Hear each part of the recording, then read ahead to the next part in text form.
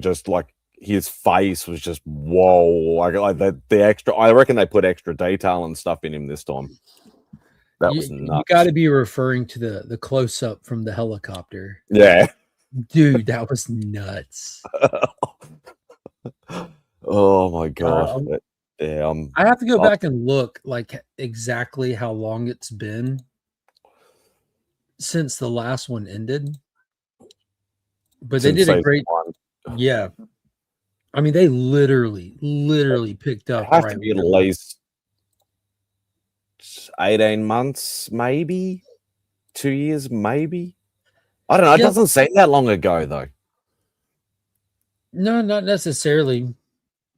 I think you probably hit it on about 18 months, because I know it was 2004, because that was the year of the MonsterVerse. That's when, because we had Godzilla -1, we had Godzilla X Kong New Empire. It was a massive MonsterVerse year, and they're on the same track right now, because later this year we'll get the sequel Godzilla -0, and then hot on its heels is Godzilla Supernova. Contractually, they're not allowed to release Toho and Legendary feature films on the same calendar year. I mean, you can release one in December and one in January, but you can't release one in November and one in December. They have to be on separate calendar years as to not step on each other's Godzilla tail. Well, I better hurry up and watch -1. I still gotta watch that, dude. It's gonna change your life. Like that is like, no matter how good people say it is, you won't be expecting what they deliver. Not necessarily on the quality scale, but the actual end product. You're just like, Jesus Christ, this is something different. This is different.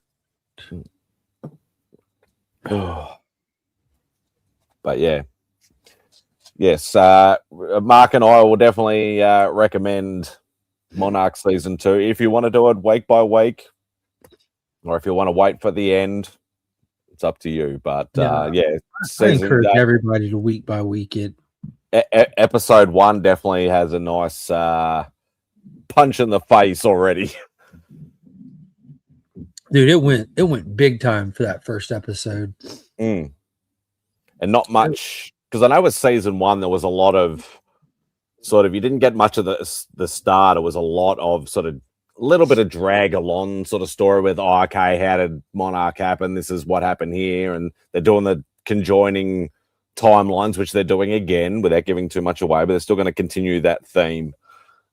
Which I actually, if you've never watched that sort of stuff before, it's a little bit jarring at first. It took me a little while to get to it, but I still love Season 1. And yeah, like it did drag along at certain episodes, but this is, if it's going to be like this all season, then it's going to be absolutely nuts.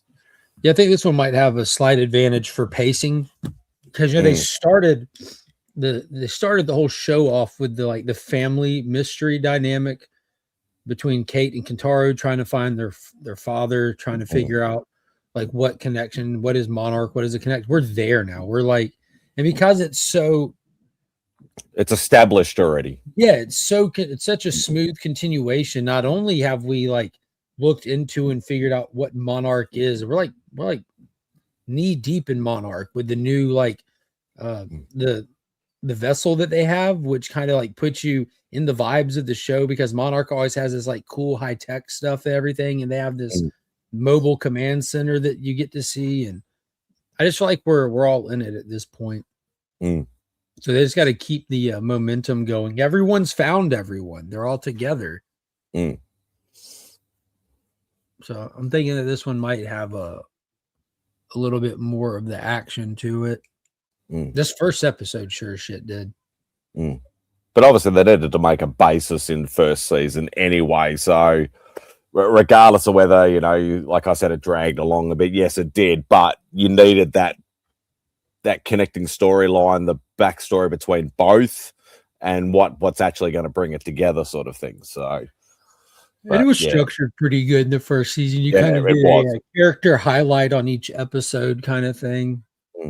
And I didn't struggle, because sometimes I struggle a little bit with my attention span when stuff's a little bit wordy, but it didn't. It just kept me hooked. And that's why I was lucky. I was able to just binge the whole season at once because I got to it a little bit later. But yeah, I'll definitely be doing a week to week with this. That's for sure.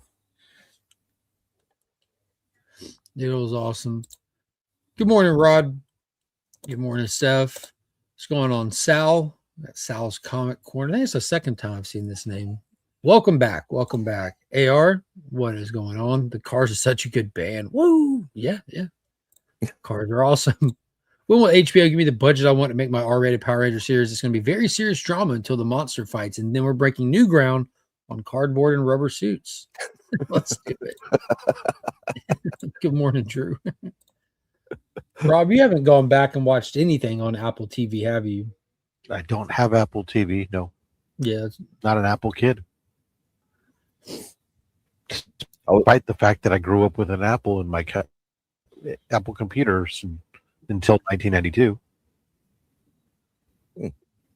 Jeez, 92. I was surprised my subscription was still active. I haven't watched anything on Apple TV since I watched season 1 of Monarch. Well, they appreciate your subscription. I promise you that. I've been paying for like, what, 2 years for nothing?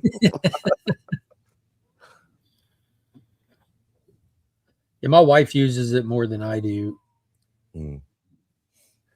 She watches like Shrinking and a morning show, and I did watch Severance on it as it came out, which, oh my God, that show was just next level. There's a show that just automatically started playing once Monarch was over called For All Mankind. It's kind of like this, it's a sci-fi show.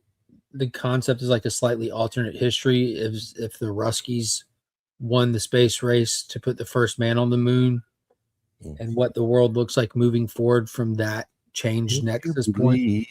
They put a man on the moon. Man on the moon. But is there bubble helmets though? Yeah, it starts off. Always. There's always bubble helmets. Yeah, I need to go watch Foundation. That's another one. There's a ton of good sci-fi on there. I watch Silo as it comes out. Love that show. Watched all of Ted Lasso. Absolutely love that show. Apple doesn't make bad products. They might make something that's not your genre or your jam, but whatever they George has watched it too. Yeah, whatever they make is always tip top quality. Started season 2, episode 1. Kong opening scene was fired, dude. It was insane. Yeah, that first episode, I gave it a solid 9 out of 10 confidently.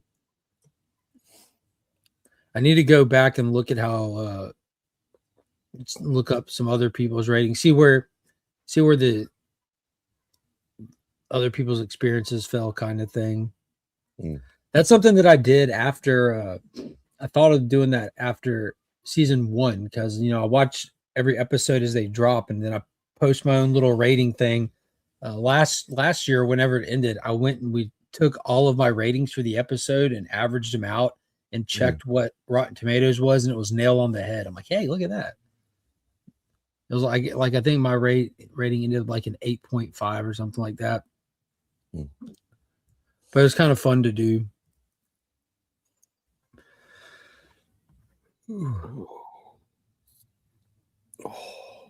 Rob, what's new, man?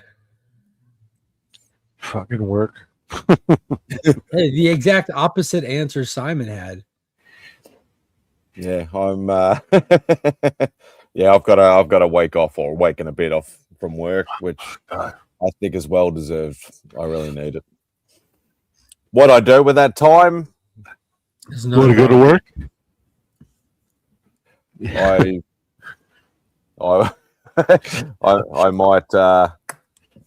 might sleep, I might watch shows, I might watch Godzilla -1.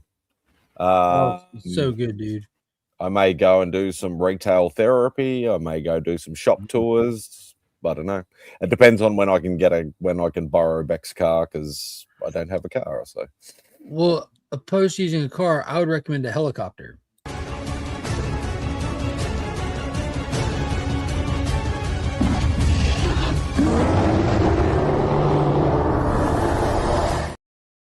For all the best sightseeing. Son of a bitch. Or, and hear me out on this one. Have you thought about getting a rocket pack? Bro. Rocket check pack, yeah. That'd be pretty cool. I think I'd crash it, but you need a helmet. But Rob, did you read this? Yes. Did you expect the unexpected? All right. I knew the premise of this was Amelia Earhart has gone missing. Rocketeer gets tapped in to help with her search. That's all I knew about it was the basic solicitation. I don't want to blow up the spot, but this is the Godzilla Monster Piece Theater of Rocketeer. For those not aware, right? Godzilla Monster Piece Theater took all these classic, famous literary characters and included them in creative ways into this Godzilla story. That's what this is. They have taken numerous classic, awesome concepts and characters, and they have put them into a Rocketeer story. And I didn't expect any of it. I was super shocked. And it looks like we're getting basically on some of the other images of the other covers. Yeah, I looked at cover 3. I'm like, some giant ape stuff going on. Yeah. So fuck it. I'll just spoil it because if they didn't buy it, they didn't buy it. But Amelia Earhart goes missing. Cliff, aka the Rocketeer, gets visited by these men in the black government. Yeah, they can't disclose who they are, who they represent. Obviously, they're the government, the spooks, the CIA, and they got a suggestion on where to look, like last known kind of thing, and where it is this chain of islands. One of them being included where his ex-girlfriend and her new boyfriend are heading. So he's down to go help on the basis of getting to go ruin their fun kind of thing. When he gets to the dock and they start loading the boat, you meet the captain, who is Popeye. The Popeye is the captain.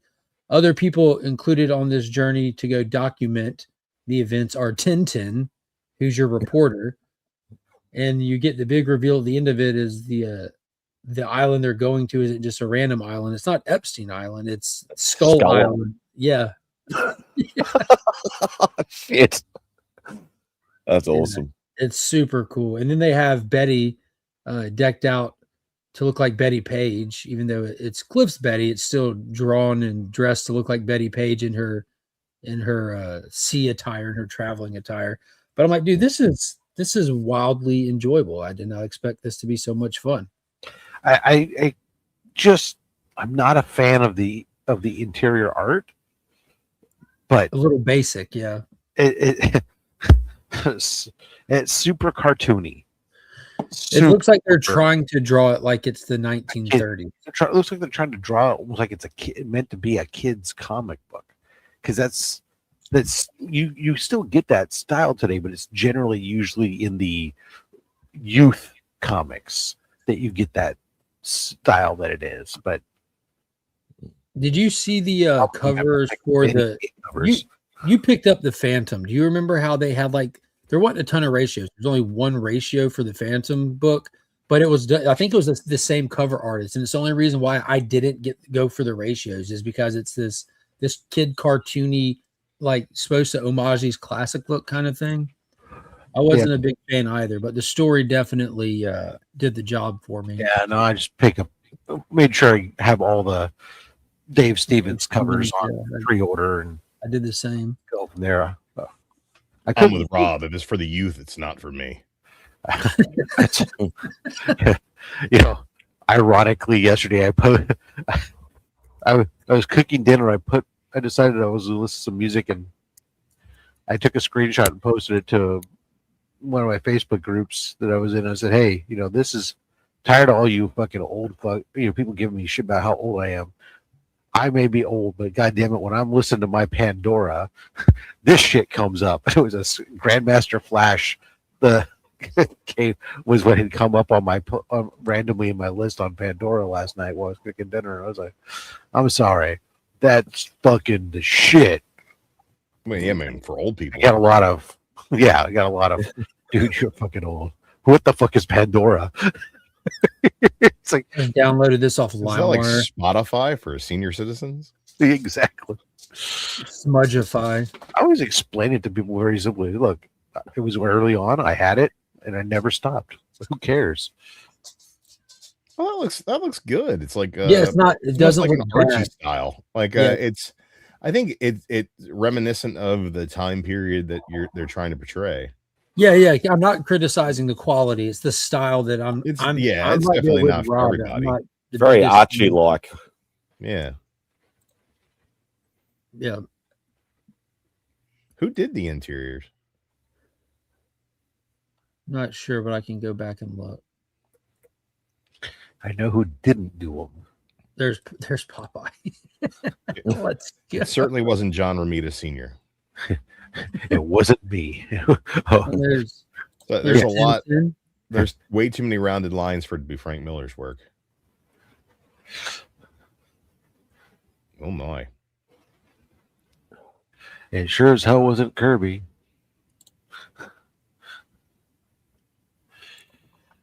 Could have been Kirby, the Nintendo character. Nintendo Kirby did it. Yeah. I heard he blows. Some people say he sucks. It's like Mega Maid.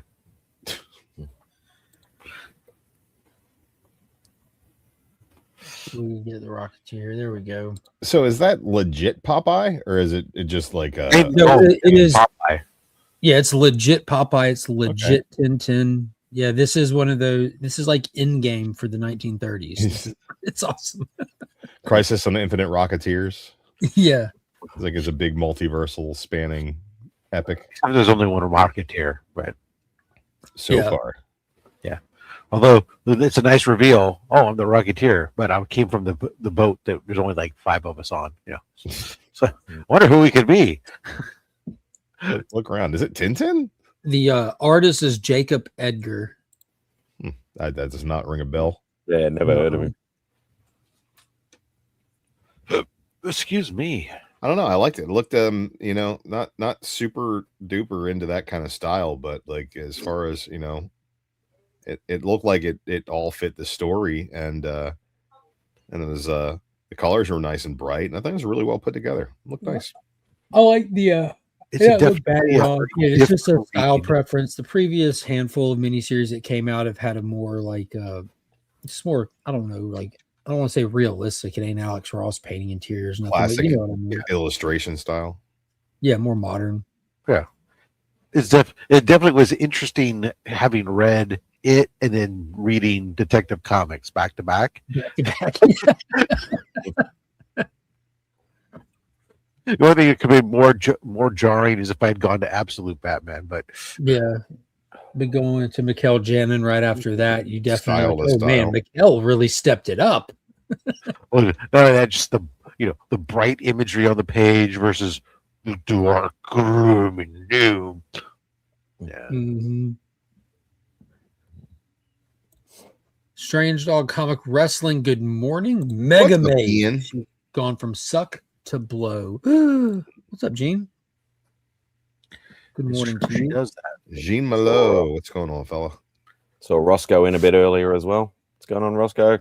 Roscoe in there. Gina, I wanted to remind you that the Canadians lost both men's and women's hockey to the U.S. USA. Yeah, I did a stream Wednesday. I guess that key show, and Drac was on. I asked him how many tears he shed. He couldn't confirm the number. If they just would have been the 51st state, they'd be gold medal winners right now. They would. Sucks to suck.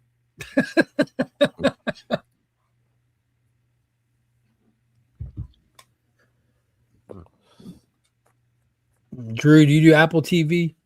No, I mean, I had it for about a month. The 1 month, I got a card and paid for 1 month. And I watched all of Ted Lasso. And I tried a couple other things. They just didn't I tried the morning show. I just couldn't get into it. It just wasn't for me. I mean, a really well put together show, but it just didn't really pique my interest. And I watched what was the Jason Momoa, Chief of War. wasn't it Were you called talking about C? Jason Momoa is on a Yeah. handful of them. C is the one, the dystopian future where people lost their sight. Chief of War. is the Yeah, most I kind of recent fell one. asleep during the first episode of that. So as soon as it was like, hey, you want to pay money for this Apple TV instead of this gift card you got? I was like, yeah, no, I'm good. So I never went back to it. But like that's one of the services that I don't have. That everybody keeps telling me there's good stuff on there. So the next time that phenomenal stuff on somebody there. in my family gets me an Apple TV gift card or whatever, I'll watch it that month and then I'll figure it out. But like I don't have Amazon Prime. I don't order enough stuff off of Amazon to make it worth my while to have Amazon Prime. Good for so you. I don't watch the Amazon Prime shows. Like so it's like there's a lot of stuff on there that I'm like, I would probably watch this, but I don't have a subscription, so it's just I don't miss the stuff. I have found the greatest thing for me on Amazon Prime viewing. Insure? They have a phenomenal collection of 1950s sci-fi films, if you want to call them films. Oh, nice! Like the old B. Yes, just nice. You know what? I probably dive deep into that. Amazing, yeah. Like I don't like horror movies, but I do like horror and sci-fi from that era. Like, yeah, and what's great is like those I'm into that like, cheesy stuff. They're like an hour and 10-minute long movies, so it's like you're in and out. Is you don't have to spend 2+ hours if you don't want to watching a movie. It's great. Absolute condiment king. Aggressively relaxing. Absolute condiment king. That would be phenomenal. What would he have like? What for his condiments? What would he have? Would he have like definitely mayonnaise because it's the worst. You'd have to make him like some like regular mayonnaise. He'd just have Miracle Whip. He'd have like, or he'd have Koopy mayonnaise. What is it? You can't have Koopy mayonnaise or whatever. You can't have Koopy mayonnaise in the absolute universe. It's too good. You'd have to have Miracle Skin's crawling just hearing about it. The most you'd have to have like ever. One of those weird situations like Seven, where the crime scenes you walk in and people are just bloated from where they were just. He would definitely have. Sort of Batman kicks him in the side and he just explodes with mustard. Yeah, like what the fuck? Some kind of mustard variant. Svengoolie's great. Svengoolie is real nice to meet at conventions as well. Really cool guy. But he's on what MeTV. MeTV, yeah. Yeah, that's that. MeTV is free TV. Big fan of that. I've been watching Paradise. They dropped a 3-episode premiere for the second season. Is that on Hulu? It is on Hulu, yeah. Sterling K. Brown and Shailene Woodley is in season 2. Who? Shailene Woodley. Shailene Woodley. She's the chick from the Divergent series. She was in the Divergent series. She's on Pretty Little Lies on HBO. Tell me lies, tell me sweet little lies. She's very talented. She was in a bunch of crap, but she is very talented. And they start I don't know if you know anything about Paradise. But never been. I got 2 tickets to it. It's a post-apocalyptic show. Basically, it starts off 2 tickets. Sterling K. Brown plays a Secret Service agent, and the president is murdered.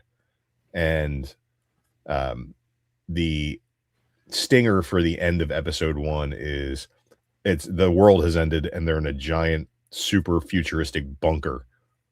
It's like a Stepper-wise type neighborhood. And it's all in a bunker under the ground. And it's all billionaires who survived by going to this bunker. And season 2 starts off outside of the bunker. So it's like kind of got the post-apocalyptic Walking Dead vibes, but it's not that. It's a super volcano erupts and throws the world into turmoil. But I've been enjoying season 2. Some of the scripts tend to be lacking in some spots, but the acting's really good. Casting was pretty solid. But I like Sterling K. Brown, and I'll watch him do anything. Nice. Here you go. Spidey, here is my commission in progress, apparently. Ooh. From Sean Forney for WonderCon. I had him doing this wraparound with Clayface fighting Batman. Although this Batman, I've decided that based on the way he's drawn this Batman, that this is the Dick Grayson Batman. because it does not look like a Bruce Wayne Batman to me. But that's This is the okay. CrossFit Batman. That's okay. Yeah, I was though. going to say I like the clay face, but the Batman's a bit near. He's a little bit thin, but that's okay. If I want to go, this is the Yeah. Dick Grayson time period as Batman, then it's okay. I can accept that then.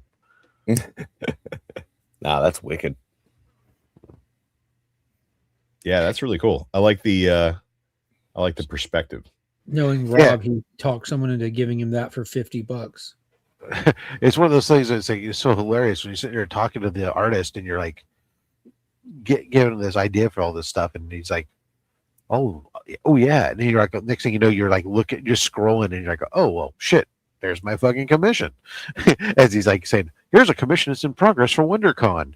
It's like, Yeah, been there, done that yeah, too many times. Thank you, buddy. No mystery now. Mm. What happens when you get to WonderCon and yours is a completely different piece? What's that? You go, what the fuck? Yeah, Oh, Yeah, that would be hilarious. yours is different. that'd be a great surprise. There you go. Great surprise. It's a big Nah, surprise. What's even worse with that sort of stuff is when you're getting messages from all your mates saying, oh, have you seen the piece he's done for you? Have you seen the piece he's done? I'm like, I haven't seen anything yet. I haven't even checked social media yet. It's like, oh, you're going to love it. I'm like, don't give shit away. Just let me have the experience all to myself. And that's happened a few times to me as well. Somebody's got to bootleg their own experience off of yours, you know? Yeah. Well, they're also, yeah, and there's one particular piece where that actually happened. And because the artist is a good mate of mine, and I literally I saw him the year before in like, I don't know, October, November or whatever it was, and I'm just like, there wasn't much going on at the con. I didn't really buy much. I had what a cash still left, and I'm like, oh, do you want to do another one for me? Because he's done a few pieces for me, and then and he's like, oh, actually that would, and I said, look, I can give you the cash now, just give it to me whenever. And he was really cool. He goes, look, I'm actually going through some personal stuff at the moment that'll actually help and stuff like that. I'm like, yeah, whatever, like that, good mates and all that sort of stuff. And then literally, next year, the first big con in Melbourne, and I'm getting all these, my phone is just absolutely blowing up. I was getting to the con late for some reason, and my mates are like, oh, have you seen it? Have you seen it? Have you seen it? I'm like, what the fuck are you talking about? I didn't even know he'd finished it or even started it. Right. And and then I'm like, don't show me nothing. Don't show me. I turn my phone off, grab the missus, let's go to the con. I get to the table and go, what the fuck? Like, this thing is just, yeah. So I think Rob might have seen my Craven piece, the full color Craven piece by David Yarden. I think you may have seen it. Beck always calls it the Tom Selleck piece. I guess a good Craven drawing should look like Tom Big Selleck. old stash. Yeah. The Absolute Universe is just vodka, Biggie. See, I think that in the Absolute Universe, they all drink what's Diddy's vodka? Smirnoff. Johnson and Johnson's. I think I want to say Pinnacle, but I know that's not right. Yeah, you don't I don't know. Diddy has his own vodka, and if Dark Side is in charge, they're probably drinking Diddy vodka, not Pop Off. They're drinking.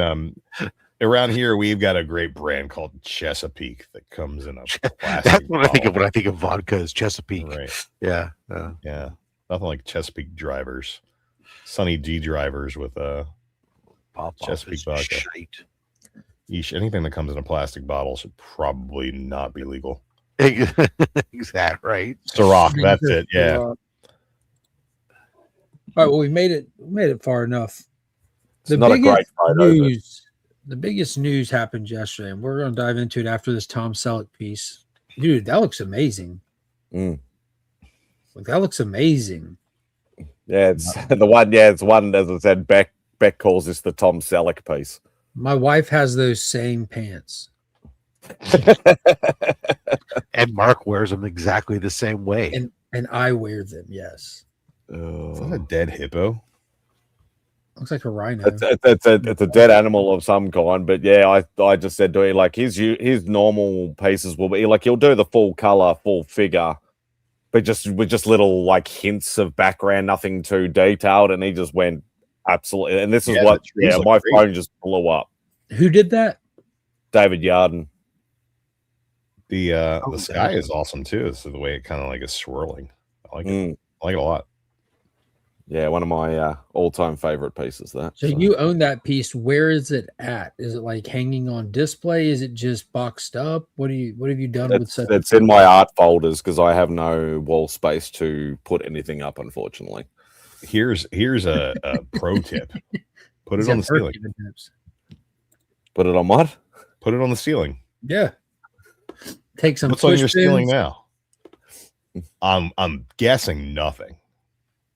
No, as I said, they're all my art is all in professional folders. So, It's put away where no one can see it. yes. It's just for me. It's just for me. You're All right. precious. So the big news dropped yesterday. It made the thumbnail today. What's the big news? The big news is Jamiroquai is coming back in concert. Yep. Netflix That's officially virtually insane. Netflix officially threw in the towel, leaving nobody but Paramount. I did hear that. For the acquisition of Warner Brothers Studio. The offer that Warner Brothers brought finally hit a point where Netflix is like, we fold. Netflix finally folded, making Paramount the clear last man standing. It's obviously not finalized, written in stone, but Did they really fold, or were they like, nah, we're good? yeah, they folded. It seemed to me like they weren't nearly as interested as Paramount was. Seems to me that they were, from my perspective, we're both allowed to be wrong on this because neither Sure. one of us will have any idea. From my perspective, when you look at the size of the company Paramount and you look at the size of the company Netflix and how much both companies had to do to put up the figures they did, Netflix looked astronomically more interested, in my opinion. But you only can go so far because it's not like it's any one person's decision when it comes to companies this big, how these things work. Because the idea of Netflix getting involved in it was wild to begin with, because they came in as the last man bidder, which I thought was crazy. At the start of this, I thought it was crazy to see Netflix want to come in and make an offer because it's outside of their wheelhouse. I get it. Movies, that's part of their wheelhouse, but acquiring Warner Brothers seemed like a huge step at the time. It's one of those things that kind of became normalized for me as the process went. But so that was crazy to begin with. Wasn't Universal Paramount interested in the networks as well as the studio? So they both were interested in the whole thing. Unfortunately for Netflix, due to its size, it would have ran into the same antitrust issues that Disney ran into with Fox. So there's already a precedent set with Disney with their purchase of Fox. With the way Disney, they split the TV. Yeah, so Disney off. already went through and has bought all these companies and all these IPs. And when they got to Fox, which was the last one, they hit the wall and they said, you can't, this is too far. You can't have, you can have this or this. What piece do you want? So they had to get what they could.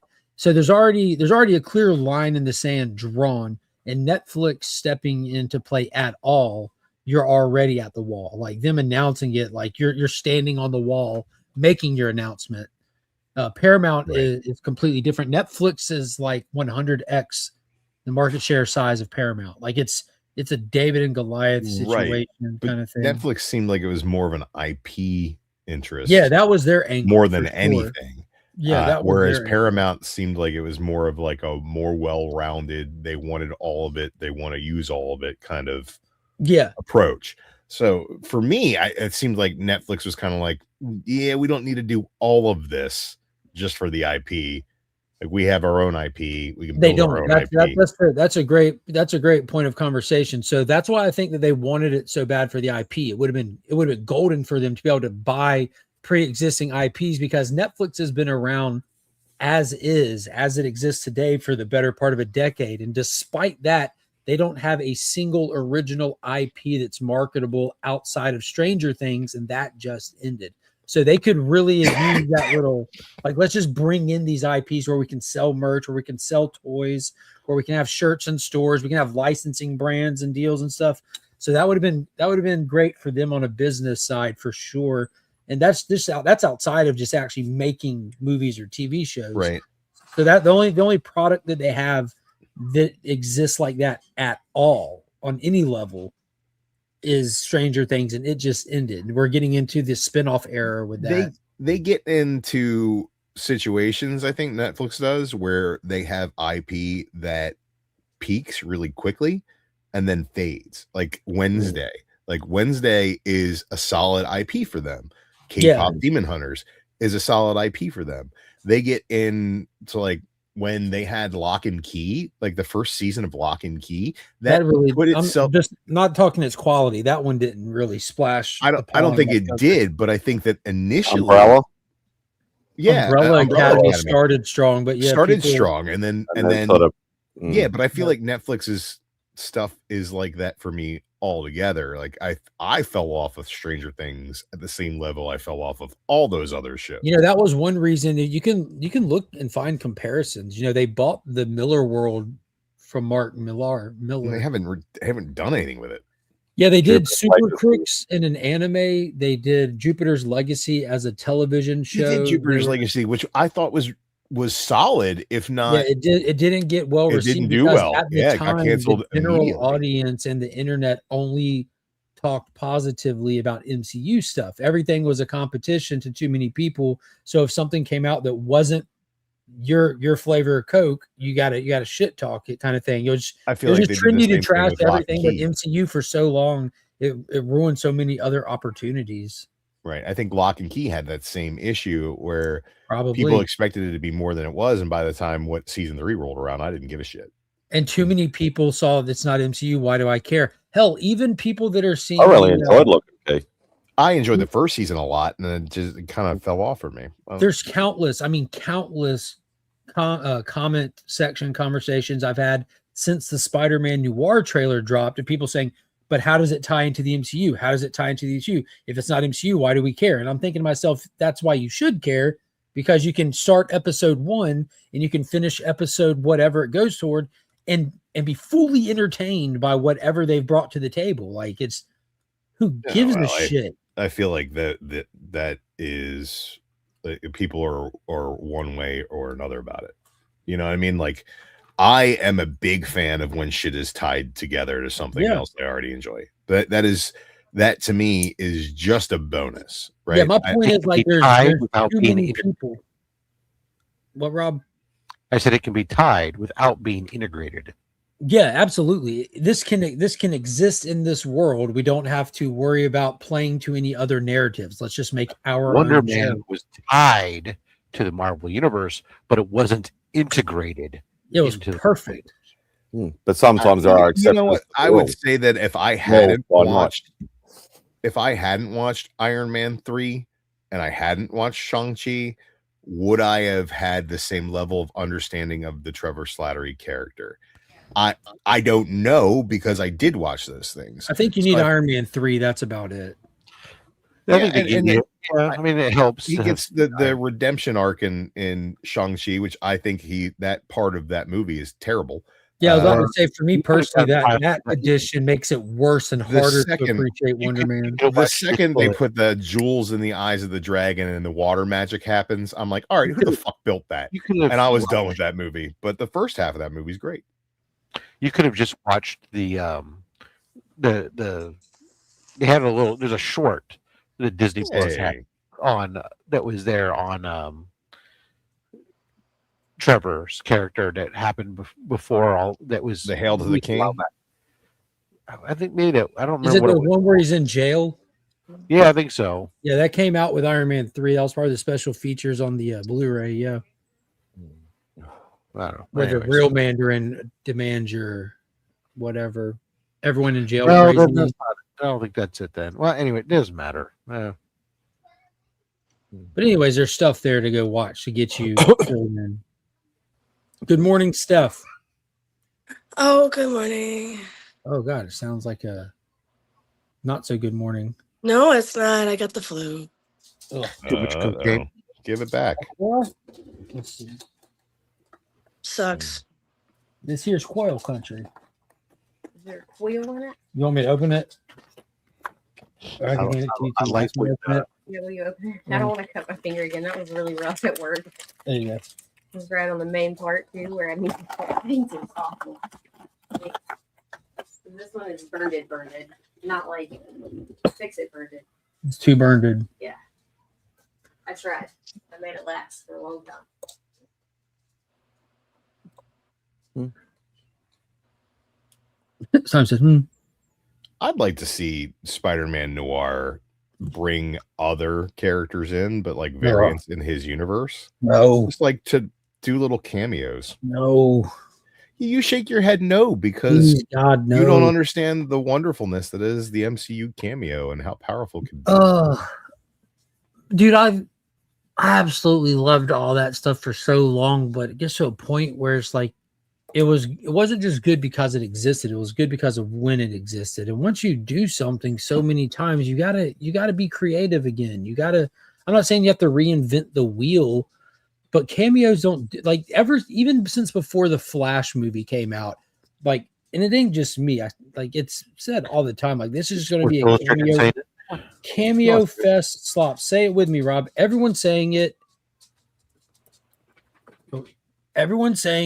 It's cameo slop. But dude, people like lean Deadpool on that Wolverine was instead of cameo doing slop, and that something of movie quality. rules. When we can't wow them with our writing, let's just throw in cameos. I don't know. Sometimes the writing of the cameo is quality. I wouldn't be I will tell you, if you did it where instead in the nature of, because this is an alternate universe and it's the noir era, you want to just you want to have a couple characters that you come across at some point that makes sense, that aren't that are just in their normal persona. So if he came across in his role as a private investigator, he came across somebody named Matt Murdock, Or Kirk Connors at the lab that he has to go investigate. or some then I'd be fine with that. But I don't want it to like think, oh my God, we're gonna get a freaking Daredevil Noir or some other crazy shit. Just I want to see like the Spider-Man Noir version. I don't know the formula of this universe. I don't know if there's like pre-existing Spider-Man villains that exist here in like 1930s versions. So they've had both. So one of the coolest, in my opinion, was in not this volume but the previous volume. They had a noir era Electro that was phenomenal. He was he was kind of like a dumb Dugan looking guy, but he had these fucking probes, and he was like a chemical electrical backpack that he. See, that's what I'm saying. That's what seems cool. Like, because this is like just after the Depression era, I imagine a Dr. Octopus, but he's running around with like cardboard arms because he can't afford the metal ones. Shit like that, or like they're made out of terracotta. Rhino is they're made out of dryer vents. Like you could do like the 1930s Rhino, but like do a spin on it, since it's like poacher season still. It can just be a Craven-esque character who poached rhinos, and instead of a lion, he's got like a rhino get up. I would like to see some 1930. Simon, you remember that? All those things are called cameos. That Gotham 1930s or whatever. How they re-envisioned all the Batman stuff for the 1930s. No, this is a it's an unlicensed. Dude, it's just boxed up. But it's like this person does like professional photography and stage stuff, and they created a whole alternate world with this like creative photography and stuff. It's real life, but it's just Batman reimagined in the 1930s era. Like all the heroes, all the villains. Like Rob was talking about how Electro, with the technology of that day, would look like this kind of thing. But I would love to see that for the Spider-Man stuff. I could live with a Fisk appearance throughout. Yeah, that would make sense. Yeah, you don't even need that Fisk appearance. Just like have the name Fisk be dropped. Like that stuff to me. Just show me that it's a version of the living, breathing world that they've. Well, we're gonna get that already. Because we see. We know we're getting a torch now. Which torch? I'm assuming it's the Android torch. I wish. Can we get Jim Hammond for Spider-Man Noir? In Spider-Man Noir, yeah. You haven't seen the clip of a torch? Mm-mm. Yeah, I hope it's Jim Hammond. Yeah, I'm assuming it's the Android Torch, not Johnny Storm, but or Toro. That's pretty cool. I didn't know that. I'd be interested to see it. There's a scene in the clip that with him.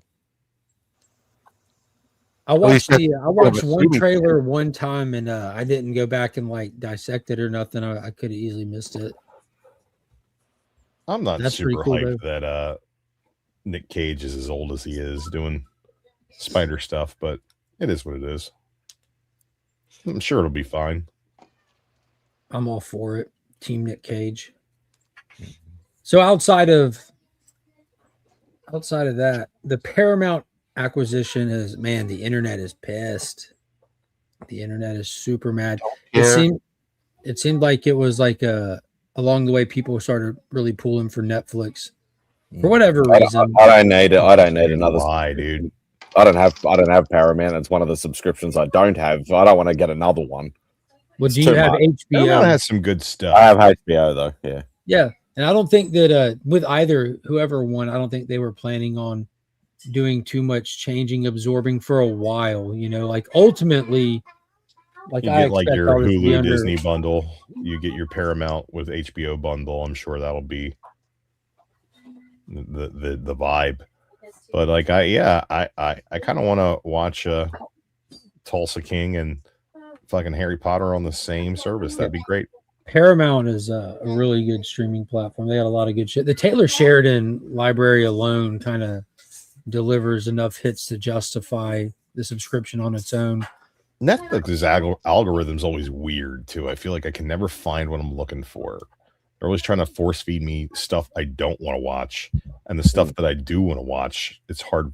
You got to search for it specifically. Since you watch this, we recommend this. I'm like, I don't want to watch any of that. I don't want to watch that. Like, what are we doing? Hey, how's it going? Feels pretty good to me. Yeah, I put it on there last night. I didn't put the glue right there very much. I put it all down through here. So the spike stays on. Yeah. As long as the spike stays on, I'm fine. Yeah, it looks like it's on. But I didn't want to put a lot there. That way it can move more. But hopefully the red doesn't snap. Very punk rock. Don't on purpose bend it a bunch, you know. What did you doctor up the Godzilla? Probably is because that's the spot that it would normally bend when I was like. Mark is the doctor of all toys. He's the doctor of all Zillas. I like the Doc McStuffins for plastic toys. This is my scalpel. I'm just picturing Dr. Godzilla. Like, yeah. With some spectacles and a stethoscope. Godzilla is not a physician. He's a rapper. We all know this. You're sitting there in the waiting room, and all of a sudden, you know Godzilla's a rapper because he spits hot fire. Now, Rob, would you rather take Godzilla, or would you rather take like a fresh out of medical school young guy? Mecha Godzilla. It depends on what kind of doctor it is. If it's a proctologist, I'll take the young kid rather than. Were there Epstein? Well, okay, rather than Dr. Godzilla. he's a well-tendered ass spelunker. All right, he will. His bedside manner is exemplary, I hear. So yeah, he's got a vision for these things. Take a look real quick. Yeah, I don't know how long I'm going to be on here, but I want to show Mark, if you're available later. What? Are you available? Not sure what that means. Rob, are you available? Are you married? Are you she ready? Wants to run on a date. She's flushed with cocaine money, and she wants to know. Oh, here we go with the cocaine stuff again. Yeah, thank you, Simon. Earmuffs on that conversation. Thank you. I don't know if you guys know, but Mark sent me an AOK and included his Turok, which I'm still shocked at. Why? Because he's trying to hoard the whole world's Turok ones. He's got all the Turoks. Oh, okay. Well, I made something for you, Mark. I'm gonna send it to you. It's gonna take me a week, I think, but I want to show it to you And I don't know, Rob has a picture of it, I think, right? Can Rob put it up? Yeah, hold on. I just need to. Boom. He just walked away. Perfect timing. That's hilarious. Oh god. I really want Mark to see it. That's so funny. Anyway, this is Mark in his own nightmare of Turok, watching Turok slay one of the Avatar wing creatures. And he's saying, Turok, don't do it, no! And then Turok's saying, call Tom Cruise. And the flying It's creature's saying, amazing. he's not coming. Wait a second. Did Turok like try to fuck that dragon, but like his ponytail didn't work, so he got frustrated and then he Or shot it? fucks anything he wants to. Is that Oh, Mark is His so happy. ponytail don't have the Is that a equipment to comic? fuck that dragon. Are those are comic clippings making the border for it? Yeah. That is amazing. You like that? Yes, and it And- looks and like it's I want to Turok add #1. that Madam is not afraid of drawing tootsies. There you go. We have Turok tootsies. But Okay. That Turok is goes, super cool. You like that? I'm gonna send it to you. It's kind of big, but I gotta I put cardboard love on it that. and send it to you. And it's double layered because I put like plastic over the top. You know what's funny? You know how psycho I am?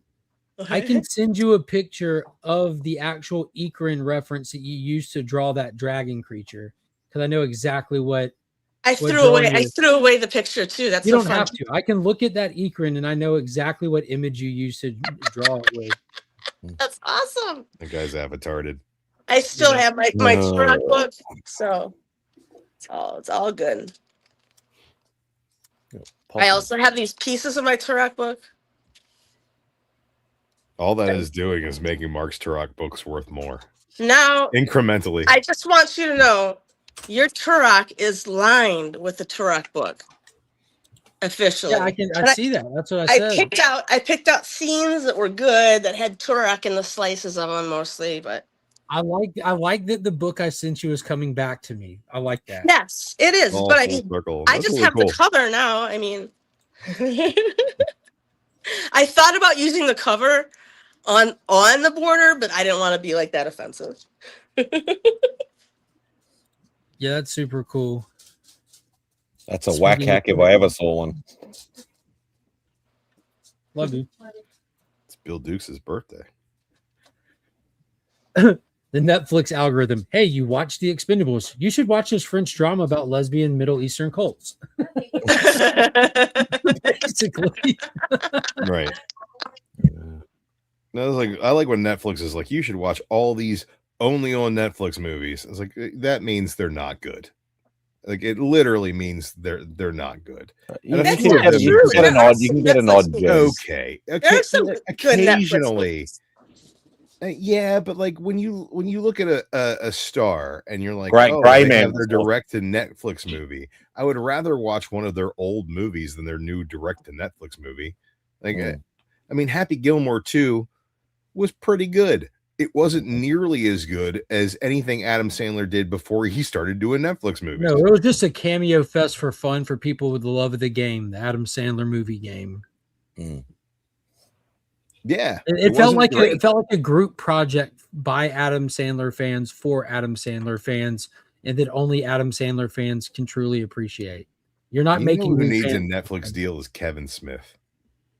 Adam Sandler got like a massive sweetheart deal years ago for Netflix. And Yeah. and I agree, Drew. None of it was Uncut Gems like his only No, solid movie. that's- Was that? Well, Uncut Gems isn't him though. Like he didn't. That's not like an Adam Sandler movie. That's somebody cast Adam Sandler in a movie. Got you. You know what I mean? Like It's not like, Happy Madison. It's no, it's not Happy Madison. It's not Hubie Halloween or or What was even I like the basketball one. Like it was a serious role. It wasn't a funny role, but it was he actually really played the serious role really well. And I can't remember the name of it. But... Did not watch it. So it's probably really great or really terrible. I can't tell you. Pay me enough, I will. Adam Sandler's not the Daniel Day-Lewis of our time, for sure. He's the Daniel Day-Lewis of dick and fart jokes. Is he? Yeah, I mean he's method. He wears incredibly terrible clothes and he plays golf and he Painted also Pages says Adam Sandler's in the Epstein files. who's not in the Epstein files. Yeah, but you have I to think look at everyone's in what, Epstein files, actually. yeah, I think because the thing about the Epstein files, this has become such like a, it's actually, it seems like it's becoming a problem because when people were wanting these files, they were thinking of a list of names of criminals is what they were imagining. And Right. that's not what the Epstein files are. No, It's not at all. 3.5 millions of pages of documents and not a clear list of names. You have to actually go through and look. Right. And the giant chunk of the Epstein, it's just the Epstein files is every file that they've collected in reference to Jeffrey Epstein. So there's a lot of stuff. Even and beyond. No, like, look, no, but even here's how Adam Sandler is mentioned. And I don't, this is one thing like I don't understand. So 1, 2, 3, 4, 5 files are just the exact same file in here numerous times, which that's such a problem with these files that the same thing is in here countless times for any topic you can think of. But Adam Sandler's listed in this where this is people talking about playwrights, and someone used parentheses and said that he was the Adam Sandler of his day, referring to someone else. So now Adam Sandler's in the Epstein files because someone was referring to someone else being a comedian. And then you go down farther, same email or same correspondence over and over and over again, where they're talking about the nominees of this year, ranging from Willem Dafoe, Adam Sandler, Robert Pattinson to Margot Robbie, Lewis Smith, just literally having a conversation about awards, like just like how we're talking about actors and Nicolas Cage and Spider-Man Noir, like they're having those same type of conversations. Oh man! In addition to all when these the Legion files come out, yeah, Rob, you're screwed. The habitual line stepper. But in addition to all these like random occurrences of people's names that really have nothing to do with crimes being committed, just conversations that he had with other people, there's also a ton of allegations that came out post him being accused of doing things. Yeah, that a lot of them are just I mean, like recent things where people are just like, I heard so and so this and that, and it's in the files even though there's no credible evidence for it. Like a lot of it's been discredited. Like every person who ever had is. any kind of tie to Jeffrey Epstein or any of his friends is in the file. Yeah, I'm about to say y'all can say it. Y'all can say a name, and I can pull them up in the Epstein files right now. Probably yes. I've spent Tom Cruise. Pull him up. All right, let's see. Whoa. Tom Cruise might be in the Epstein files in the future, but we can't use Minority Report in order to prosecute Tom Cruise. Tom Cruise made it out unscathed. No, that's that Scientology magic, homie. Dude, granted, if Tom Cruise, if his name would have appeared between the years of 1999 and 2001, you wouldn't find it because for whatever reason, that little chunk of time is kind of missing from him. Oh. That's what he from went him to or from files. I can't remember from them, from the files. Oh, interesting.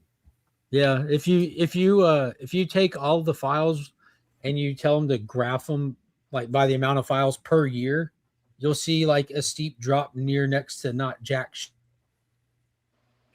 There he goes. He got Epsteined. The government didn't want him telling you what was happening. Yeah, sad. Who kicked Mark off? The government. Yeah, that's YouTube can't. Big Brother. No, you can't discuss that. Don't be telling things, and so YouTube removed him. Oh, they don't like that. They don't like they got you. They got you.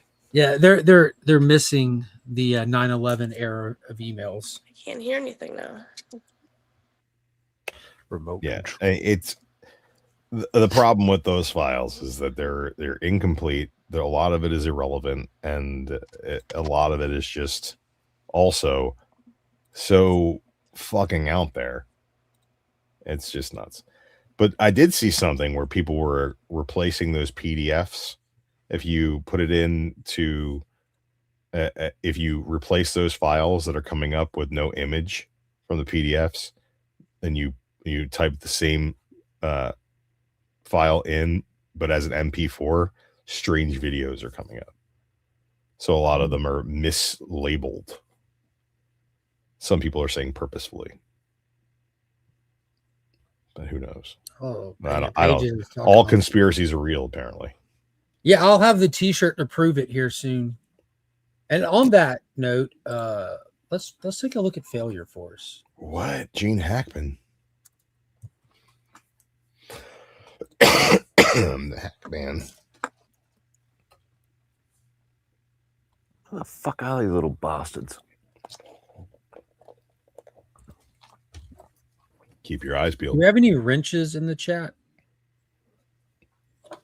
Yeah. Failure Force, Taylor Winder's T-shirt company, which is actually the most comfortable T-shirt you'll ever put on your nipples, and I'm not saying that jokingly.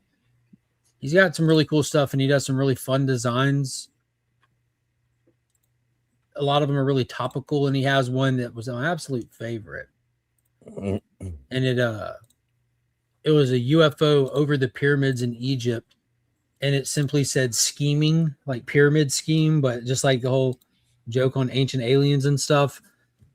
He's got some really fun stuff, but he's got one also that has like it's kind of like the artwork from the Time Era artwork, but it's got a guy holding a newspaper, and the newspaper reads "All conspiracies are real," and he's wearing a tinfoil hat.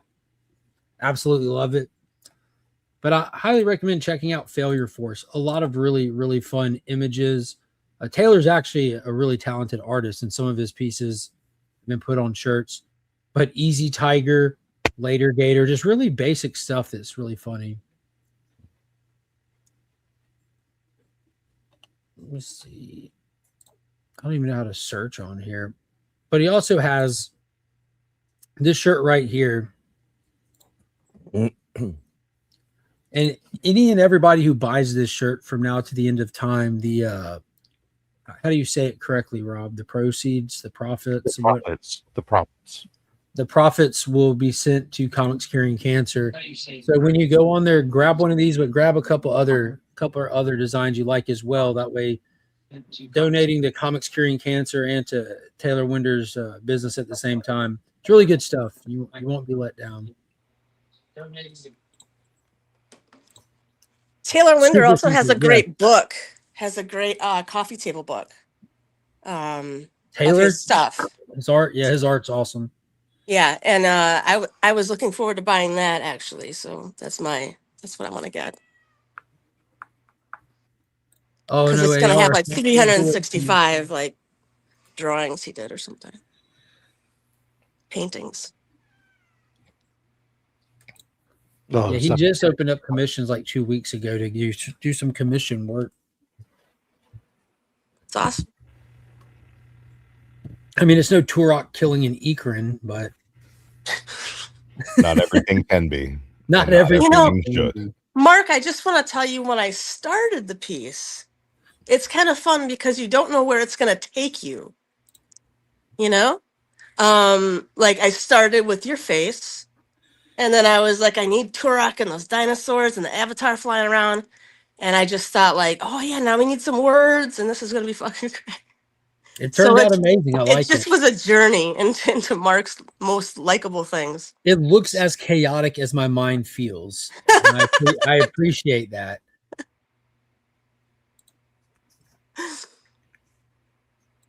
Yeah, I heard a cat as well. I didn't hear a cat. I did not hear a cat. I wasn't listening for a cat. Maybe it was my cat. Maybe it was your cat. Squeaky cat. I got 4 cats, so could have been anybody. Cats. That's a lot of cats. I got a lot of space though, so it's a herd of cats. Not quite. How many cats constitutes a herd? I think 5 constitutes. Problem is you can't get them together in one space. Yes, you can. If you open up a can of Fancy Feast, you sure can. You know how to herd cats. Yeah, feeding time, definitely. This made me think of It's Always Sunny in Philadelphia. How Charlie and Frank rush into their shitty apartment, smash as much cat food as they can so that they can pass out before all the cats start making noise and they can't sleep. I just love when he opens the door and there's another room. Oh yeah, Frank's like, what The whole time. why were you he's in the hiding this bedroom. the whole time? He's just too much to keep up with. I'm not trying to keep this other place clean and all that. Been sharing a couch bed with Frank for all these years. Hilarious. We've been sharing a bed. That's funny. I love that show. Yeah, I do too. They're working on the next season right now. And that's one of those shows that can go away for a while. And as soon as it comes back, it's just as fresh as it ever was. It's a live action South Park. These guys are so topical and relevant. It's very, very similar in tone. Yeah, I would agree. I think that the way that it it doesn't have to be topical and relevant though, in the way that South Park seems to rely on. Like it can be very non sequitur in the way that South Park doesn't do anymore.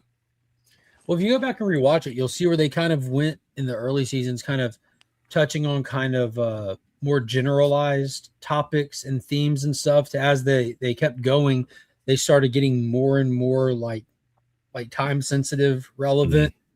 Like you get into the more new stuff, like when they went away for the COVID bullshit and came back. When they came back, they had episodes on like how they were trying to make money during the lockdown, and Frank opened an underground salon. Yeah, and he was doing good business. So one day, this real rich guy came in a nice suit, and he wanted a dye job, and he does this whole bit. He goes, "Next time I seen him, he was on TV, and it's Rudy Giuliani on TV with his hair dye sweating off his face. That really happened, but it was like Frank in his underground illegal hair dyeing shop. Yeah. He gave it to him. And Charlie and Dee got into selling pelts on the side. They met these really nice guys in a parking garage one day who wanted all the pelts and this and that. And they do the whole transaction. And then when the people who bought them turns around and it's like the J6 shaman guy who had like the bullhorns, they sold him the pelts and stuff. It's freaking hilarious, dude. Do you When ever watch they go to any of Ireland for the that three episode finale? God, that was legit the Haunted good. Castle? That was great. Yes. When they all just had COVID, they thought they were getting sick. I'm dying. No. You ever watch the Jared Kiso shows? Uh-uh. Letterkenny and Shoresy? Oh, yeah. I haven't seen all of Letterkenny, but yeah. Letterkenny's over now, and the last 2 seasons are kind of disappointing. But he put a lot of his effort into Shoresy, and I think that's a fantastic show. What's it called? Kind of have to Shoresy. It's based off the character Shore from Letterkenny.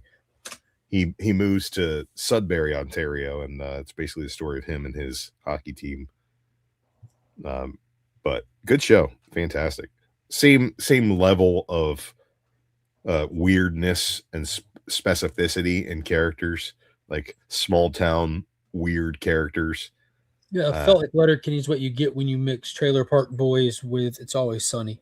Yeah, it's I think that it skews away from the Trailer Park Boys in a way that I think is it's a little bit smarter, but it also it's like, how do you make a smart show about wordplay that also is about dick and fart jokes? I don't know. I feel like they do a good job, but I think my favorite part of both of those shows is the hockey chirping, like them basically roasting each other. Fantastic stuff. Did you watch the finale to Game of Thrones? Night of the Seven Kingdoms? Night of the Nine Kingdoms? Yes. Yeah, I did. I and the way that they ended it on a joke was just perfect. The way that it was heartfelt, I think, was really good. There's, themes of honor and duty and, basically the thought process of needing to remove Egg from the Targaryens to make sure he grows up to not be a piece of garbage. Mm-hmm. The nature versus nurture argument there, which I dig. And the fact that the animosity between the Targaryens and Dunk, whether he likes it or not, is going to continue and be furthered in the coming seasons. I like the little thing where they revealed too, like when the old knight was laying there by the tree and he thought he died, and he's like, "Why didn't you ever knight me?" Because that kind of played back to the last episode when they were getting ready to do the fight, and Dunk was sitting there like nervous to knight that guy, and I'm like, I didn't know why. I'm thinking like he doesn't, because he's never seen it done before. yeah, he's never, well, not that. It's just that he has too much honor. He knows that he doesn't have the authority to do it, and he doesn't want to ruin this guy's honor or lie to this guy, you know. And he was conflicted in that moment, is the way I read that. Yeah.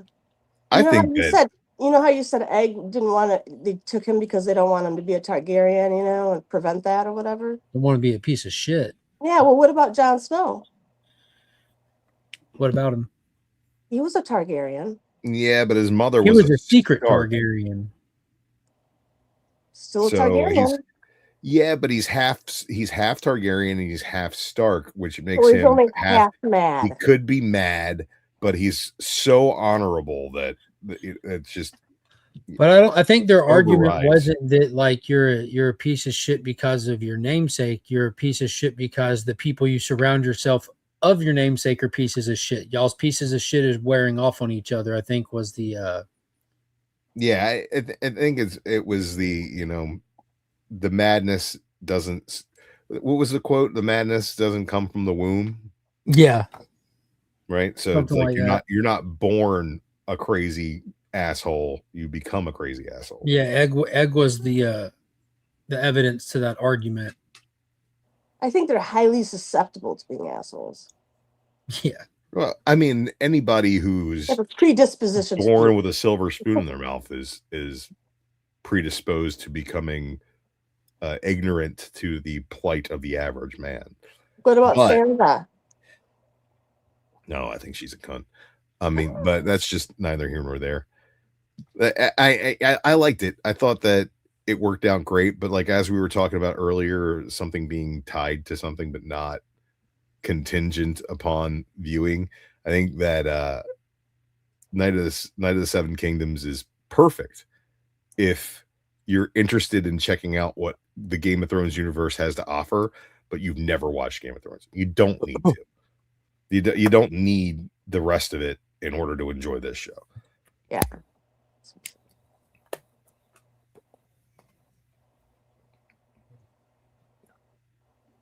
Damn good show. Very enjoyable. The casting was great too. I think all of these people that I've never seen in anything before. I can't wait to see them in other things. They will be.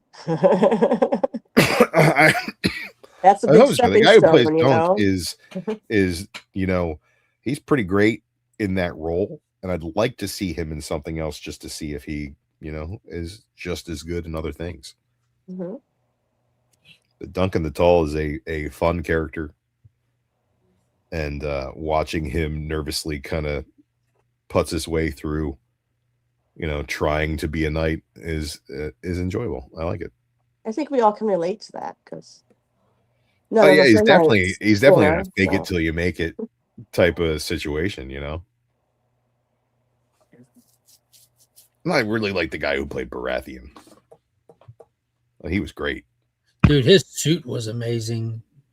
His battle armor with the stag horns and everything.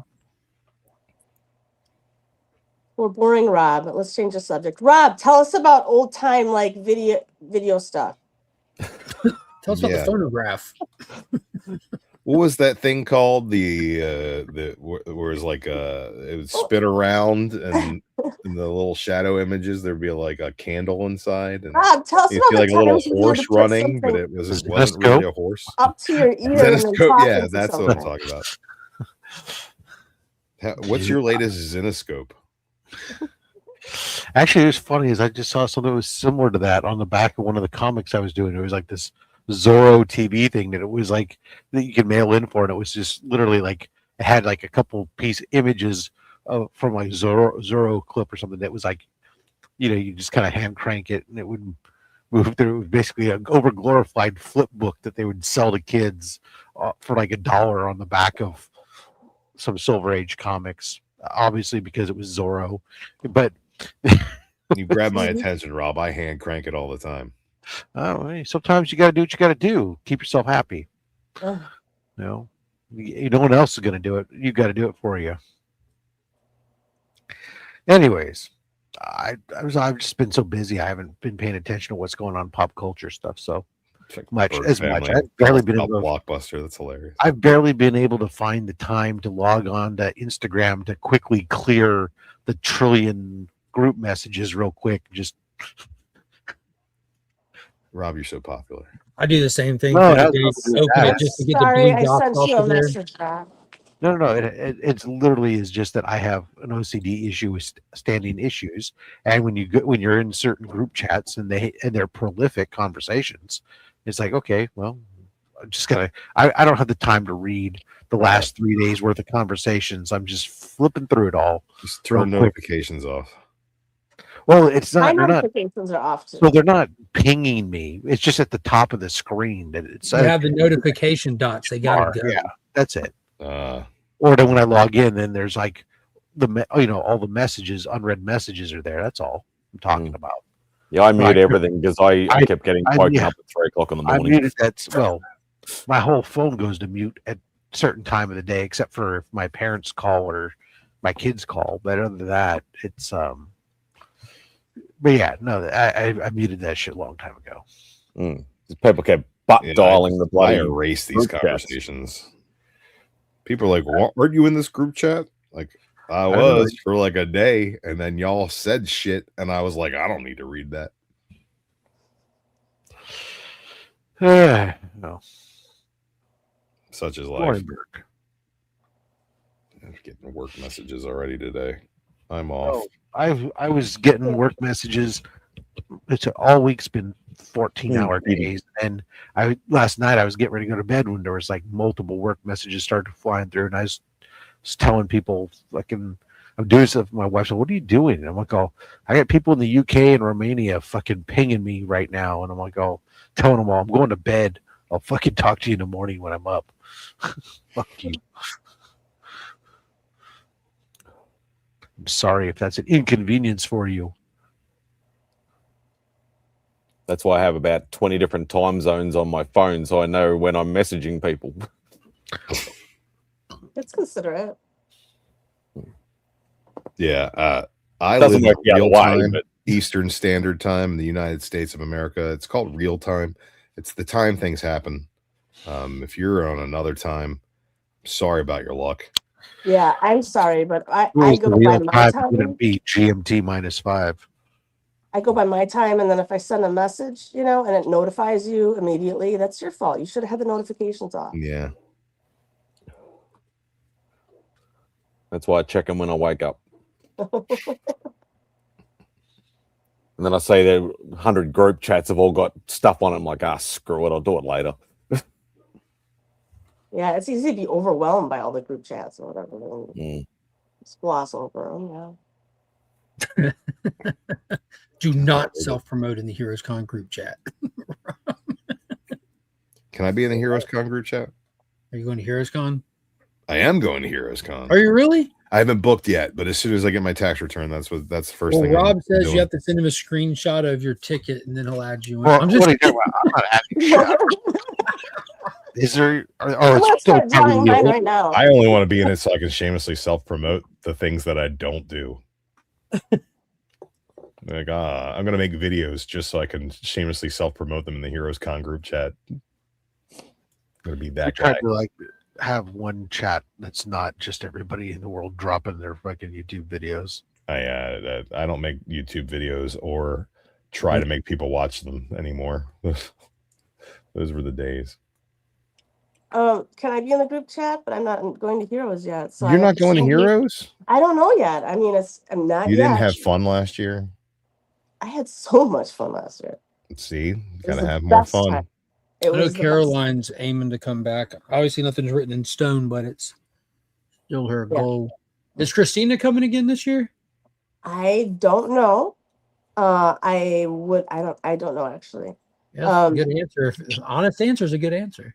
Yeah, but I know I want to go, but we'll just have to see if I have the funds to go by that time. So start a cactus selling business between now and then. You should be fine. I do have 2 huge swallows in my backyard. You know how much those are worth? You know how much a swallow is worth? I don't even know what a swallow is. It sounds like some sort of cacti. that looks like a fork that's really big and sticks up. Oh, a cactus. It's called a saguaro cactus. See, I'm from the southeast, so we just say cactus, and I Yeah, just but you picture don't have exactly what you saguaros over there. described That's why. because I seen them in the Looney Tunes. I saw. She's in Yeah, Arizona. But out in the It's desert, they just call spruce and dogwood tree. You know, Yeah. they don't know the difference between the trees. But like here in the real world where we have trees, we I think each saguaro, and they're protected. They're a protected species, but you can sell them for like $10,000. And you have It's not like they're that multiple in your protected. yard. Can I get the address of this They are. property? And you will see people go out in the desert and steal them and straight up just yank some out of the ground, which is How horrible. can you steal a plant out of the ground in public area? Well, you if the look at land private is stolen, area that Mark, isn't so are the sold yet. cactuses. Oh, that's true. Nobody can be a cactus thief on stolen land. is my understanding. That's how it works. It's like 2 negatives equal a positive, right? I ask Billie Eilish. I don't fucking know. I don't know. I'm sad now because I had a squirrel that died on my property too. So Just now it's watch just like that a money. skeleton. Whoa! Were you a party to Swaro murder? Listen, as I was driving home, I looked over at the squirrel and its arm fell off in front of me. That's to the Swaro ground. And I was dismemberment. like, yeah, it's So you sad to see unarmed it. squirrels die, man, because they're so old, you know.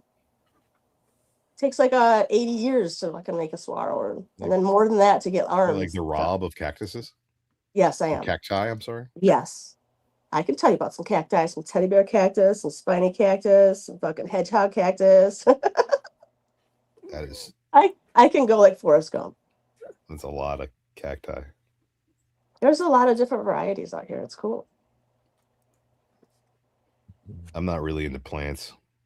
Plus, I also saw Arizona has the most deadliest animals that can kill you in all of the United States,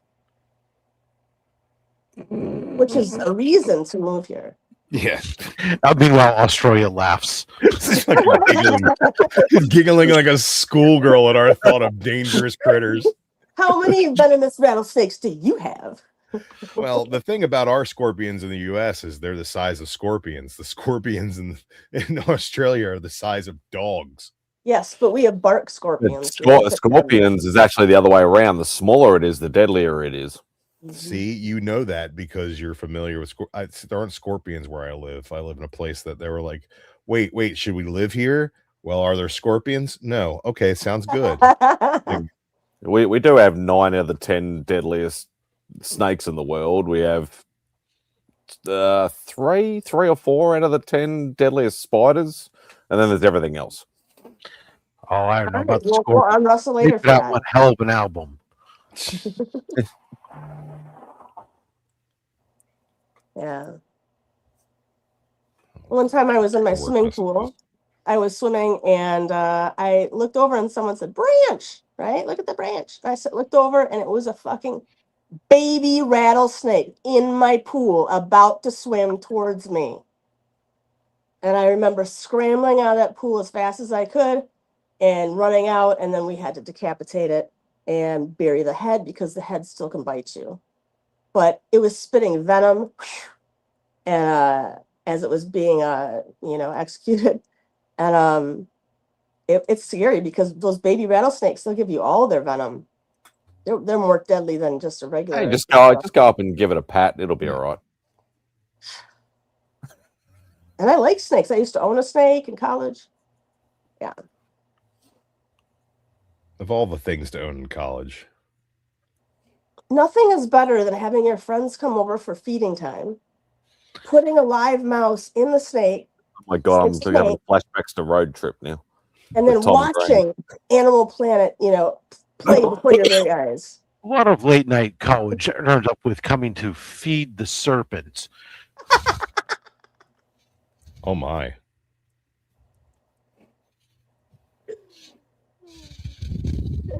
I have a snake. Would you like to come back and take a look at it?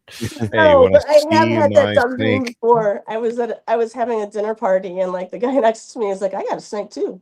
And I was like, "Really? What kind?" And he's like, "It's black." Trouser. Because he was black. And I'm like, "Oh, really? What kind?" He's like, "It's just black."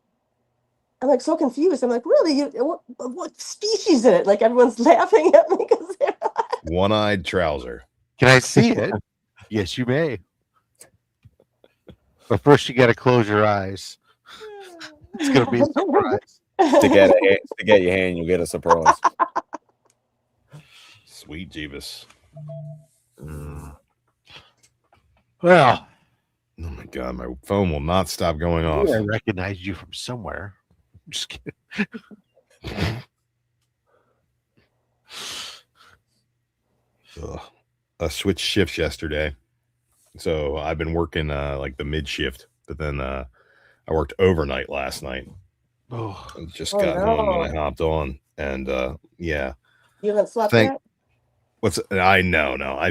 You know what? I slept yesterday all freaking day pretty much because I wasn't feeling so hot. So it's kind of glad I didn't have to go in at 4 and go until 9. But since I left there today, my phone has just been going off nonstop. I got like 40 different fucking notifications on my way up the highway. I'm like, just fucking stop, knock it off. Right? You can just ignore them. Unfortunately, I can't because some of these things are my responsibility, and I need to be available for contact even when I don't have to be available to be there. What if you're indisposed? What if you're doing something personal? I am doing something personal right now, which is why I'm upset that these notifications will not stop.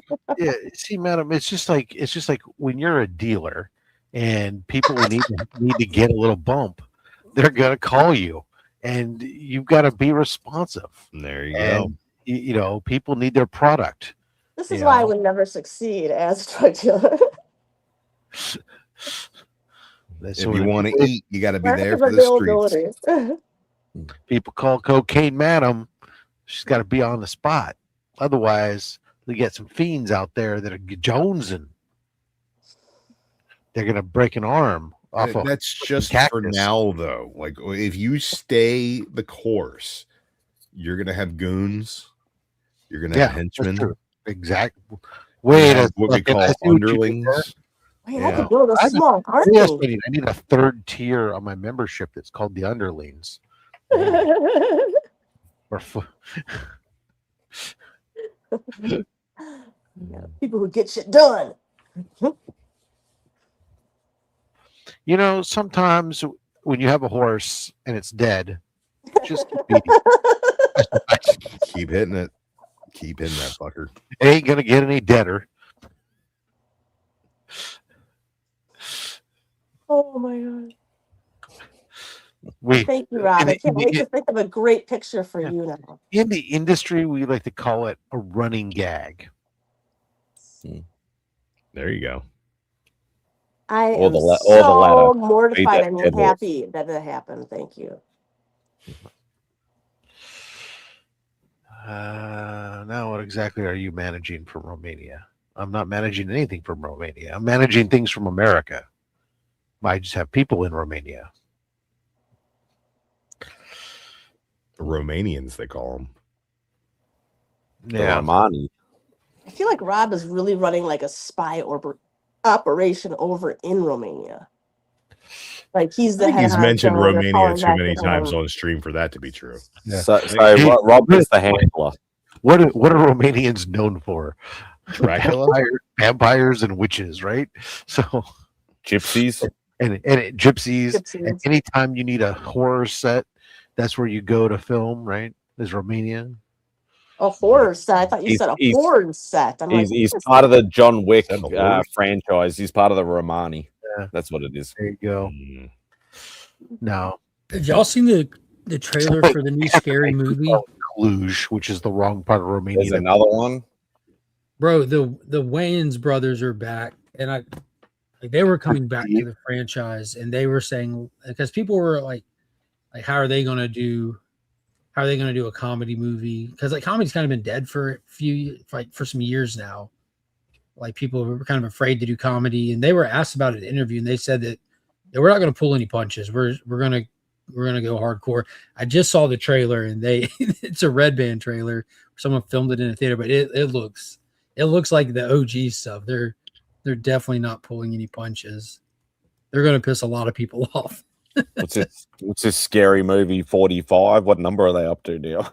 I think there was like 69. 3 of them after the Wayans brothers, so I think this would technically be 6. But I just sent you the thing, Simon. That's fair. I mean, Scream itself is on 7, so geez. Mm-hmm. But you can see where they're referencing like their weapons and Terrifier and Sinners. Weapons. What Drew, a I just shitty sent it to movie. you too.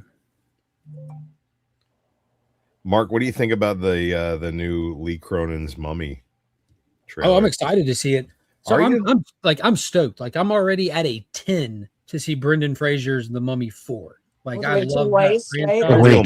franchise. When he hits midnight, then watch out. in like in the spirit of cartoon adaptations of Ghostbusters, the real Mummy. Yeah. I'm super excited. They're bringing back the cast and everything and continue that. I love the Mummy movies. Like these are some of the That Lee coolest- Cronin Mummy movie. I don't understand. Like, I've got a daughter, right? But if she looked like that after living in a coffin, She ain't we coming wouldn't just home. bring her back in the fucking house. You're not coming home. I'm not What qualified. kind of dumb shit is that? Like, I don't know what the Yeah. fuck you got going on, but I'm not qualified. Yeah, I'm not I an gotta go to work. Egyptologist. Like, what the fuck? What am I gonna do? Like, Yeah, I'll be honest with you. It looks like a fun horror movie. Call it whatever you want to call it in the I world. think it looks terrible. I don't think it looks terrible at all. I No, mean, the it Mummy's looks gonna be it great. looks like it just looks like just whatever the next horror movie is that I see a trailer for and I don't get to watch until it's on streaming and I randomly remember it kind of thing. Yeah, but Now, for some reason, there's pyramids in the scene where the guy stands around looking at something he doesn't understand. But the real Mummy movie, I will be at the day it releases, the night it releases at the premiere with my entire family. What the Like, fuck? Dude, I love the way it started. How the train scene he goes, "Oh, we're back." I'm like, okay. Are they gonna have the villain back too? Yes. Awesome. Are they gonna have his love interest back too? No idea. Oksana Moon. Oksana Moon should not be returning for the Mummy God 4. damn it. That was the best looking person in But that Arnold movie. Vosloo will be back as in some capacity. Imhotep. What's his name? Amar Fahid or whatever, who played like the Sheik, the wears all black that was protecting. Yes, Secret. so he got the tattoos under his eyes. Yep, he's back. Rachel Weisz is back as Evelyn, as Evie, and then Yes, of course please. Brendan Fraser is back More as of Rick that. O'Connell. Like the boys are back in town. The gang is back together. I can't wait. It's gonna be awesome. But yeah, the other one, dude, it looks fun. It looks like remember there was a horror movie called The Pyramid that came out like a decade ago. There's just some random horror movie that was in some kind of proximity to a stack of stones, and that's how I feel about it. It just looks like a ghost movie with Egypt lore. Yeah, I have no hype level around it like I do for the real Mummy franchise, but did you watch Weapons? Yeah. Did you like Weapons? I give it about a 6.5, 7. 6.5, 7. Yeah, you shit on the Marvels. That movie was awful. Well, like I say what I say about most of the Marvel stuff is in that same range, Drew. Ugh. Well, let me tell you this much. I say I like it. I put Weapons. Like if I like something, 3. that doesn't mean it's a 9 or 10. Like something has to be great to be a 9 or 10. Yeah, If something is good and enjoyable, you're sitting at like a 6 to an 8. You did good. Like it's not a school test. This is you passed the class. You know what I mean? Like you passed. You did what everyone who came before you did. You didn't fail. You're not James Cameron. Like good thing. Like I don't regret my time watching it. A couple of those scenes were cool. I'll never think about this movie again until someone brings it up. Is how most of these things go. I'll think about Weapons all the time. Stabbing themselves with forks a lot. Yeah, I just avoid doing that. What's going on, Rod? You're missing a poo emoji after that flame emoji because it was flaming poo. Which one? Weapons. So I thought Weapons. I think that for me the best part of Weapons was how it was filmed. I like the little The little crash kind of chronology to the time frame was pretty cool. The not knowing is kind of cool, but unfortunately I caught it in like the first 5 minutes of the movie when old girl walks out of her house in the very beginning and somebody vandalized her car by writing the twist of the movie on her car. I'm like, Yeah. as soon as the very Yeah. beginning she walks out, why wouldn't somebody write bitch? Why would they write witch? I'm like, wait a minute. So this movie's about fucking witches. Got it. And turns But the out problem is the movie wasn't about witches. The movie wasn't about witches until the last 15 fucking minutes, like Hereditary. It's like a movie where it's like, this is weird, this is creepy. There's this strange ambiance in the air that tells you that there's a mystery we need to get to the bottom of. And at the end, they just kind of like tell you, hey, it's a witch. And they don't explain it. Nothing makes any fucking sense. It's just stupid. And it's like a different movie for the last 15 minutes. Yeah, I think it was way sense. more than 15 minutes. I think, like, I thought that they pulled the card too soon, kind of thing, because, like, with most horror movies, they're only potentially great for one watch. Because once you get the catch, at that point, unless you're The Conjuring, until you get the catch, like, that's as good as a movie can be. Awful. A lot of the movies you are high off your ass. The Conjuring 1. I am not that high. It's like OG Amityville. Like, dude, like, it is good. God, those movies are terrible. The Conjuring all found footage movies that are not called Chronicles. James Wan's Conjuring universe has gotten like franchised to where it's like a good bit of them just kind of rinse and repeat thing. But the first Conjuring is like classic level good. The first Insidious it's got a lot of rewatch to it. Like, but they're legit freaky and good stories and well made. Like the first Conjuring is just that's like an American classic already. What's a couple of good more modern horror movies for y'all? I'm not a big horror guy.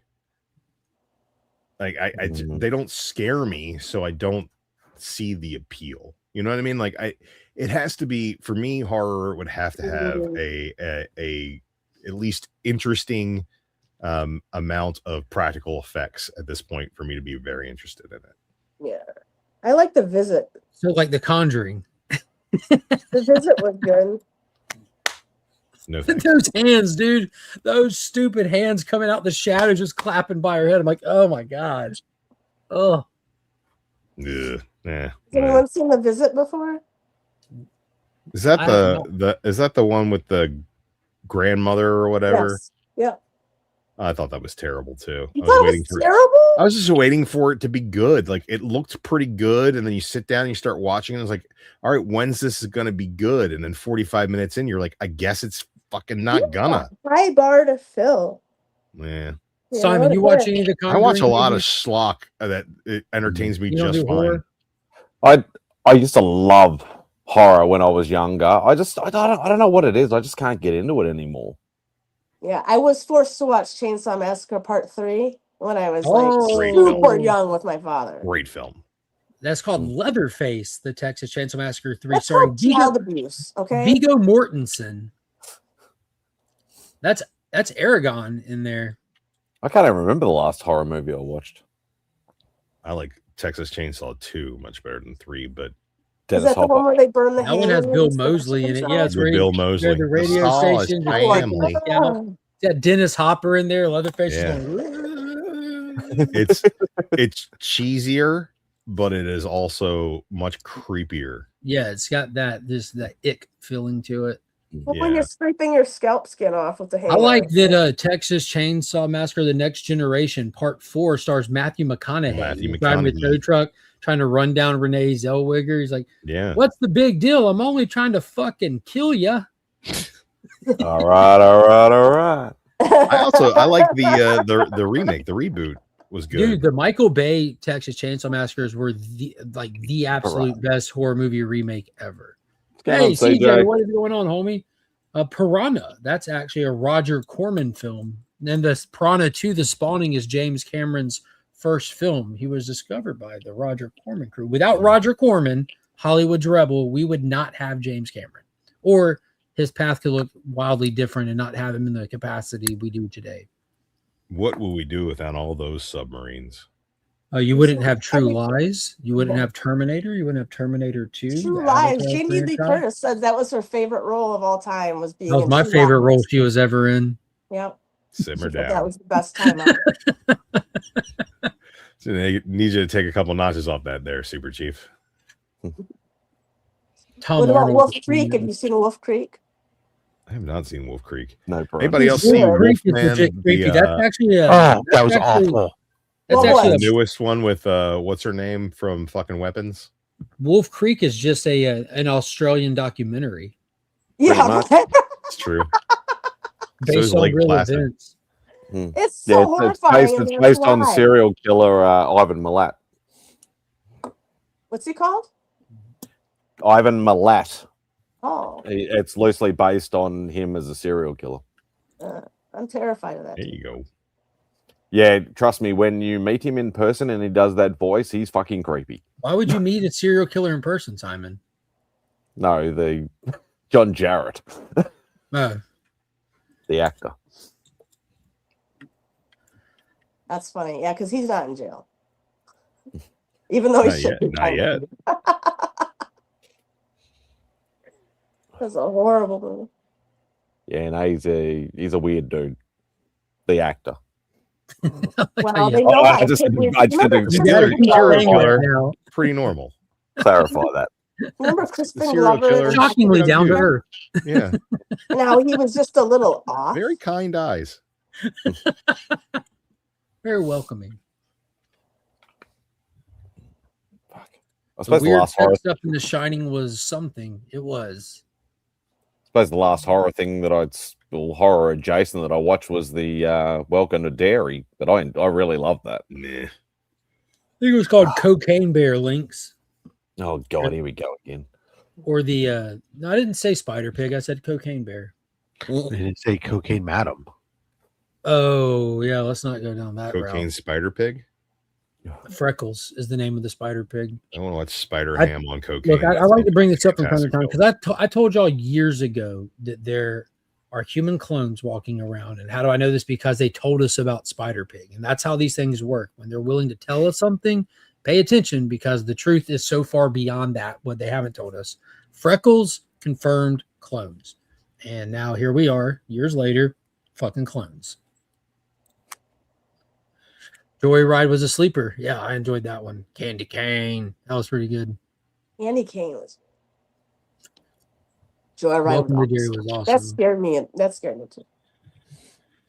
I'm the only one who hated that show at the end. I'm not. DJ, are you a grandpa Oh, yet? Taylor? Is you a grandpa yet, Lynx? You know, any day now, DJ is going to be getting his AARP card. Any day. How old are you, DJ? 60? No, his first grandchild will be born any day now. Aww. It was And just a quick starter. Soon as the little fella gets here, DJ's going to be eating dinner at 4 p.m. Yep. Yep. He's going to realize his life is over. He's going to be calling for roadside assistance. Yeah. Showing up the Give me Golden my Corral at newspaper and my He's going to give 3:45. you one of those little carts in the grocery store, the motorized carts. The Cocaine Bear was exaggerating, and I was never convinced of anything. Well, I am not. just because they can't charge you doesn't mean they don't know you did it. Any day now. Hey, DJ, did you see the new Scary Movie trailer? I shared it in the Legion chats. Yeah, it looks amazing.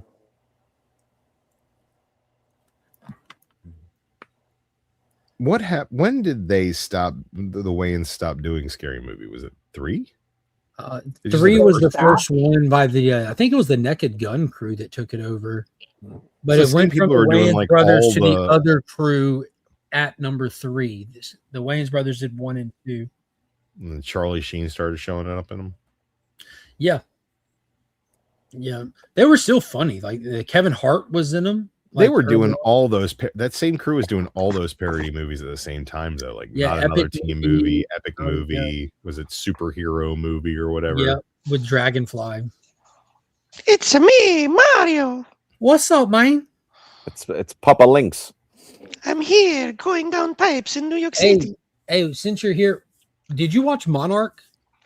I did not. I haven't finished watching season 1. Good morning It- to All you beautiful people. It's technically a Friday release, but they did it with season 1. They unlock it late on Thursday evenings. Yeah, I got to go back and watch season 1. What I chose to watch instead yesterday, which I realized was House of Villains season 3 on Peacock, baby. What is that? It's like a That reality is a show. bunch of garbage. It's a reality show featuring It's like Flavor of Love without Flavor Flav. Yeah, so it's all the villains from all the reality shows. So you got, somebody from Basketball Wives, people from Big Brother, people from Survivor, like all the lows of the From the lows. Housewives.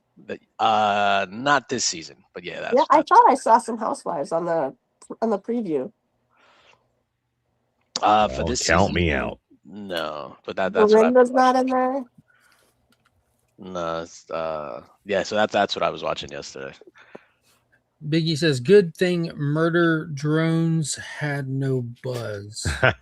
Yo, shout out to TM Nerdy for Shout out TM Nerdy. Nerdy went to war.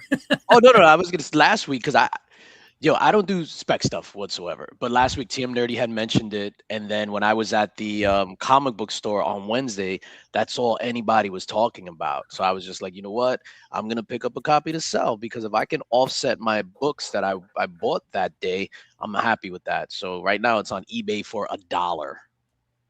There you go. There you go. $1. Hey, Yeah, man, that's what you get when you follow those video that TM award-winning Nerdy spec put out channels. while TM Nerdy and Izzy were talking about that book. I was looking down like on my phone, so I'd never even heard that conversation. So when TM Nerdy shared that video with the clip, that was the first time I heard any of it. Like I'm like, what is this? I see that I'm on the screen, but I don't remember any of this. Yeah, I'm not into that. I didn't know that was a pre-existing property. So because I was don't do talking it. to Izzy, I had to ask him what it was. Yeah, explain it to me. His kids had to explain it to him, and then he explained it to me. So shout out to Izzy's youngest daughter. She showed up to the comic book shop. She had a stuffed animal of one of the characters, and I was just like, I asked her, I was just like, did you make that yourself? And she was like, no. And I was like, oh snap! Like this is actually like a thing. Like, no, Izzy bought it for me. Yeah. Welcome to being old. Yeah, Is TM Nerdy told them all about it. Yeah. Thank you, Rob. No, but Izzy's daughters are they're super creative. Like they do all their cosplay, they make stuff, they crochet, like all this other crap. Well, Izzy's pretty creative himself, so I disagree. You're creative and touch with their feelings. Nah, I love me some Izzy. I see Izzy every Wednesday now. He goes to the shop, whatever. Nice. And he's drawing constantly. He's always working on something, and they see that. Shout out to all the people that enjoyed the modern book specking. Not for me. Yeah, if I'm able to, like to pick up a book or two to offset the cost of the books that week, I'm happy to do it. Like I had bought what was the one from last week that was the good one that everybody White Noise or something like that. Dark? White Sky. Something. Yeah. Dark was the week before or 2 weeks before. Whatever. I don't know. That fucking shit's too hard to. Why would I buy something to turn around and sell? That's just like it's too much effort to me. I'm with Rob on this. If I sold regularly all the time, sure, but it's not. It would be, for me, not doing that on a normal basis. It would be a little bit of more effort than I think it would be worth it, because that Murder Drone book is only a $10 book right now, and that just means it's going to go down from there. So that one really didn't pop. So I think people were talking about it, but if we're looking at it objectively, I think Izzy might have called it right on this one. Yeah, I think you're buying something for resale and you're getting 100% return. That's popping. I'm sorry. It may be, but what is that dollar amount equal to? Is it worth my effort? I don't care if I'm getting a 200% return. If I'm only getting a yield of $2, I don't have. It's not worth the time you put in it. So yeah, you have to look at it like the accurate way. It's like how much should I put into making this $2? It's not worth it, and that's a loss. Fair enough. But I will say that Travis TM Nerdy does a lot of research and I'm not is discounting that. always finding books. And you know, he's not the biggest reseller either, but like, you No, I know, don't he's think got, he resells anything. he's, you know, if you're looking at it to add value for investment to your collection, it is what it is. Do I think Murder Drones is going to stay hyped forever? Probably not. It's already gone down. What is it, like? It was topped out at what, $30 or whatever, and then now it's like you can get it for like $10-12. Yeah, That's fine. yesterday it sold for $11. Or $1 on my eBay right now, which I'm happy to sell. Well, Send it out to somebody for Dude, $1. what was the book? I think Dork is to blame for this, because that is in my opinion, and I'm happy to be wrong on this, but in my opinion, it just looks like market manipulation when I see stuff like Dork happen out of nowhere when there's no front end conversation about it or talk. But it is what it is. And then the very next week you get the little other little indie book, the little White Snow or whatever it's called. Like everyone, this is the same shit that happened around Something Is Killing the Children. It's just people looking for the win, and the only people that are benefiting from this are the super fast resellers that are largely behind the hyping up of these things. Yeah. With Dork, I had no idea about, like, I go to the shop, because what happens is the day before or a couple of days before, when I put all my books that I want to get, I take screenshots from Midtown Comics. I'll add them to my camera roll so I can find them easier in the store. So if there's something new, if there's a number one, I'll always read the synopsis, because I'm at my core, I'm not a reseller. Like, you know what I'm saying? Like, I just did that with White Sky, and then now with this Murder Drones thing. But the opportunistic little moments does not maketh you a full-time reseller. Yeah, dude. Like, if I'm paying like over $100 every week at the comic book store, if I'm able to get $50 off of 2 books just to offset that cost, I'm happy. Yeah. But with Dork, I go in, I go in, I'm like, I don't know, I don't want to get another book because I don't want to add another book to my pile. And then I'm like, all right, this looks like Twig. Let me get this. So then it wasn't until the following week where I'm online at Midtown Comics and Izzy rolls up. And when I say rolls up, he rolls up. When he was on skates. Yeah, he was one 4-wheeled roller skate and one rollerblade. I had no idea what the hell he was trying to accomplish. What the hell is that? Split rolling. Yeah, it was the weirdest thing. And he's just like, look at me, DJ. I said trends. Yeah, I was just like, yo, you're wild. So he starts telling me about Dork. He's like, yo, I know you sell some stuff. Do you have Dork? And I was just like, yeah. He was like, dude, that book is going for like $100 right now. And I was like, no, shut your mouth, Izzy. And then I put my index finger over his lips, like, shut your mouth, Izzy. Like, if you could just picture that. And I was like, holy shit. But anyway, I have Dork, but I'm not planning on to sell it because it was a really good story that spoke to me. Because you're a dork. That is true, sir. I am a dork. DORK, not even the way they spell it in the book. Dork looked like a good book. I'm into that kind of stuff. So I think I'd probably enjoy it, but like, I'm not chasing that kind of speculation. Yeah, I'm not. I don't know. I just like, I like to throw another shout out TM Nerdy, because like he's always picking books that he's specking on that are not the same books that everybody else is specking on. So his list is always different than the typical, you know, 4 or 5 books that everybody's got on their list.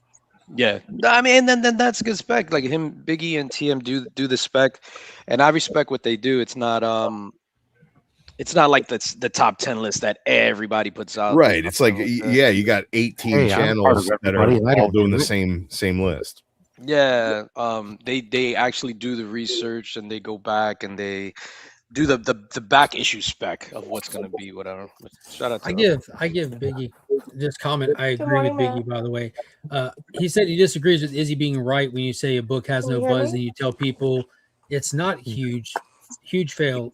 So I think Izzy was right when he said it on the stream.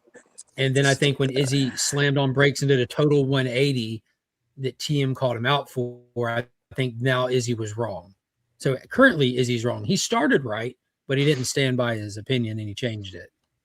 Yeah, but shout out to Izzy. I love me some. I don't even know what the opinion is, so there you go.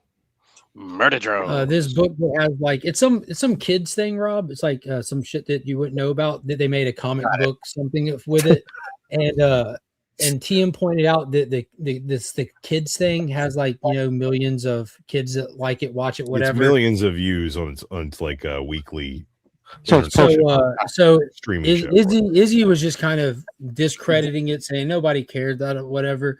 And then Izzy later in the day found out or went and looked into it or whatever, and then posted the complete opposite opinion. And he posted in a way that was kind of funny, saying like, whenever there's a property that has this kind of fan base, it's always a good spec kind of thing, saying literally the exact thing that TM had said. Yeah. I think And, it wasn't both so went much off the that as wall. he initially poo-pooed it, right? He was initially like, Yeah. I only like books with hype. But, And then he immediately bought into that hype. okay, I don't know the funny. whole story here, but I'm going to say this one thing. That was the whole story. Isn't the one thing that we want in society is people to be able to have an opinion, but then when they become informed, to be willing to change their opinion based on additional information and data rather than be so rooted in their opinion Yes, Rob, but that that's they not what ignore any other outside information. This Yeah, Rob I is a think, fucking the nutter.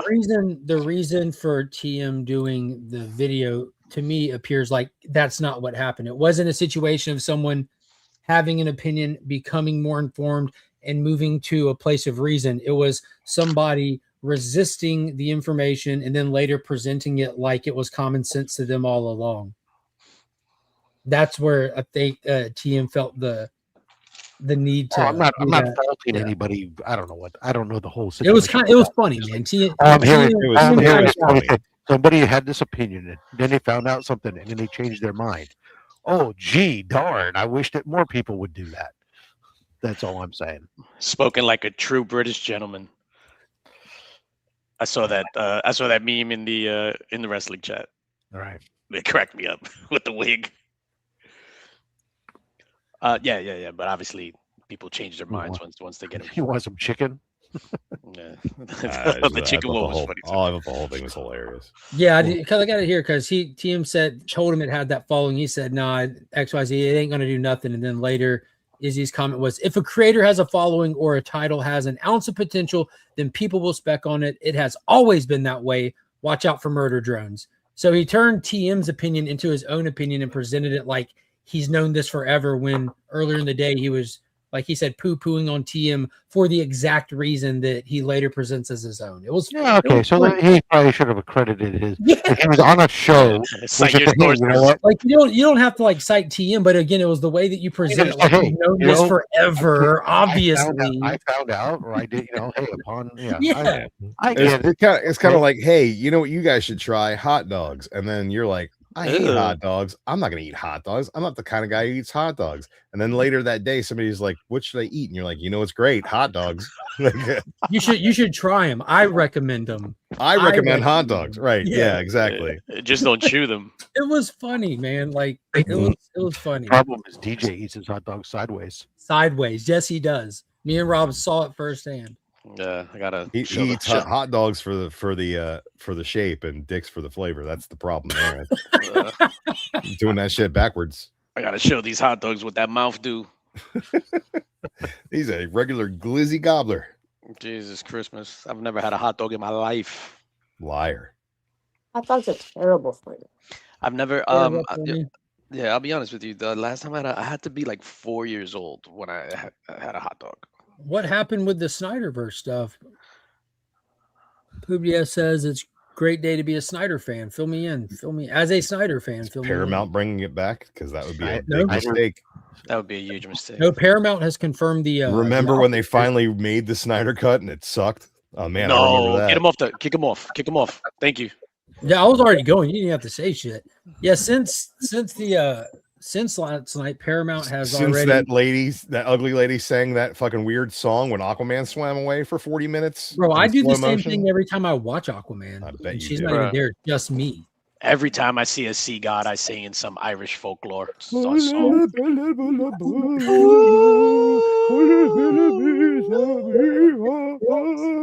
Where's Martha? Biggie Shaq's point, like since the announcement, Paramount has confirmed the opposite, that because they said this at the start of the bidding thing, that they're committed to keeping James Gunn and Peter Safran, because whenever these things happen, like things pretty much stay the same for a time, for a while, and they're not looking at shifting up what's happening right now. They just want, so they confirmed yesterday that James and Peter are staying on doing what James and Peter are doing.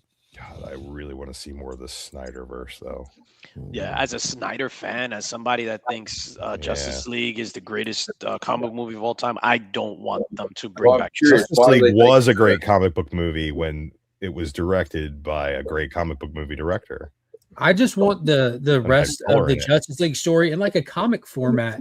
As the people that are real fans, that are true fans, like I don't give a shit if I get it in a movie. Like I don't need you to assign resources and X, Y, and Z. Like, dude, just take the story and put it out in a graphic novel, dude. Like I'd be super happy with that. You know how much money that would make, like in the graphic novel form, or even $7.52. It would $7.52. Dude, people are clamoring for that. I think people are. I would rather have. Are they though? Define clamor. I don't know about that. It's clamor. When you want something so bad, you're standing outside of the establishment and you have your metal cup and you're banging it against the fence. But why is Paramount specifically buying Warner Brothers like this big celebration for Snyder fans? I don't really understand. They don't understand that they love a thing that nobody likes.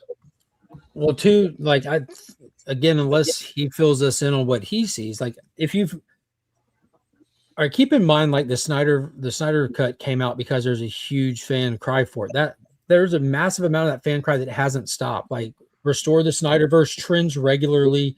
Like despite y'all not hanging out in a verbal minority, your algorithm not being whatever, like there's like massive amounts of people on social media and dedicated spaces keeping up with every little thing that Snyder does, and all this. I just think it had its time in the sun and it's time to move forward. Yeah, I think that's the majority's feeling. Even a lot, like me, Matt. I'm a diehard Snyder fan, and I'm not calling for it to come back. I'm ready for whatever comes next. Rob is trying to get a word in. Rob, your microphone is low again. Oh yeah, well, yeah, you're good. You're good. I was saying simply that if you hang out in this universe, all you're going to see is this universe. That's all. Correct. That's why you don't see how much Snyderverse stuff is out there, because there's not or vice versa. If you don't want to look at it, you don't look at it. I don't. As I say, Saudi Arabia backing Paramount, I don't see that as a good thing. I also don't see that one corporation owning 3 of the major Hollywood studios is a good thing. I think you're just answering your question about why he thinks the Snyderverse could be coming back, Matt. Oh, okay. I still think it's a good thing. Saudi Arabia, they're doing wonders for the WWE right now, aren't they? I heard their ticket sales for WrestleMania are in the garbage. Yes, they are, because it's a terrible, terrible company that's being milked by a parent company that doesn't understand how it works. If you don't have a good show mapped out ahead of time, you go back to the same city that you've already built last year, and you jack your prices so that the nosebleed seats are unaffordable by anybody who's not a celebrity. Exactly. Yeah, I think that was it. Someone said the nosebleed seats were like hundreds and hundreds of dollars even. Yeah. Well, but they never have a good show laid out. That's not true. I don't know. I think that if they were to do something where, like, hey, we're just going to restart again, and I think that maybe Paramount realizes that to like pull gun now would be a huge mistake, because I don't know if Warner Brothers, I don't know if DC can withstand another solid, just straight reboot of the whole movie, all the movies again. It's just crazy right now if they did that. So I don't campaign for a reboot whatsoever, but I think the idea of thinking that these IPs dies if we don't get a cinematic movie universe is also a bold misstep and way of thinking. Dude, the MCU has made this stuff so much more confusing or complicated than it's supposed to be. Like, you're supposed to be able to hire a director, hire some writers, cast some actors, and make a film. And now you can't do that. Now you have to commit to some big connected universe and 10-year plan, or your audience is going to turn on you. That's crazy. Like you're saying, anyway, in a way, like Marvel Studios, they've created a monster with this connected universe thing, where it's like, now we got Now, I remember back in the day, be like, hey, Batman's coming out. I didn't worry about anything else. A Batman movie's coming out. I don't got to worry about nothing else. I don't care if it's connected to anything else. You know, like Blade, I didn't care that it was connected. If it was going to be connected to anything, we didn't were ask. talking about it earlier, Matt, and I was talking about the insane amount of people I've seen in Spider-Man Noir comment sections asking, how does this connect to the MCU? Why should we care if it's not MCU? I'm like, dude, that to me, you need to intentionally start making stuff that's not connected, just to wipe that mindset out of the audience. It's gonna hurt for a little bit, but you have to reset the minds of the audience that are not showing up and showing out for your connected universe that they want. In order to get this connected universe, there's going to be stuff that you're into and stuff that you're not into as much, and that's going to be a scale. But you're going to have to support the universe and not just individual projects if you want the universe. And that's the reality. People aren't doing it. They don't have to be all interconnected. Like I would argue that even comic books these days are not all interconnected. Like if you look at Marvel Comics right now, Incredible Hulk and Feral Hulk have literally nothing to do with the rest of what's going on with the rest of Marvel. It's like a standalone thing. So there's some things that are standalone. Marvel has shitty continuity. Yeah. Marvel has the only continuity in comics. You are so high.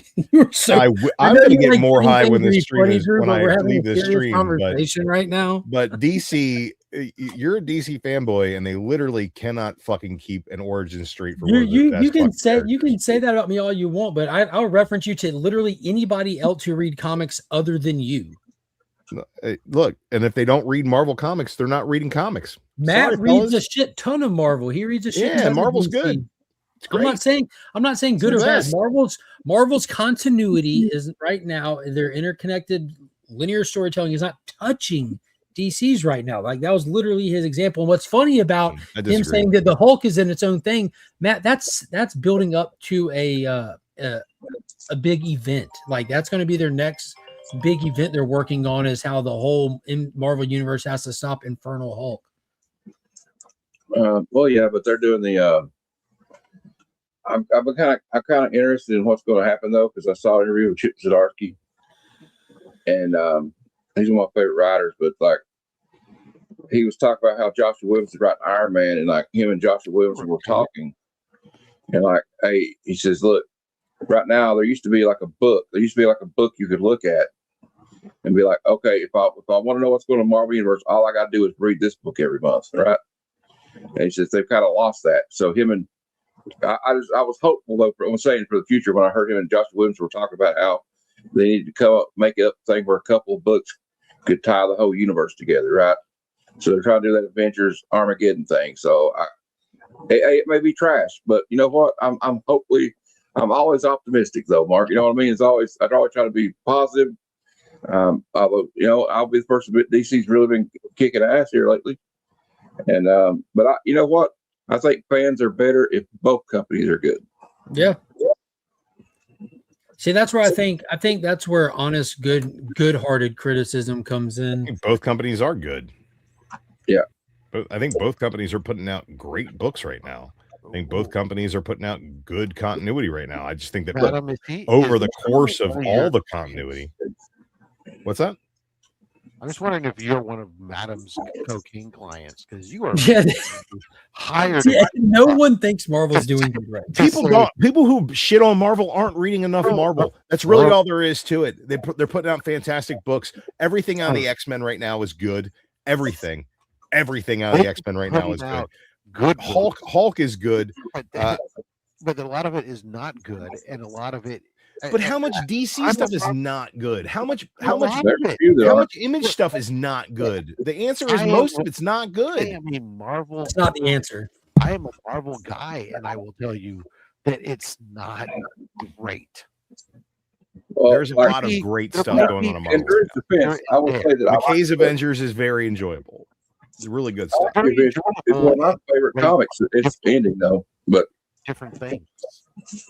I think you just need to scale back your definition of what great is. It's when I read something and I enjoy it and I want to read the next issue and I can't wait to read the next issue. That's what great is.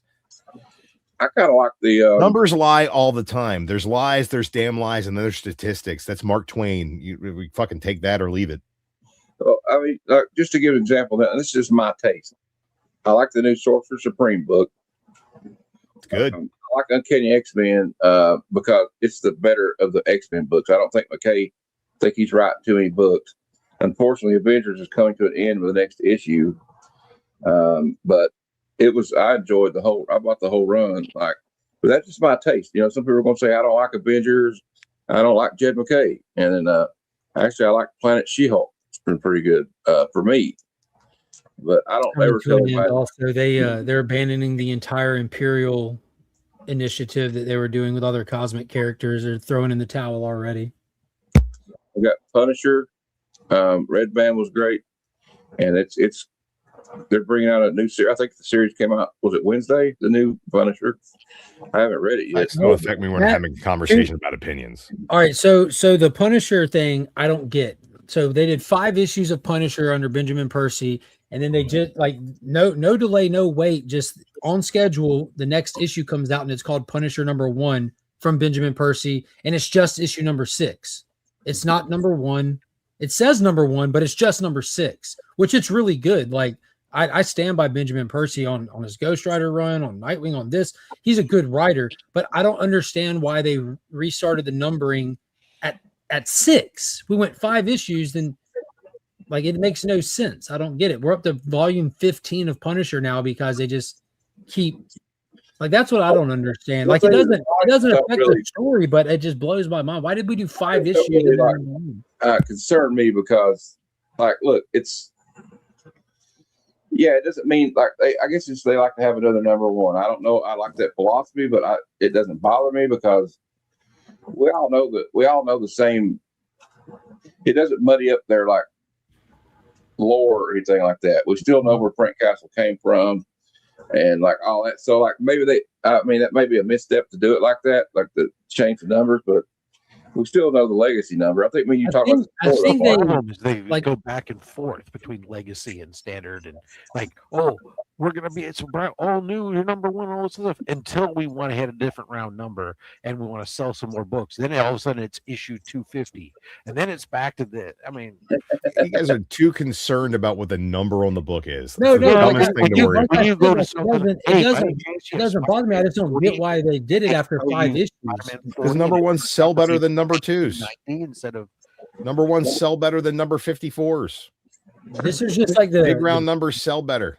This is just the biggest example. I get when they do it after 12 issues or something like that, after a story arc, but 5 issues I think is a new record. I don't understand. So I was thinking about it, and I think really short. And I think that they misstepped doing the Red Band thing because it was Punisher Red Band, and they would come in a bag, and that's extra cost on Marvel's side. Yeah. So in order to take it out of Red Band status, I think they had to rename it so that they can just. But the Red Band books sell better. Well, you say that, but this is still if you read when you get around to reading it, you'll see that it's still the same Red Band status. They didn't have F words or nothing. They didn't have F words or nothing in the Red Band thing. It's just Red Band for violence. So this issue is still the same creators writing the same story, the same level of insane violence. So I was thinking, that's my guess. If I had to figure out why that they would renumber so soon, I think they were just trying to get it out of Red Band status. It's not it is short. Don't forget, Silver Surfer #1, Volume 2 was the only issue in the volume. Just a one shot. That same thing with Tales to Astonish. Issue 1, yeah, it was it. It's they had Volume 1, then it's okay, here's #2. Okay, next issue is another #1 again in Volume 3. Circumstances is saying that the reboots don't matter because the numberings don't matter because reboots are. Marvel has never rebooted, not once, not ever, not once, not ever. He's referring to shifting it back to legacy numbers, and Heroes Reborn was a reboot. Keep moving. Heroes Reborn was not a reboot. Heroes not Reborn until they wrote themselves out of the reboot. And if you want to play that game, no comic company's ever rebooted. Well, DC's never effectively wrote themselves out of anything. So they have literally wrote themselves out of the New 52 reboot. It's in canon continuity now, but that's still no. Anything with Dr. Manhattan in it that isn't the Watchmen doesn't fucking count. Oh, see, fucking Carver Coleman.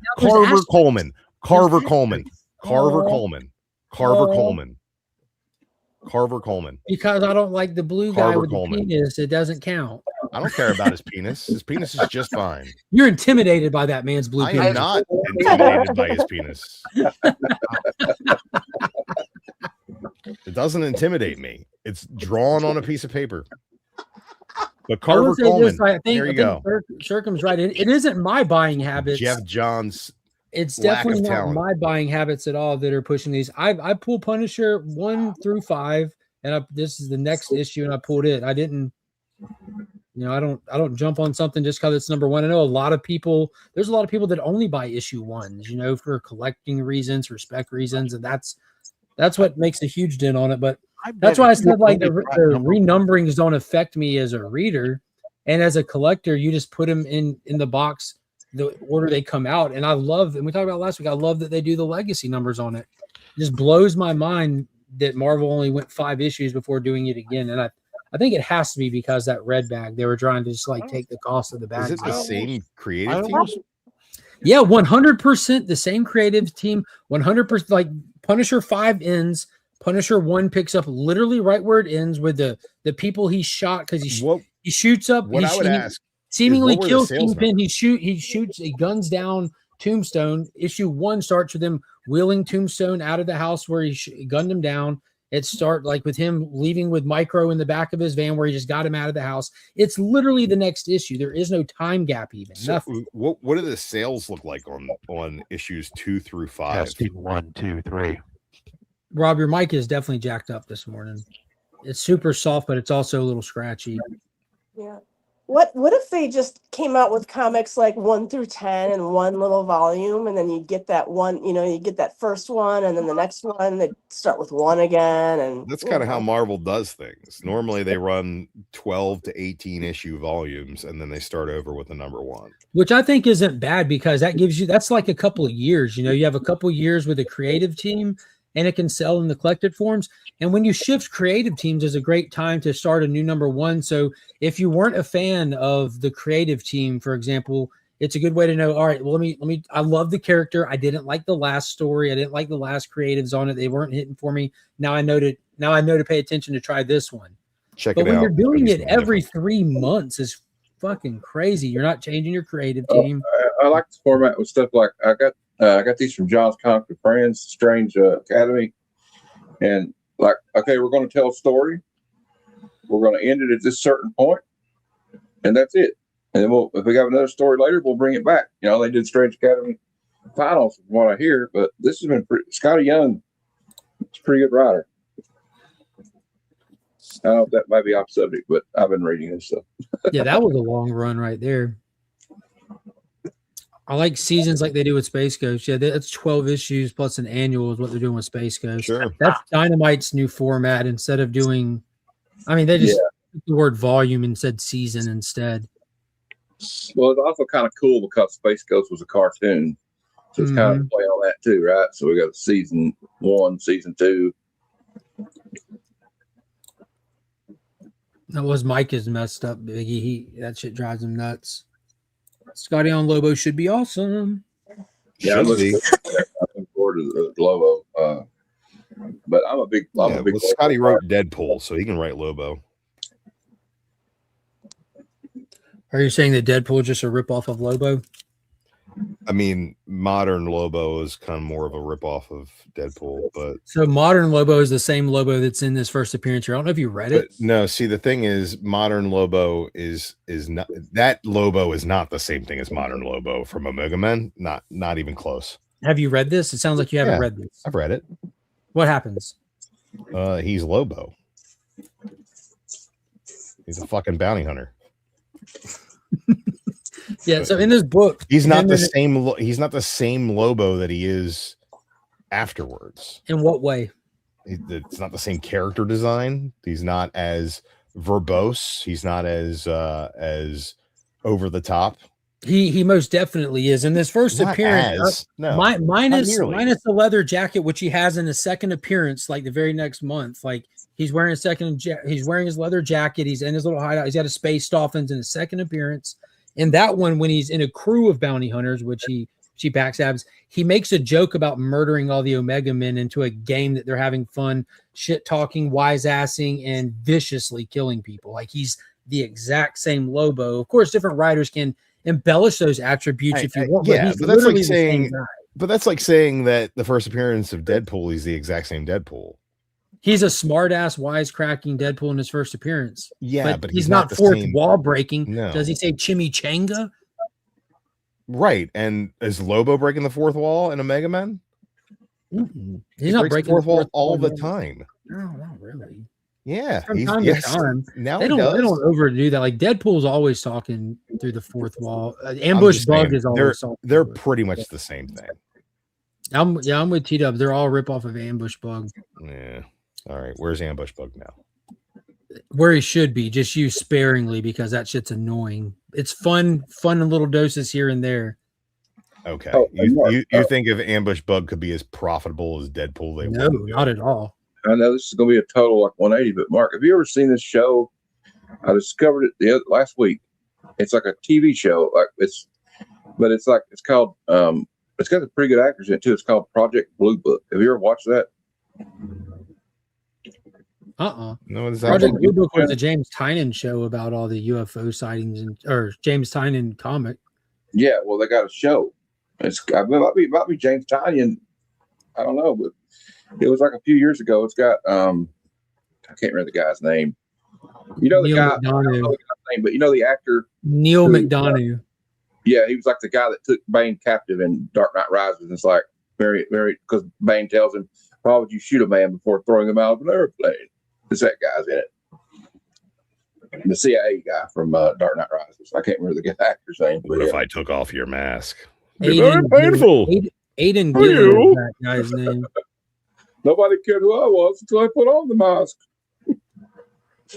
I love that movie. Crashing this plane with no survivors.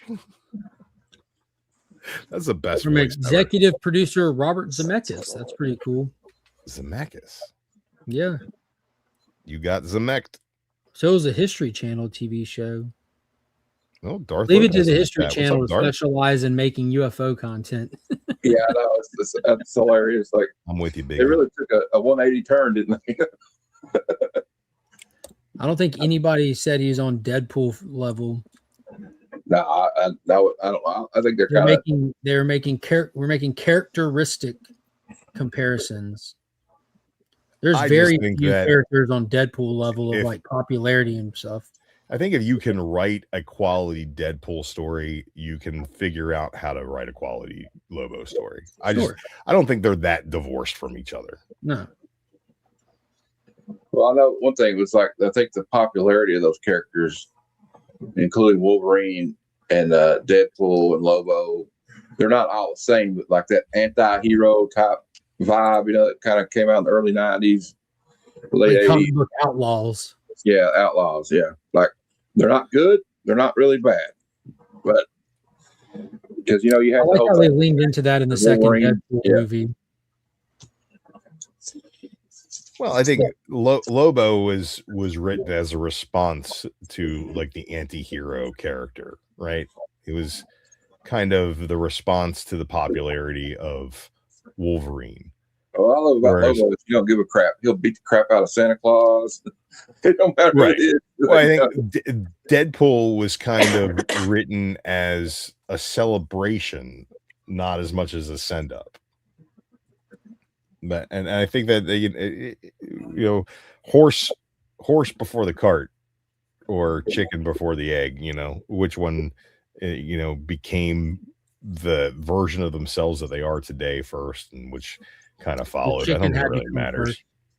Well, I mean, there were dinosaur eggs before there were chickens, Mark. So obviously, eggs came first. Chicken had to come first. Had to come in another chicken for there to be an egg. I don't know how that works.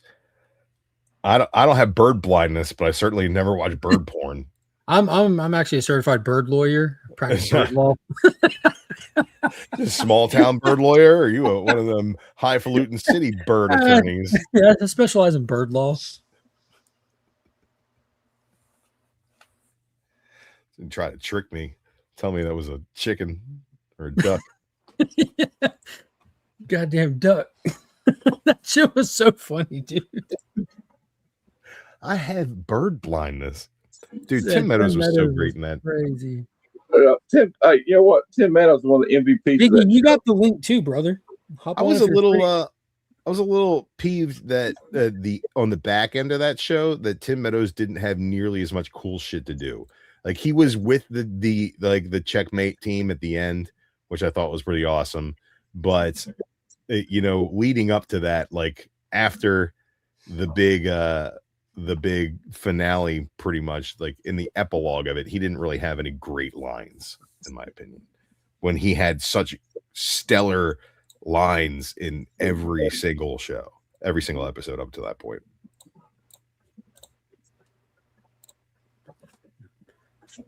Yeah, I enjoyed that show. I wish the I saw a good episodes were movie last longer. night. I think one? what is Get a it? comics and movie. It was kind of a sleeper. I was sick with the flu, so I am sick. So I watched The Bluff on Prime. Oh, It's not on ooh. Netflix. It's on Oh Prime, no, I'm thinking and the it's Gorge. got that really beautiful Indian actress who's always the lead. I can't remember Pocahontas. her name because it's like a hard name to pronounce. But it is excellent. Chicken Vindaloo. Excellent.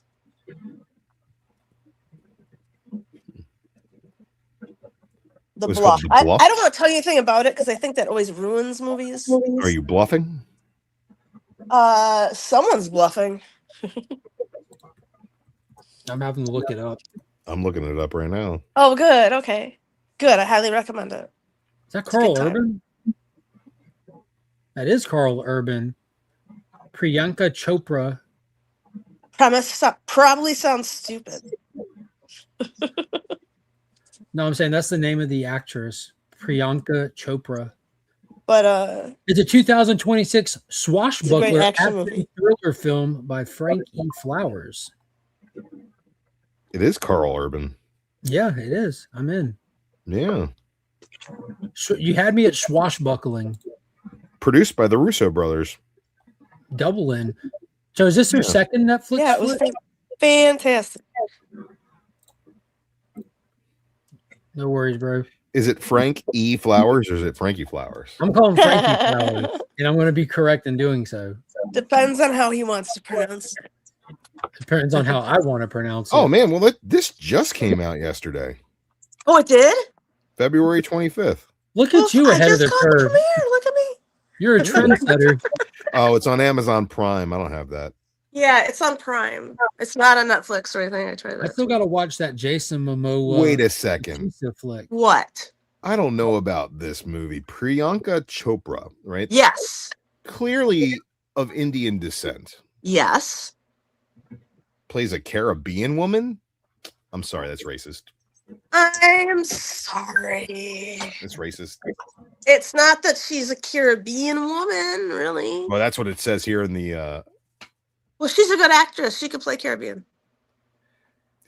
I can play a black woman. I'm a really good actress. I'm sorry. like, It's a Can't good wait movie, for the though. Oprah If you Winfrey can get story past that part, I guess. starring Daniel Day-Lewis. He can pull it off. If anyone can Well, pull that's it what off, he can say. Sorry, he can pull it off.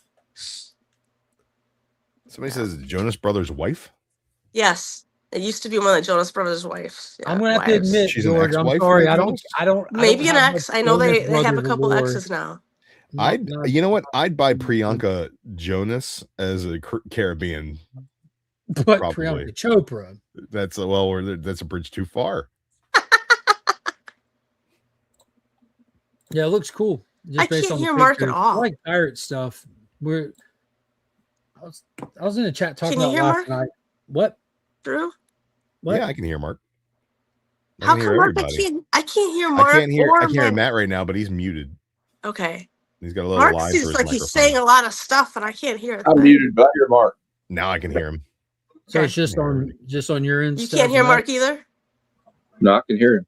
Oh, You might have to back out and come back in. Something's. I'm on my phone. I usually don't stream on my phone, so maybe that's part of it. No. I keep having to jump off and jump back in because I can't hear everybody. Daniel Day-Lewis can get tips from RDJ. There you go. Stephanie is Mark Dev.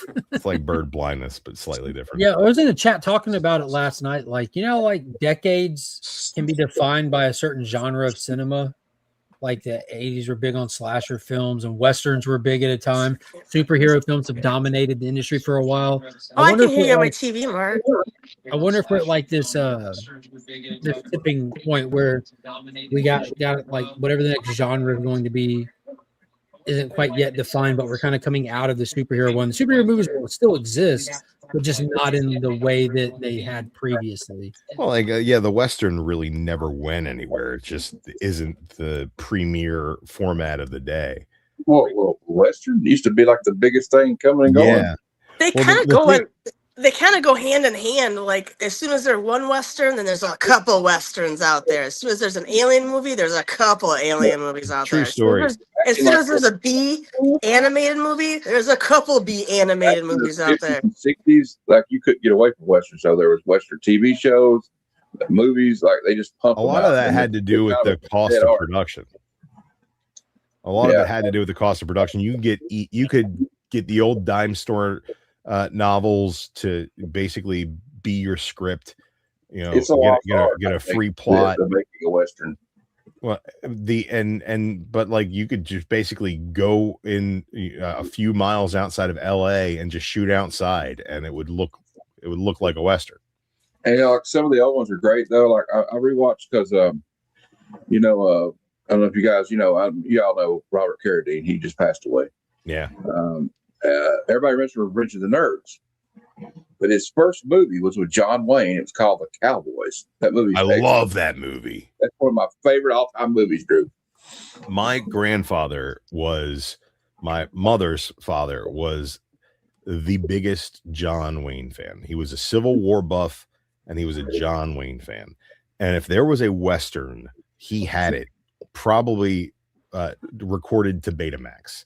And yeah, so we would when we would go to my grandpa's house, it was like literally we would watch The Cowboys, or we would watch True Grit, and those were, dude, like outside of the original Star Wars trilogy and the Indiana Jones movies. When I was a kid growing up, if you would have asked me, "Oh, you can't do the Star Wars or the Indiana Jones, what's your favorite movie?" and I probably would have said True Grit. And the remake is great, but the Glenn Campbell and John Wayne version is just one of the funniest fucking movies. Yeah. Hey, you know what else I love about John Wayne was The Searchers. There's a John Ford. Searchers is great too. The cinematography, like there's a scene where John Wayne is in that cabin and he pushes the door open and you see Monument Valley out in the horizon. It's an amazing framing shot. And then he moved, John Ford was great at that. Like, I don't know, I kind of miss the old school, but there was a funny interview with Robert Carradine that I watched. I was rewatching some stuff, and he said it was his first movie. And there's a scene where he has to fight one of the kids, right? And in the scene, John Wayne will say, he breaks him up and goes, "Get back on the fence where you belong." So I thought it was a bright idea, he said, to tell John Wayne what we should do in the scene. He said, "John," he said, "Duke, I don't think we should." He said, "I called him Duke. I didn't even know him." He's like, "I think it'd be better if you just said, you go back to the fence, not where you belong, because we all know I belong there." And he said, everybody was real silent. The crew, everybody just stopped talking. And John Wayne says, "Kid, I've been doing this long enough. I think I know what I'm doing. So go back on the fence where you belong." Yeah, we used to watch the John Wayne movies all the time, and my grandmother was big into the musicals of that era. So like beyond Cowboys, we watched a lot of Seven Brides for Seven Brothers. Yeah, I watched that too. It's a good movie. Yeah. My favorite Western has got to be Unforgiven of them all. That's a good one. I rewatched that one last week. Yeah.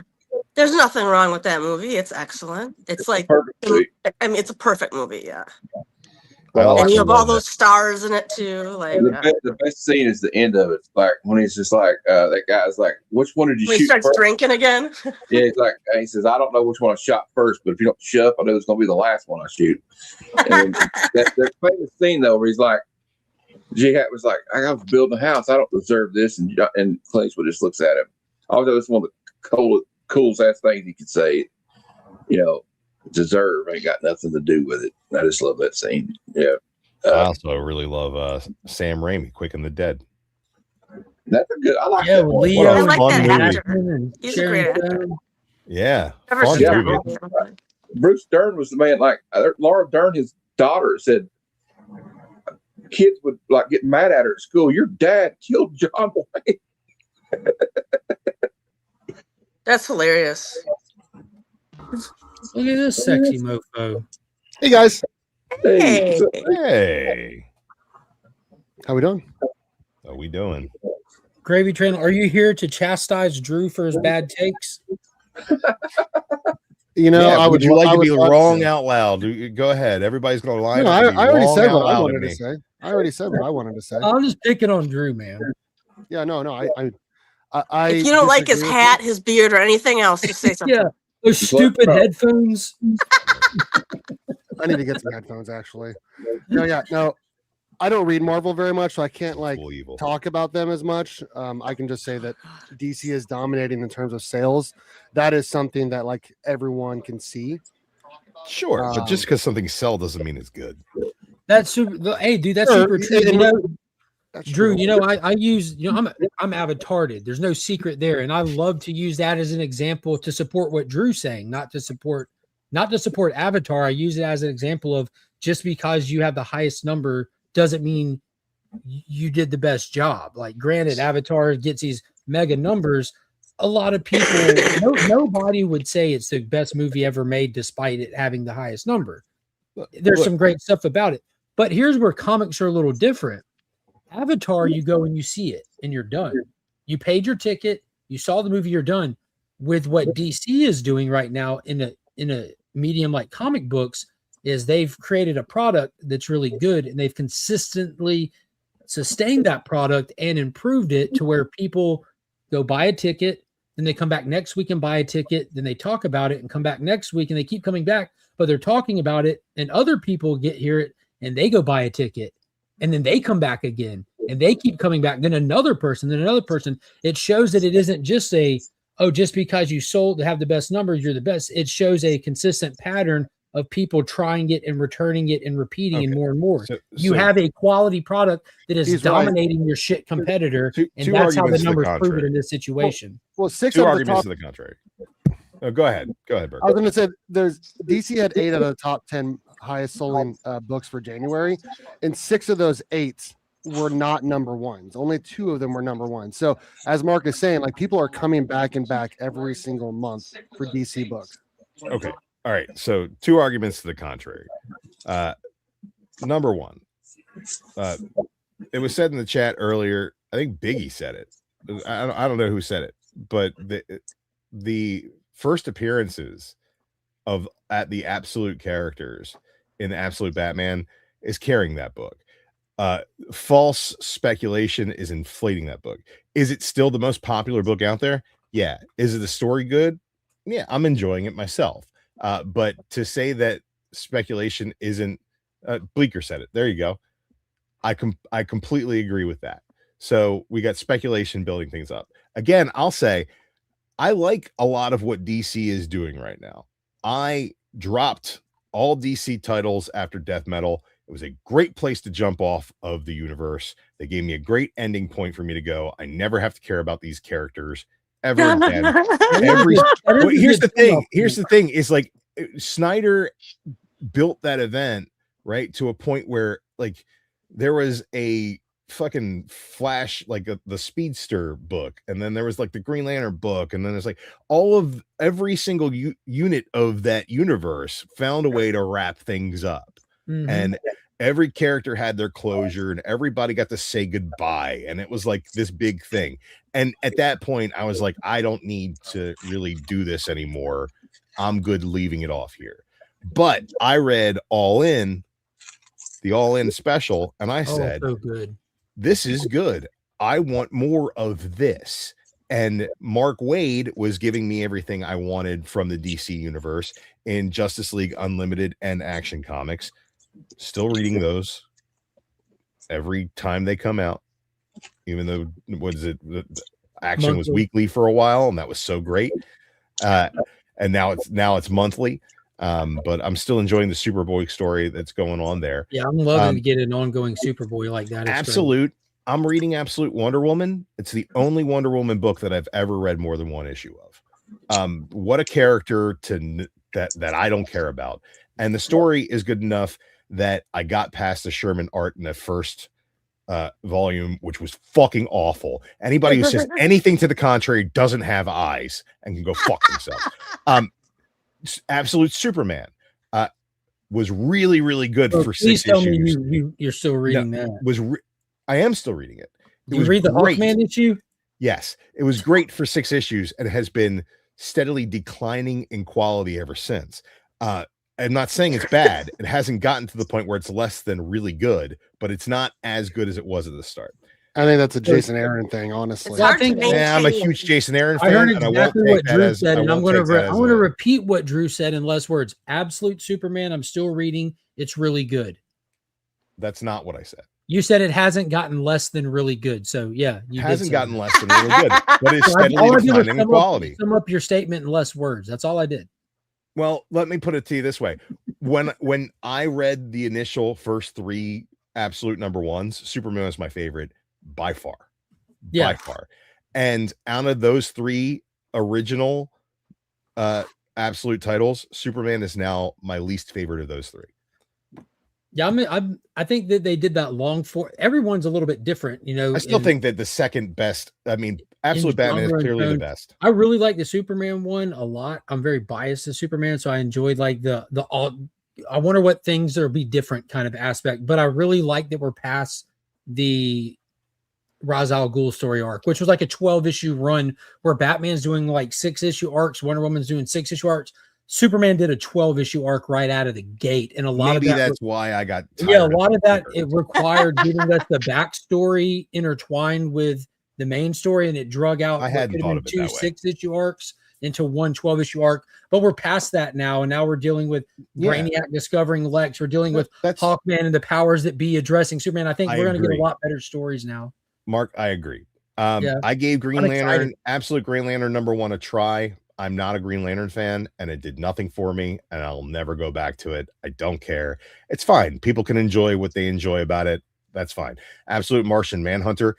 I'm with you. It really had no reason to be, but I do think I thought it was at least imaginative and different.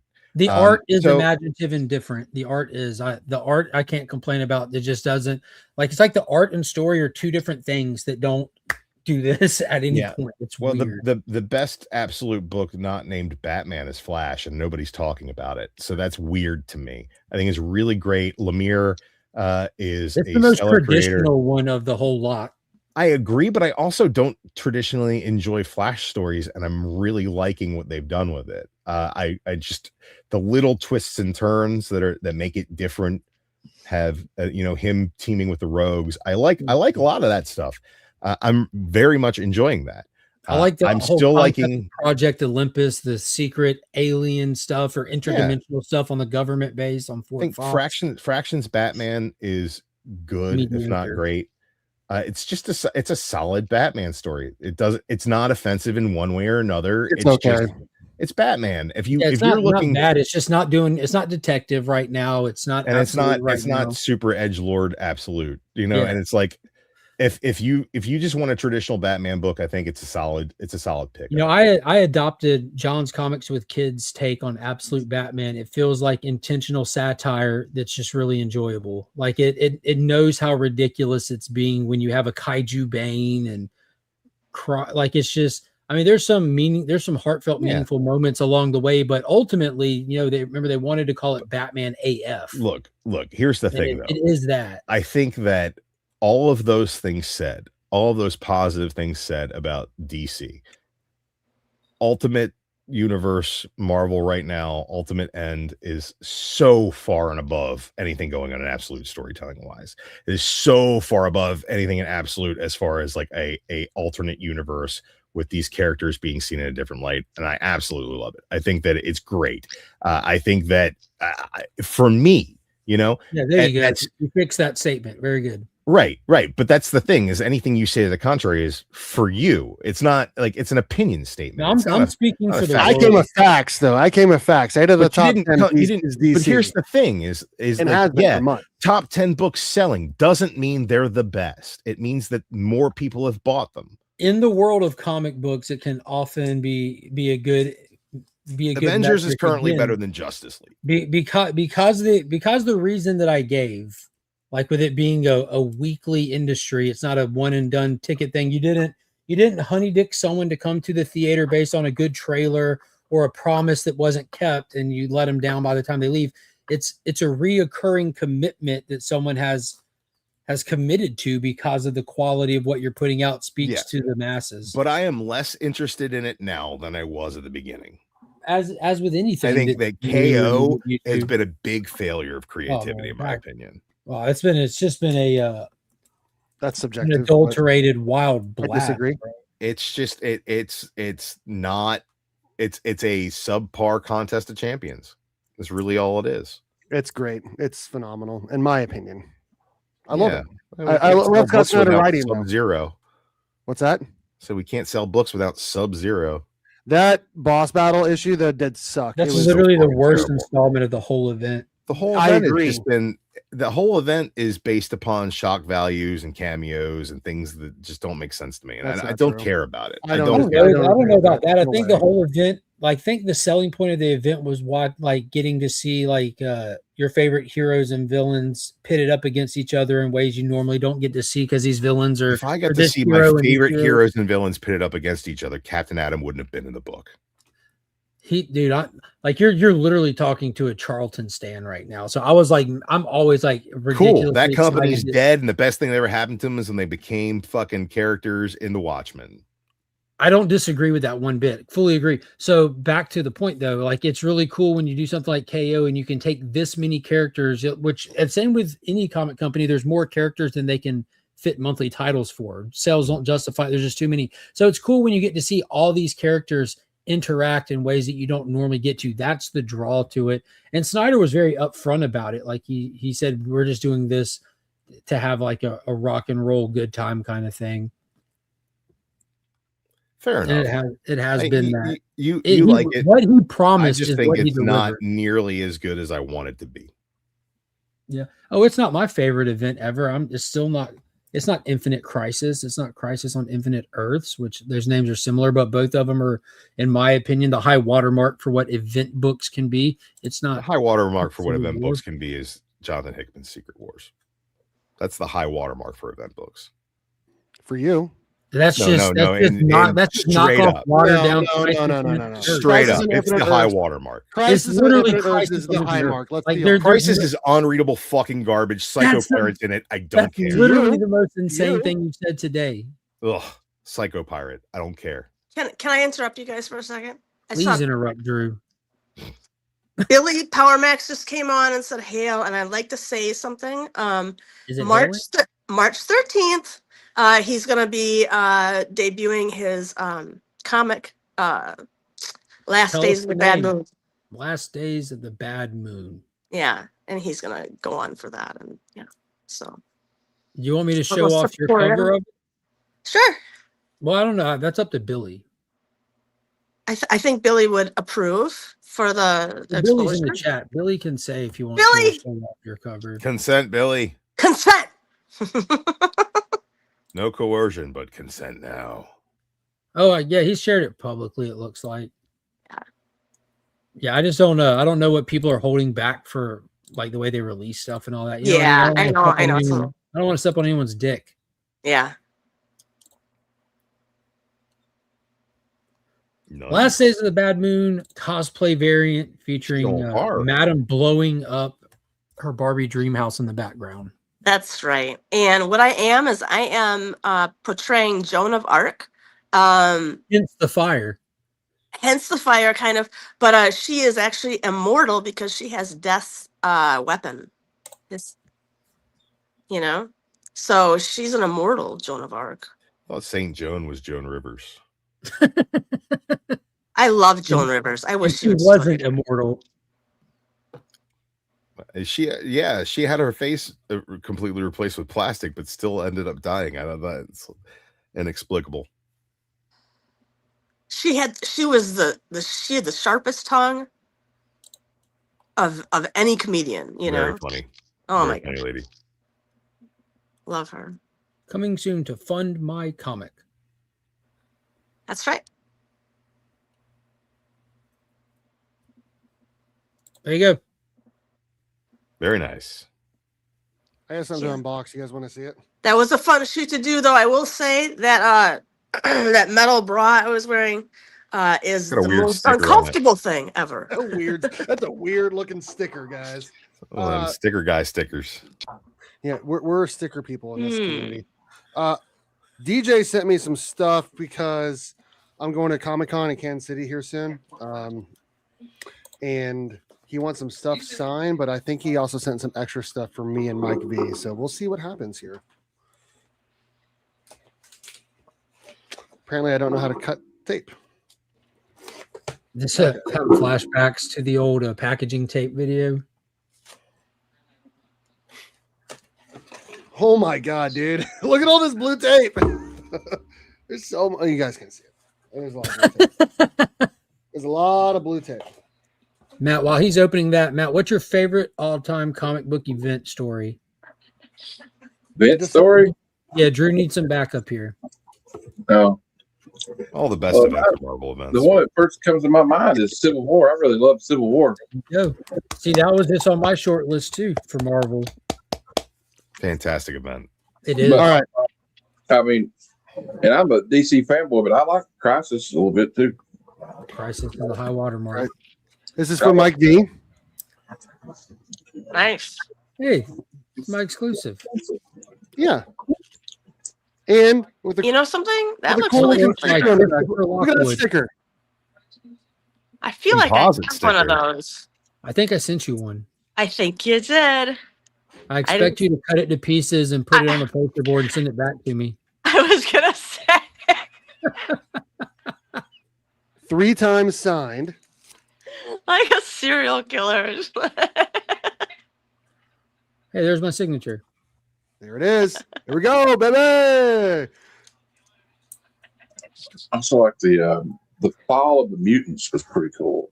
Fall of Mutants was great. So those are the AOKs, and then he That's a wants great these, cover, by the way. he wants all of these signed at the Comic-Con by David Sanchez. So they're all the same. I don't need to show them all. But. Nice. And there are I have that one too. 5 of them. So yeah, that's the unboxing. You can make me small now if you want. There you go. Just You can try to make me small.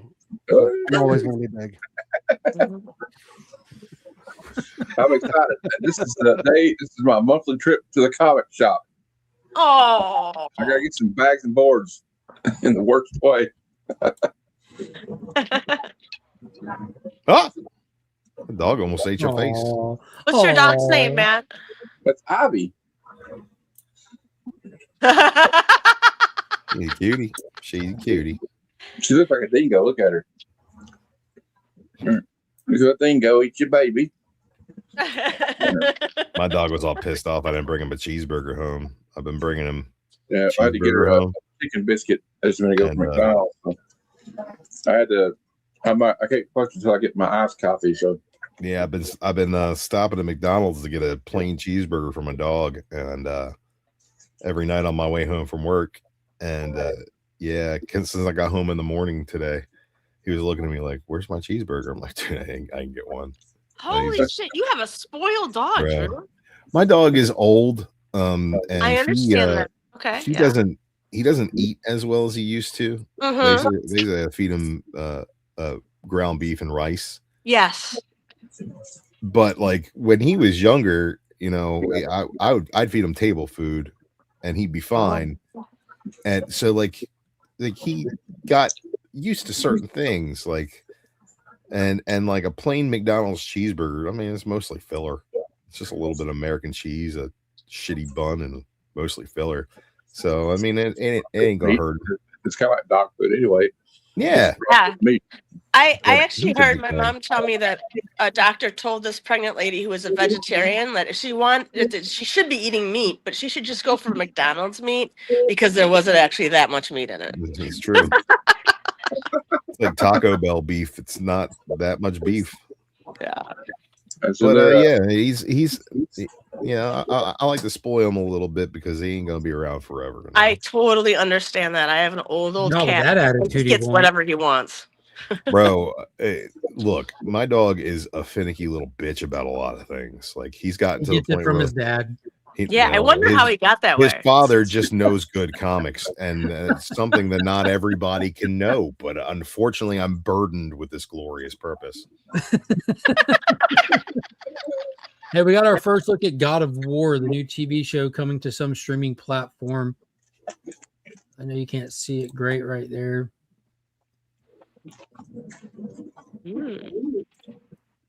Who's the bald guy? I don't know, like Kratos or something. Kratos or something like He's his the- name. He's the world's best father. He's the guy who does the stuff. Dude, that I used to call that game Bad Dad Simulator because like have you played that game? No, I played the first one and some of the second one. There you go. So this is after God of War 3, he basically kills Zeus, right? So he relocates himself to the north, right? Where he marries a woman and has a child, but they're subject now to the laws of Norse mythology. So basically, his wife was like one of the giants or whatever, and turns out I won't spoil the game, but like basically We don't care. The beginning starts with his wife is dead and he's gonna burn his wife on a pyre. So then you have to go with the kid to mark the trees, right? You mark the trees so you can have the good ones to cut down to set the funeral pyre. And then he's basically like, you say, do you know how to hunt deer? And the kid's like, yeah, which direction should I go? And your response is in the direction of deer, right? It is the shortest with this fucking kid whose mom just died you could possibly imagine. And like you finally get to a point where the world opens up and you're like rowing a boat from one spot to another. And while you're rowing a boat, like the background noise is like you're telling Atreus a story, right? And the end of the story is some guy died. And he's like, what's the point of the story? And he's like, the guy died. The end. Story's So I'm over. not really invested from like a fan perspective at all. Again, I played the first game like It looks forever looks ago. terrible. But I I'm was just about gonna to say say this to me looks like some weird shipmate from Captain Hook's crew is about to kidnap one of the lost boys out the woods. Yeah, it looks awful. That does not look like the Kratos. next Braveheart, actually. And that does not look like Atreus. They do not look good. Like, they look like some dude like cosplaying. Yes. That's what it looks like. Yeah, it Looks definitely. This rinky-dink. is the first photo, so you know there's no cinematography filters or anything. It's just a raw photo from. Yeah, I guess 2018 God of they're War looking is one of the best games ever, though. Absolutely fantastic. Just really, really great writing. The conversations between the characters, like while you're traveling the world, are just really well paced. It's really good. Hey, Combat's completely different than the first three games, but it's enjoyable. I saw Absolute Batman Annual #1's getting a third printing now. Don't tell Drew. Don't tell Drew. Don't tell him. Don't tell me what. It's getting a third printing? Why would I be upset? The last two games, E-Man. The last two games. The originals are great, but the last two games are absolutely phenomenal. I picked this one up for the second print, Matt, because it was like it was original new artwork for it. No, yeah, I couldn't get that one. I wanted it, but they didn't have it at my comic shop. So I love when they made Batman a murderous piece of shit. That's beautiful. That's a great cover. I like that. And Batman's killed people before lots of times. Sure he did. He kills everybody. So they're all dying at the hands of the bat. Doesn't that make him a serial killer?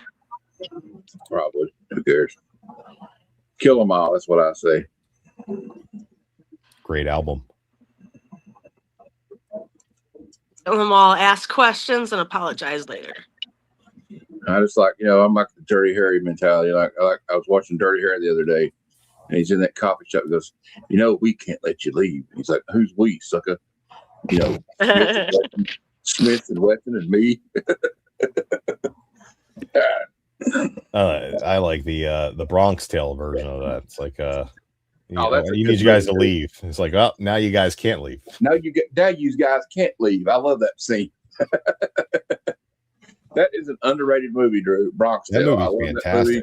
Chef's kiss on that one because that's an amazing movie. That's his true life story. Good morning, Lee. Oh, look at this guy. Morning, folks. How you doing, man? Good. Hello. I know Steve's answer, so I didn't ask him, but I'll go ahead and ask you. Have you watched Monarch yet? Monarch. I haven't watched Monarch, but I have watched The Beauty. So that's where we're at. Paradise season 2, baby. That's what I'm watching right now. Paradise has been great. Yeah, that's what It's Drew so good. recommended. I got to check that out. Yeah, I thought that the Graceland episode to start the season was very, very cool. What's the premise of the show? It's okay. So basically, the world is ending, and this is all like first episode stuff. The world's ending, and you find out that the people that are remaining are living in a dome underground in Colorado, and everyone's assuming everyone that's not in a dome is dead, and they're trying to figure out if that's the case or not. And then season 2, obviously, you figure out whether that is the case or not in Graceland. Which, if you know what Graceland is, Elvis's house. Yeah, so that plays a big part in the first episode, or actually the first couple episodes. So it's pretty fun. I thought that was pretty cool. I thought it was interesting that they did a flashback after episode 1. Like they did a backtrack of what happened in season 1 after the first episode of season 2. Like that never happens. Yeah, I like that they've the direction that they've changed because they're outside of the bunker. The direction of the show has changed drastically. But then episode 3 of season 2, you're right back in the bunker, and it's like everything that you left behind.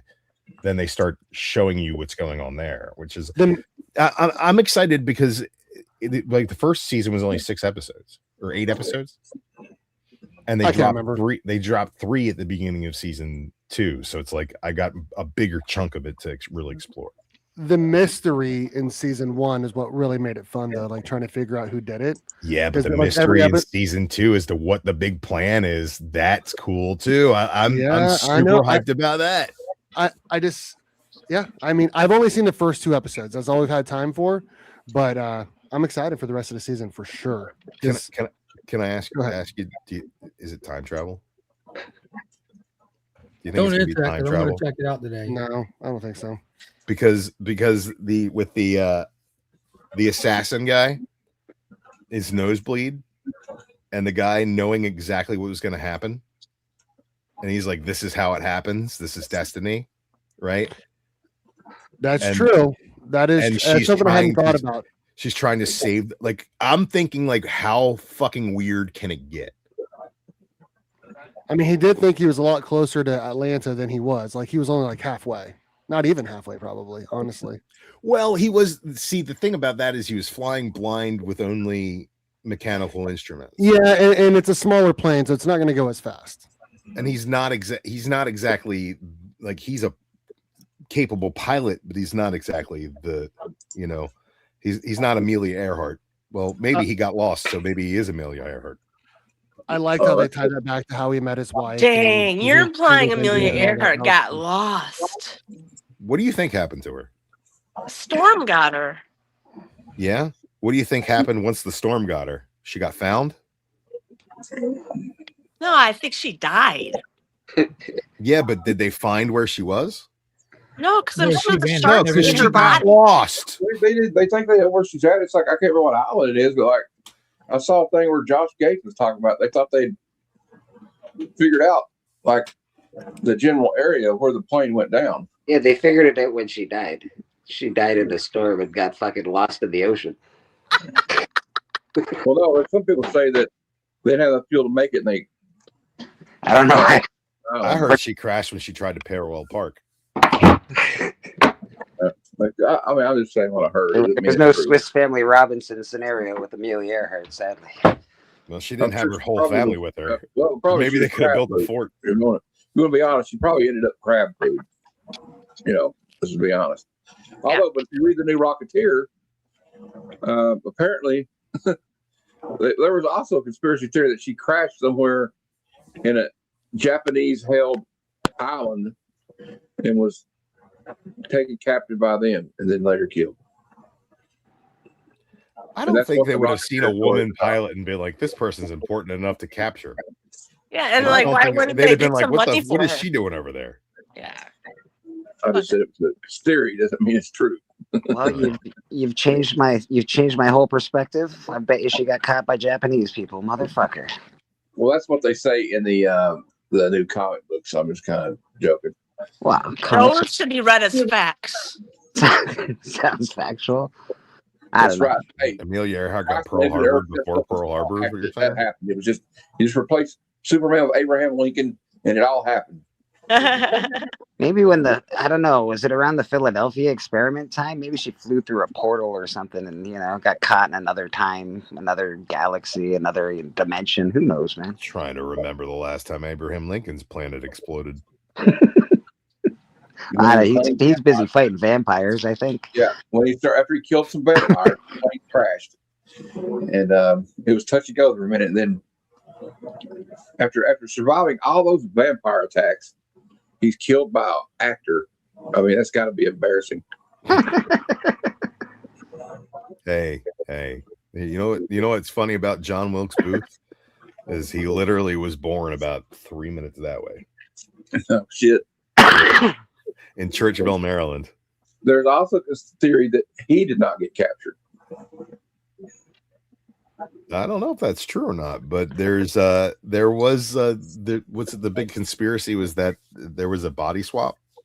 There's a lot of that body swap thing going around lately.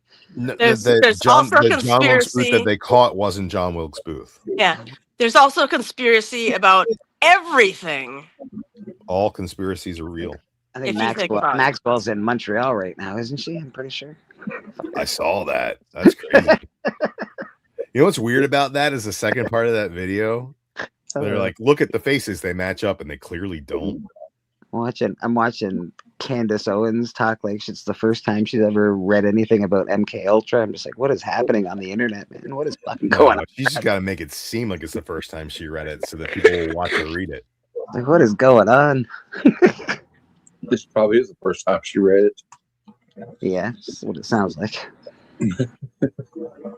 I think Candace Owens knows exactly what she's doing. Our government would never use mind control on people. Oh, wait. Oh, they did already. Oh, my bad. You ever heard of Charles Manson? Oh, there is a lot of people that say that he was like one of the test pilots for That's MK confirmed, Ultra. bro. Yeah, it's confirmed. The reason that they did so was because they needed a hippie to make the peace and love movement a violent culture, violent counterculture. They tried to get it. The Unabomber went through a bunch of weird tests in university as well. Like he went through a bunch of conversation with weird Bill shit. Maher. Good old Ted. That's what I call him. I call him Ted. Good old Teddy. We're on first name basis. Me and Uni. And he had Ted Uni. He had John Stamos on. You know, John Stamos, he plays drums with the Beach Boys, so he knows all the older Beach Boys, right? So he got all those stories about.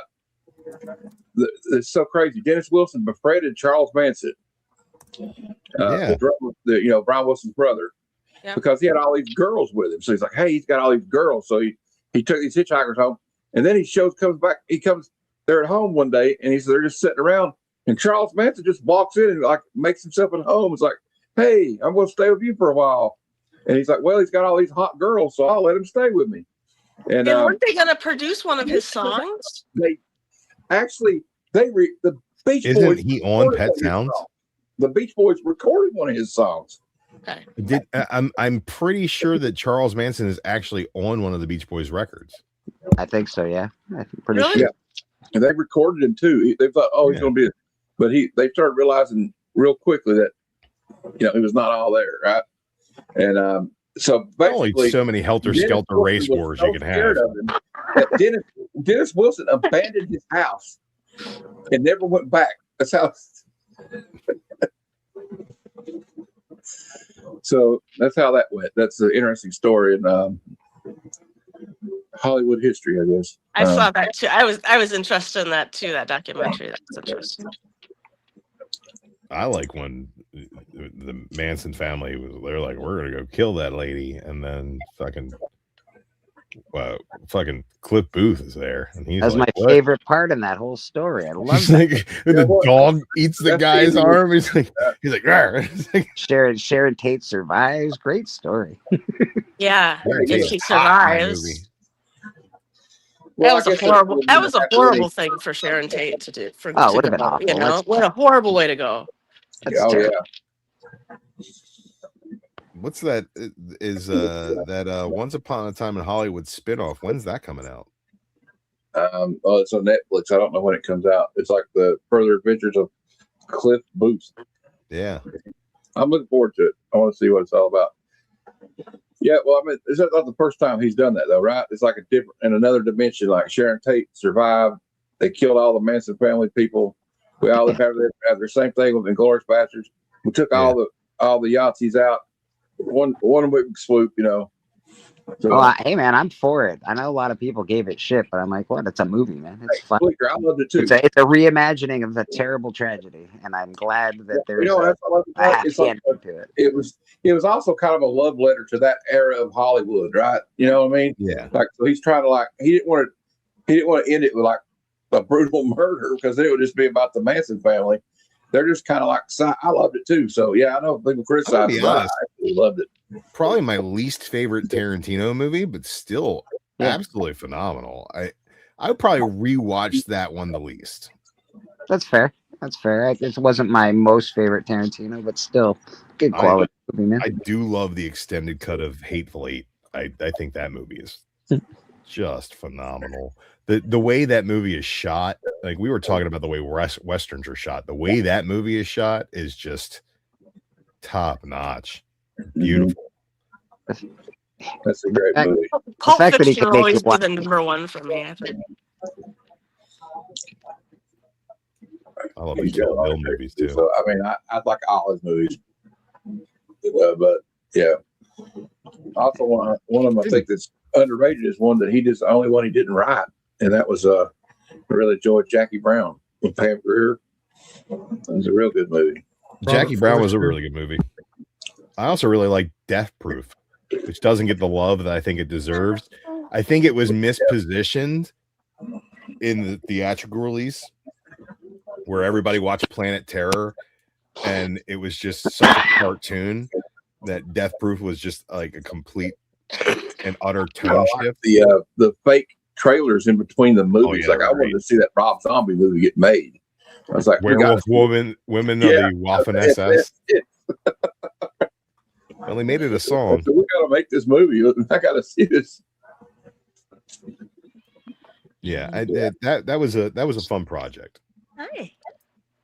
Grindhouse was definitely a fun project, but I think that I went into it expecting to enjoy the Tarantino half more, and I don't think I did because of the way that the whole thing played out. Right, it was like a double feature, and the first movie was the cartoon with the garish violence, and the second movie was the thriller that made you think. Right, and it's like the slow paced thriller that made you think. And say what you will about it being a speeding car running down a highway, that movie is much slower than Planet Terror is as far as the pace. But I love that movie. I think Quentin Tarantino does a lot of those movies were like 70s tricks and making it like that was. I thought they were good too. I like all his stuff, man. I like what he does with cinema. Well, the one thing that Tarantino did for me as a movie fan was like it's kind of like with music. You know how you listen to a band, you're like, oh well, I got into Nirvana, then I felt Nirvana like Black Flag and all these punk bands. So now I want to go back and look at these punk bands. They're like Led Zeppelin's into this, they were in the blues music. They were influenced by all this blues music. So I go back and check out these blues musicians. It's the same thing with movies. Like when I was younger, I was like, yeah, Tarantino's awesome. And then I look into his influences, like all these 70s movies, right? Like the Grindhouse stuff. And now I'm into that stuff. So it's kind of like I always kind of go back and like want to see what the people I like were influenced by. I don't know if that makes any sense. Tarantino's influences are definitely on Front Street in his work, though. Like he does more homage than he does, you know, and he's very, anybody talks to him about it in interviews or anything, he'll be like, oh, I totally ripped this off from this guy. And he's like, oh, if you like that, you should go watch The French Connection. Like, okay, that makes him, you know, he's telling you on the things that he loves. If y'all know who Sam Peckinpah was. He's a director. Yeah. He directed movies like The Wild Bunch.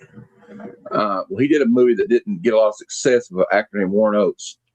Now, you may remember Warren Oates in popular culture, if you don't know who he is, from the movie Stripes. He was their drill instructor. Yeah. That was like one of the last movies he ever made before he died.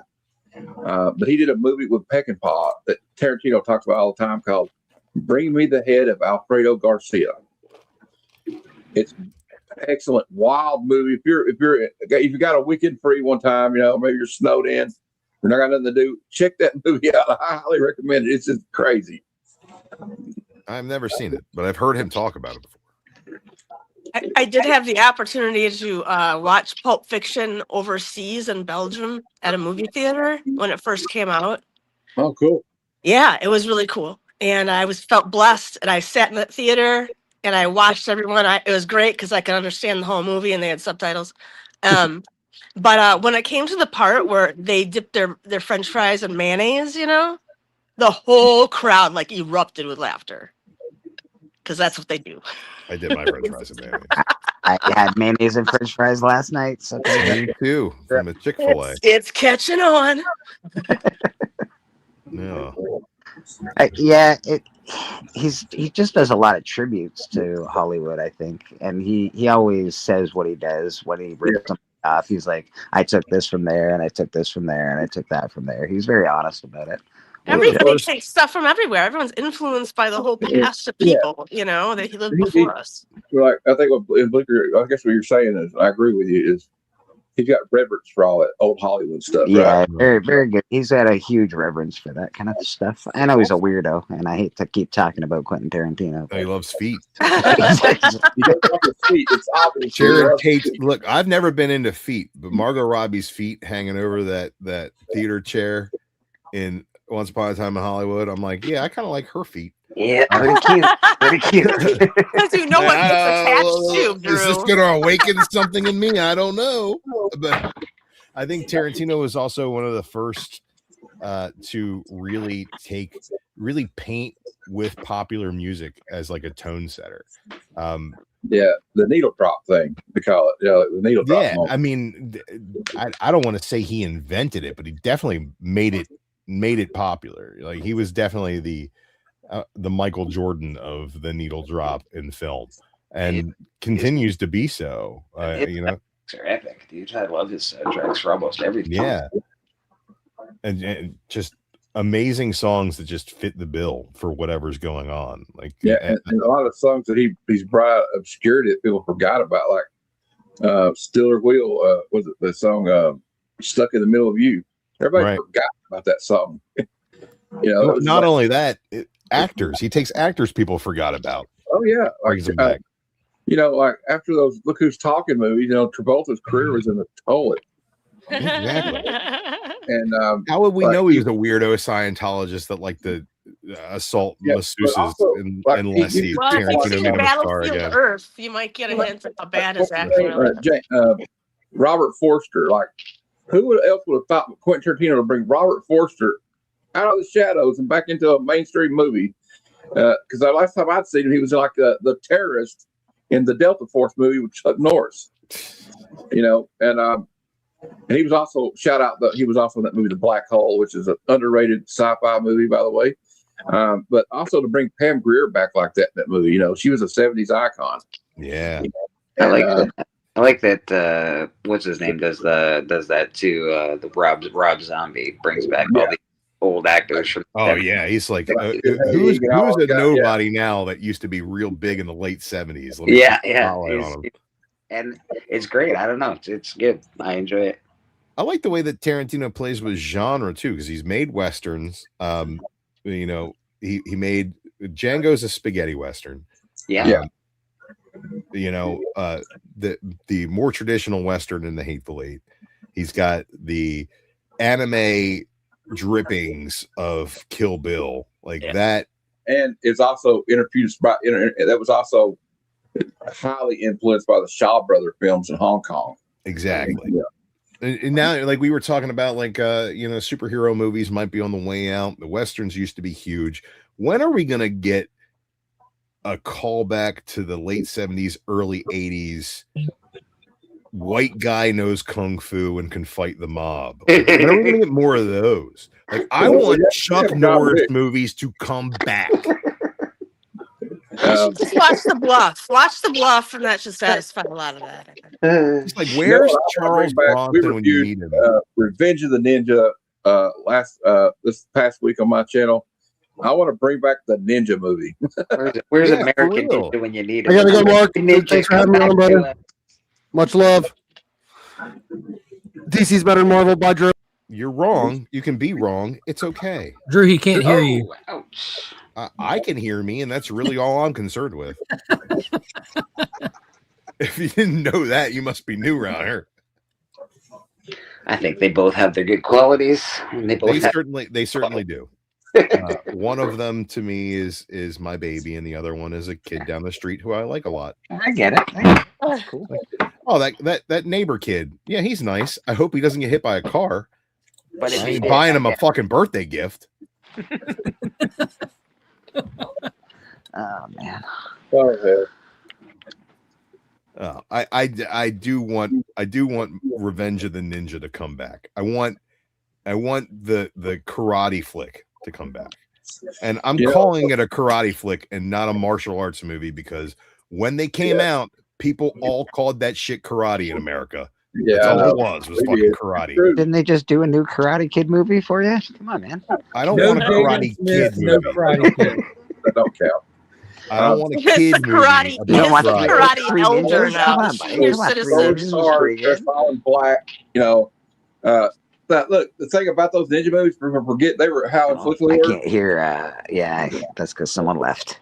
Those ninja movies. You know what? I'm gonna bugger off. All right. Peace, boys. I gotta get to work anyway. Adam, They- have a good night, guys. I can hear Drew. See, Drew, you're all Wow, brother. right. Cheers, Take it guys. easy, boy. They were influential on me in the ninja movies because they did compel me to dress like a ninja 3 years in a row for Halloween. It's hard to get candy if your goal is to not be seen, though.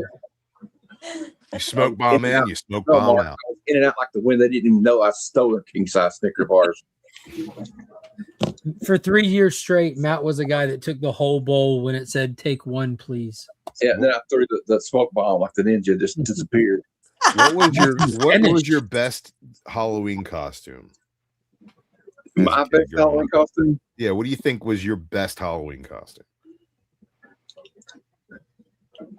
Man, that's a tough one.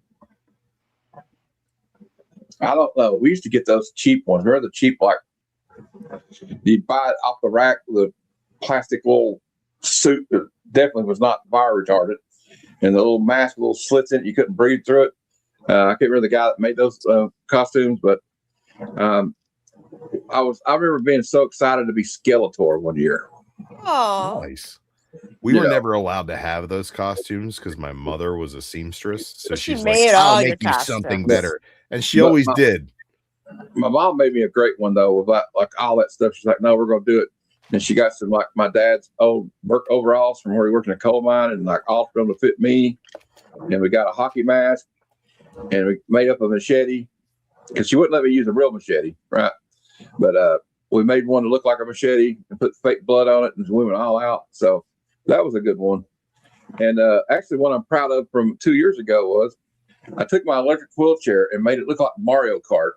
Nice. And I got me a Mario hat and some red overalls and had the white gloves and just pretend like I was Mario Kart at my cousin's Halloween party. So that's so Hey, there you clever, go. Matt.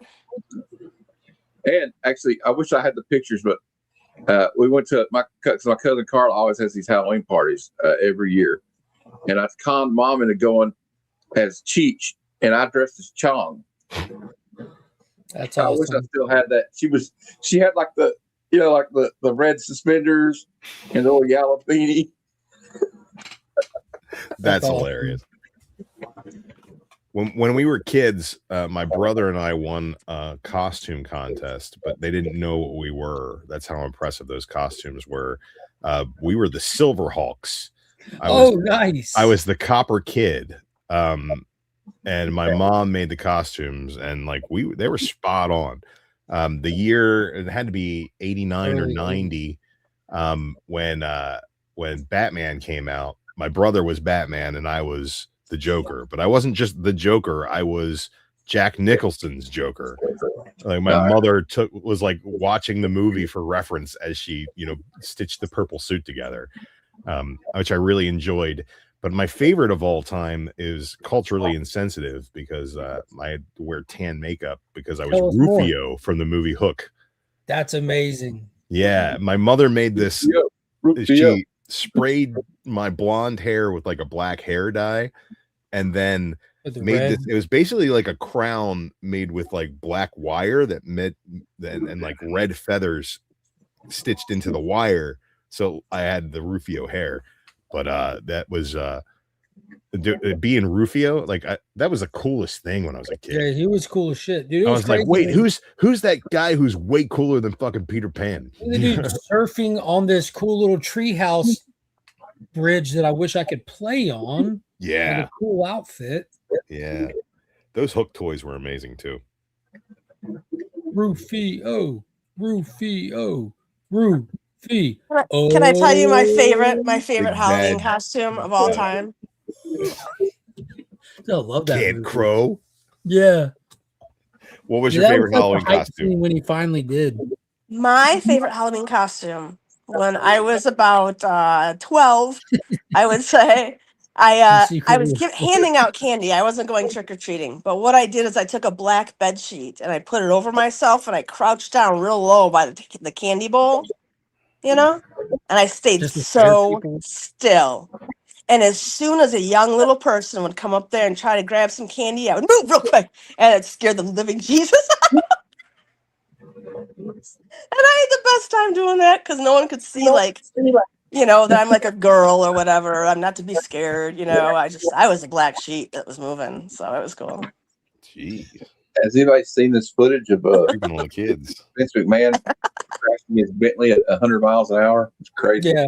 I haven't seen the footage yet, no, but I did listen to a podcast where Jim Cornette broke it down for over an hour, and that was Jim Cornette is a national treasure, by the way. Oh my god! My favorite parts of his podcast aren't even his wrestling content. It's just like him talking about his landscapers showing up and fucking stuff up in his yard. Or the dew point for the day. The dew point, dude. I know more about meteorology because of Jim Cornette than I know about anything else. Have you ever seen the footage of him with that Dairy Queen in Kentucky fighting with a person? Triple cheese, motherfucker. Yeah, that's since I have a commute to work now, I listen to a lot more Jim Cornette than I used to. I have my two favorite wrestling managers of all time are Jim Cornette and Bobby the Brain Heenan. Oh, the Brain is so great. So great. You guys, I gotta go. All right, Steph. Hope you feel better. Thank you for having me. I'm feeling the flu effects again, so I better just go. So I had a fun time. Thank you so much. Love you all. Bye. Happy Friday. Bye-bye. Bye. Yeah, listening to Cornette is part of my everyday. I love that man. He's so fucking hilarious.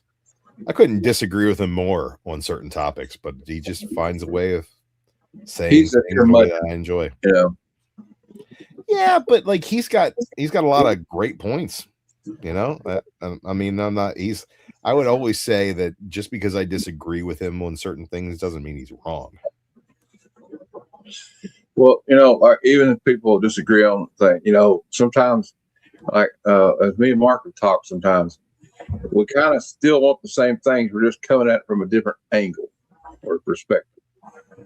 Yeah, so you everybody wants to be entertained. That's all I want. But as you can see from my avatar, I want to crush my enemies and hear the lamentations of the women. That is a good plan. Lamentations of their women is a good thing to hear. Yeah. But I don't know. I had the one where I switched it up last week. So now I've got a gag where I take my avatar and I'll change it to whatever movie I'm reviewing. So the last one I did was this one. So we had Sho Kazugi. There you go. But those then eyes mean business. Yeah, definitely. And also he was totally wearing eyeliner, but it still looks badass. Show me a dude wearing eyeliner who doesn't look badass. There you go. We got so I was on Robbie. JD Vance looks badass just because he wears eyeliner. You all know I like how much he leans into the memeing. The pop culture philosopher. So I was on his channel last week and we reviewed 2001. So I had Hal 9000. Yeah, Hal. I'm sorry, Dave. I'm afraid I can't do that. And then we had so great movie. I'll be on Fable's show tonight. We're reviewing They Live. So I'm gonna try this one out with you. What you think of this? Great flick. There you go. I came to chew bubble gum. You should have just put a pack of bubble gum there, an empty pack of bubble gum. I'm all out. I need to Photoshop that in there. Dude, that They Live fight scene. South Park, what they did with it was impressive. So amazing. With the cripple fight? Shot for shot. Yeah. Yeah, shot for shot remake of They Live. He let Roddy Piper help choreograph that fight because he was a wrestler. And one of the greatest.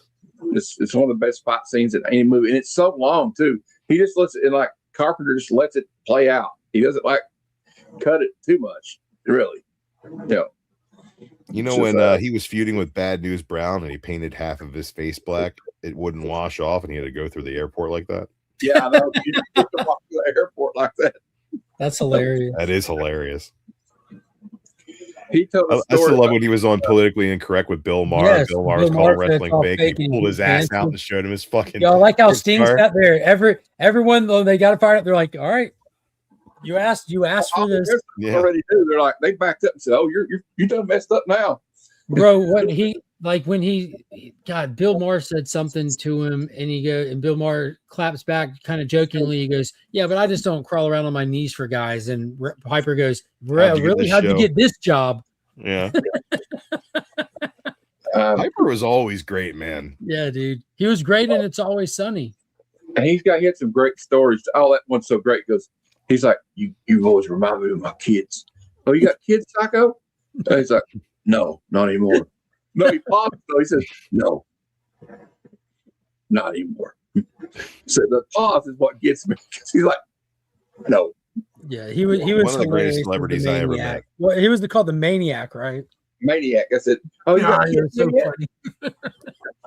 Yeah, I was super hyped when I met. He bought into the pyramid scheme, and he was the only one that successfully did it. He became super wealthy and got his family back and shit, while they're all just still struggling. Yeah, Maniac. Dude, the stuff is great. The berries, the triple upper. Yeah. And he tells he used to tell the best stories about being in the wrestling business. He told a story about there's two in particular that got me. One of them was him and Bob Orton, who's Randy Orton's dad. And I can't remember who else they were with. They got out and got lost. They were drunk and they got lost in the rent-a-car. And they ended up on the railroad tracks. And they tried to cross the tracks and got their car stuck.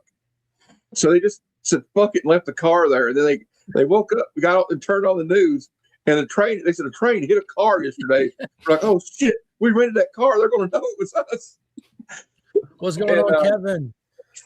Hey, Kevin says, "Folks aren't flocking to Paramount right now. This is not going to change anything at all. WB will be sold again in a few years." I brought up this idea last night in a conversation. Netflix backs out, and plot twist, 5 years from now, Netflix buys it all for pennies on the dollar compared to what it is right now. And when I say buy it all, I mean including Paramount, like in the major absorbing of everything. What a future that would be. Good question there. Much who Barstool Sports, right? Dave Portnoy sold that to that company, and then he got them to buy. He bought it back on pennies on the dollar. So, like a few years later, so it could happen. It's the old Nigerian buyback. Do we with the conglomeration of all these big studios? Not a fan. Well, no, I'm just whether you're a fan or not, it's happening. It's happening. It's happened with Disney, and it happened with Time Warner, and now it's happening with whoever's buying Time Warner. It looks like keep in mind right this is Skydance, Paramount, Warner Brothers, Discovery. That this is now one company, just like Disney has bought all those other companies. So yeah, this is a competitor for Disney. So here's my question: do we see any other studios, any smaller studios, emerging to be a bigger player now that these bigger players are now part of giant players? Well, realistically, you only have 3 big players to begin with, taking Disney out, because you got Disney, but you have Universal, Paramount, and Warner Brothers and Disney. That's really all you have. All the other smaller ones typically try to make a movie and get it through one of them, or you have like A24 and stuff like that. They do these smaller scale things, but it's really you have those 4 massive studios that have these huge lots and all this stuff and all that. But I don't see much changing for the smaller ones. They're still going to make their stuff and try to sell it to a platform or to a bigger one to get a bigger reach, or just put it out at a smaller capacity. Now, I think it'd be a good idea if Netflix makes themselves highly approachable for some of the smaller ones to kind of draw them to Netflix. And then Netflix in turn tries to start putting shit in theaters. I think that was a big hurdle for them to cross, was the whole theater approach. The fact that they're not a movie studio, they're a streaming platform, and there is a difference. And you mentioned the term earlier, and it's what people overlook these days because so many people just lack good taste. And that sounds, however, but it's the truth. Netflix makes direct to video. Yeah, that's what it is. It's just direct to video in 2026.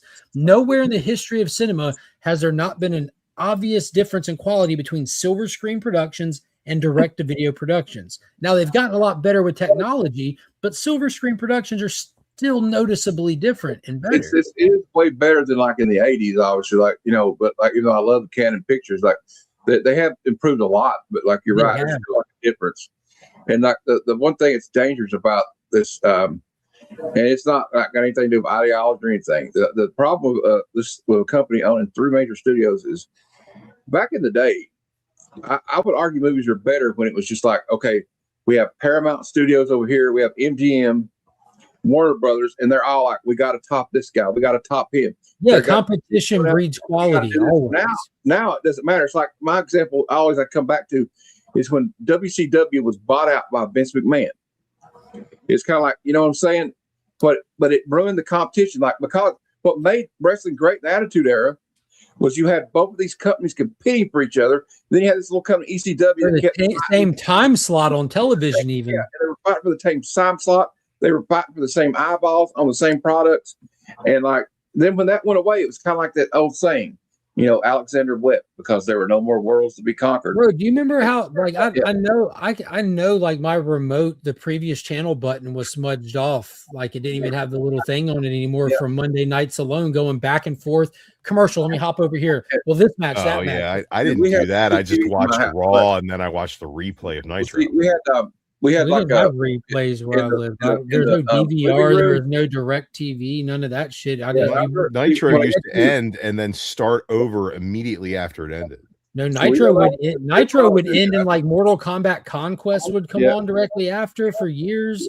Because I would get mad because I'm a big Mortal Kombat fan, and Mortal Kombat Conquest, the television show, would come on directly after Nitro, and I'd have to go to bed. They might have aired it later in the night, but I would get to watch like the opening 5 minutes of that. Then I'd be forced to go to bed and have to try to do. I would switch back and forth sometimes, but what I would do if I could get away with it is so we had 2 houses TV. I had TV in my room, but we had like a family room, like a den, and then a other living room. So I would go into the den and I'd put the VCR in there and I would record like Nitro on it, and then in my room I would record Raw, and then I could just walk back and forth If I had to catch up, so It was a struggle. It was a I used struggle to back skip in the school day. on Tuesdays quite a bit. But now, you know what? That's why I love TiVo, and I kind of miss TiVo because you could record on the hard drive. I kind of enjoy TiVo. Yeah, I would argue like TiVo, same thing, but on demand. Like when Comcast first started doing on demand, that's the pinnacle of television. It isn't the streaming wars bullshit that we're in right now. It's when there's television stations shit playing, but you can go in whenever you want, hit your menu button, pick your channel, pick your TV show, whatever, and just it'll pull up. Like if it's aired, it's now in the library, and it just sits there. It was literally just streaming all in one place for all channels. Watch whatever the fuck you want to watch, whenever you want to watch it. Or watch it live as it's happening. Why do we need these companies to separate out and isolate themselves and charge all this shit? It doesn't make any sense whatsoever. And I remember when Netflix, you had to wait for a DVD to come in the mail. Like, you know how, remember when they first like flouted, like, okay, Netflix, you're going to be able to watch anything you want on demand, no commercials. I said, it won't be long until they start putting commercials in it. You know, now every streaming service has commercials.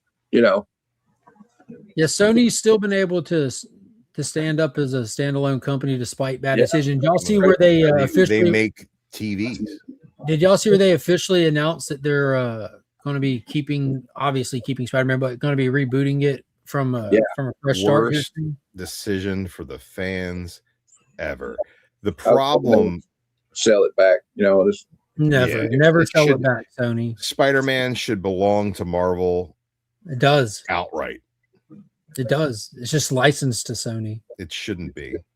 It fucking shouldn't be. When's the last time Sony made a good movie that was tangential to Spider-Man? Spider-Man 3 or Spider-Man 2, probably. No, that is Spider-Man. It has to be like.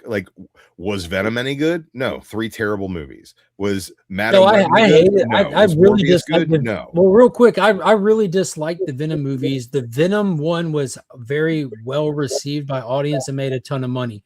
Venom 2 was not as well received. I think it was like one of the worst superhero movies ever made. It still made a ton of money. Venom 3, despite like the whole change in narrative and the people kind of caught on, it still made money. Madam Web, despite as bad as it was, broke even. What's another one? Morbius. Morbius broke even. Madam Web was the first one to lose. I literally did a whole video. Morbius lost money because they re-released it and it lost more money. I literally went through and did all the back end numbers on all of the Sony Spider-Man stuff from Tobey Maguire to present, and then brought in the Spider-Verse examples and the video game examples and showed everyone like over a year ago why Sony will never let go of Spider-Man. It's profitable. They make massive money off of it. It's the only thing they make money on. They lost money on it. I got a question about that, Mark. So how can they? So does the license like go on for eternity or something, or does Marvel ever get it back from them? They don't never get it back. As like if you stop, if they're going to buy Sony eventually. If they stop making Spider-Man movies, it's contractually bound that every so many years you have to make a product, or you have forfeited the license. Otherwise, you're still good. So as long as they keep making Spider-Man stuff, they never lose it. It's that simple. It will never be good. Stop. Yeah, they will never stop. So the Spider-Verse stuff isn't good. The original Spider-Verse stuff is good. Amazing Spider-Man 1 isn't good. Like, what are you? Amazing Spider-Man 1 is worse than Amazing Spider-Man 2. Do they?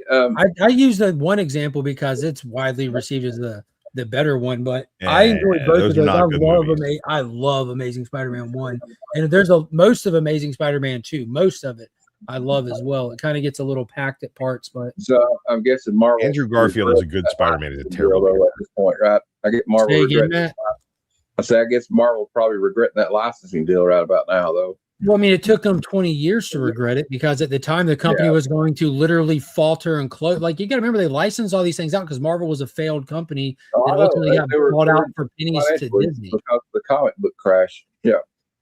Well, it wasn't just the comic book crash. It was just like the brand overall, for whatever reason, was just in a bad place. I think it was bad management more than anything because they had Spider-Man. That was like a household name. They had the 90s. They have the best comic book characters under their banner. Yeah, the X-Men were like the most popular X-Men were the most popular comic on the planet in the 90s. They got Wolverine. Worldwide. And Marvel still was being so mismanaged that it was a failing company. So that's not on the characters. It wasn't on the popularity. It was literally on just the management. I think it was like the what's his name? Aria Rad. The toy Biz, didn't Toy Biz buy them and like they basically try to turn them into like a Aviarad bought them. Yeah, a and toy he selling owns shield it. basically is what they turned into for a while. Dude, Toy Biz was a great toy company and they made great Marvel toys. Oh, they did, but I think that's what you were just using the comic books to do that solely. Yeah, fair enough. I'm a bigger fan of Hasbro having that license. I think they make much better toys, in my opinion. Oh yeah, That's Also, just me. 20 years later, man. What do you Yeah, think but about what do you think about this Mask comic coming out? Mask. Oh man, I'm excited for that. Yeah, I am too. The thing about what was great about Marvel in the early to mid '80s was like when they would license the stuff like G.I. Joe. That was such a brilliant. Like I mean, that was smart by Hasbro too, because we're going to release a comic book, and so we're going to have all these first appearances like every other month, just so we can release all these new action figures. Showed up like because I've been reviewing all of them, and we just got to review G.I. Joe issue 11, and you get like the big premiere of the Hiss tank in that issue, you know, and the snowmobile, and the little hang gliders, which was probably the worst toy because they had these styrofoam hang gliders. Mm-hmm. You threw it like 2 or 3 times, and then the wing broke. Oh yeah, they snap right in half. Yep. I had one that was duct taped, and it never would fly the same because the duct tape was way down the one side. You know? See, what you should have did what we did is we took paper clips and we bent them and then we shoved them inside and pieced it together. Okay. That's actually a better idea. Yeah, it worked pretty good until it hit something again and then it fell apart and then you had to put it back together.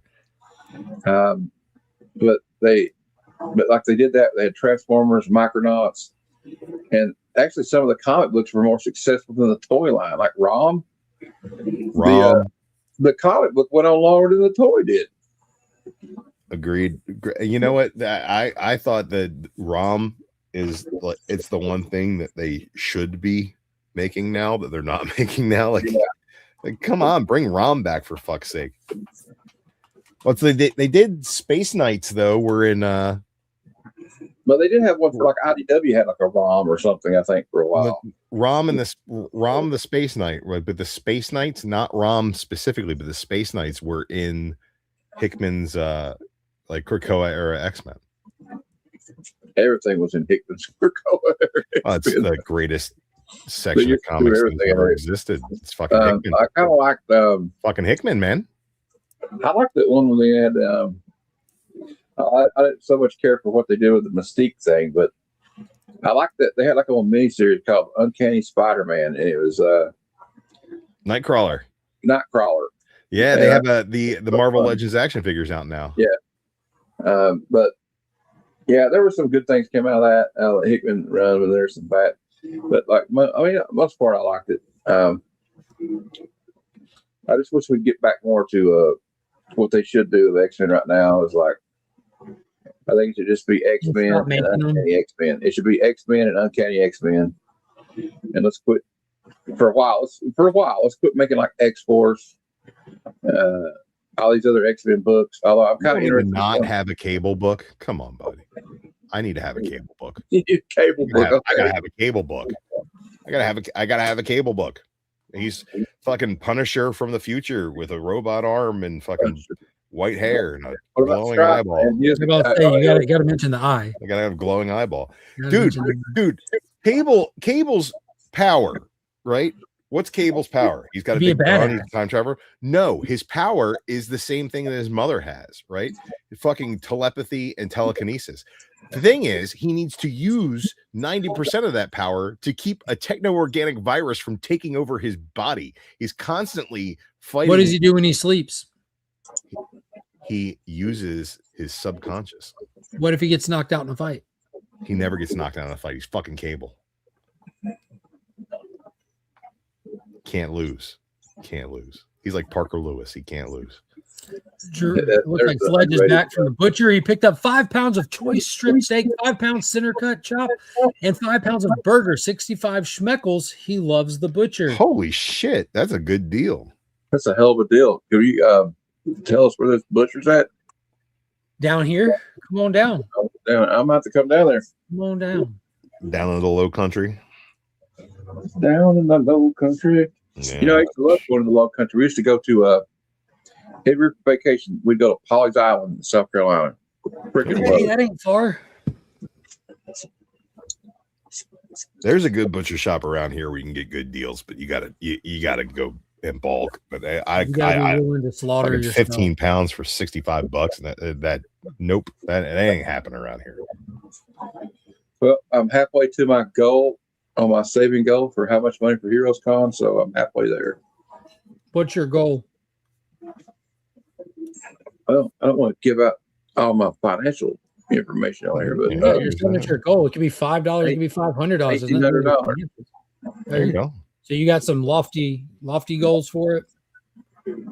Yeah, I don't go with, like, some years I might plan for that. Last year I didn't even have a goal. I'm like, I'm just gonna go. I didn't set nothing aside. I didn't have anything that I was really looking for. It all just depends on kind of. I'm not really hunting for anything, but I kind of want to be a part of the community down there for real. I don't really have a plan specifically. It's just kind of, I'll know it when I see it. You know what I'm saying? Kind of thing. But I wanted to have enough to where if I wanted to get something maybe a little bit more expensive, you know, but I also have enough money to pay for the hotel and the breakfast every day. Yeah, so the last time I went with I set aside some money. Last year was the first year I didn't like really set aside a planned bit of money because I didn't have anything on a hit list I was really looking for last year. I picked up Hulk number 3. One You need of a the early budget for Hulk. 48 Turok number 1s though. No, I actually do. I'll tell you about that later afterwards. But I knew I was gonna pick up one of the Hulk books and I knew about how much that would cost. But other than that, I didn't plan on spending any money. And it always becomes a thing where I get down there and I get there and I walk around and I'm like, I kind of just want to see how much money I can go home with. Like I see stuff like, oh, that's super cool, but I kind of like all this money right now in my pocket. I like the way this feels. I like when I sit down on my wallet and I'm kind of cockeyed. Well, I think it's like, and I'll give a shout out to Durs because he, Durs goes to a lot of cons because he works for Rups Comics. Where are you want to go? So Drew, last year what I did was I like to do like a little event at the booth. So the year before last, I had a bunch of Funko Pops in a bag. So I would get people to do trivia and let them pull out a free Funko Pop blind kind of thing. And I filmed it, made a video out of it. Last year, I had a few of those Alex Ross, The Legend of Kingdom Come documentary films. So I took one and the whole thing I talked about beforehand. Whoever brings the most Turok number 1s to the booth will win this brand new movie. So I went home with like 30 something Turok 1s kind of thing. A 9.8 slab was brought. Like, damn, it was dope, dude. Hey, I turned it into a bring me the Turok competition. Well, I'll give a shout out to Durs because Durs works for Rups Comics and he goes to a lot of cons. Mm-hmm. So he's got like a little thing he's made, like a spreadsheet of like what the artists charge, for like a remark or an autograph or the writer's charge. Yeah. So he let me have it. And I kind of go by that and I go, okay, I'd like to get Pat Broderick to sign my Captain Atom. Mm-hmm. So I know how much money to like keep aside for maybe some signatures. $10. And then, then I have some for, and for other things. And like, I'm really excited because they're going to be releasing some new names, I think Saturday for the list. So I'm hoping, hoping to see Larry Hama. He'll be there. And Daniel Warren Johnson show up. I don't ever pay attention to the list till it gets to the point where they start posting multiple ones a day on their actual social media. They put the post of their name and their works and stuff because that's when you're close enough that it's finalized. This far out, like a lot of them that are named right now won't, like that's every con this far out. Right, yeah. A lot of people who are named won't end up coming, and then last minute people will get announced and stuff. Well, that's Baltimore every year because they've got the. I got to go to the comic shop, but it's been great talking to you. Yeah. Well, after 11 o'clock, I'm about to I make think it's about time to wrap it up for sure. It's been fun. Drew, I always appreciate you hopping on, dude. I had some fun today. Hell yeah, man. I'm looking forward to doing this again soon. Yes, sir. Until then, hey, consider getting like a little Apple Pass for a little while and catching up on some of their content. They really do have a lot of like top quality content, but I don't know if you're into the Godzilla King Kong movie universe stuff, but no, I like that stuff. I like the Kong Skull Island. I thought was really good. Yes, dude, it was so good. Like the last one was it New Empire or whatever? Yeah. A little shark jumpage there, but you know, it is what it is. I think that they were trying to lean into that Showa era a little bit, like a mod. Because like if you kind of step back and look at them, they're all kind of like significantly different than each other in tone and stuff. Is it King of Monsters was the one where they went into the core of the planet? I thought that was cool. King of Monsters was the one with a Ghidorah, which I think is probably like the sleeper best one. Or was it Godzilla versus Kong? Godzilla versus Kong was when they went down the the Hollow Earth. And I love every one of these things, but I can tell that they really leaned into like the Showa era with New Empire, like without the fantastical nature of it kind of thing.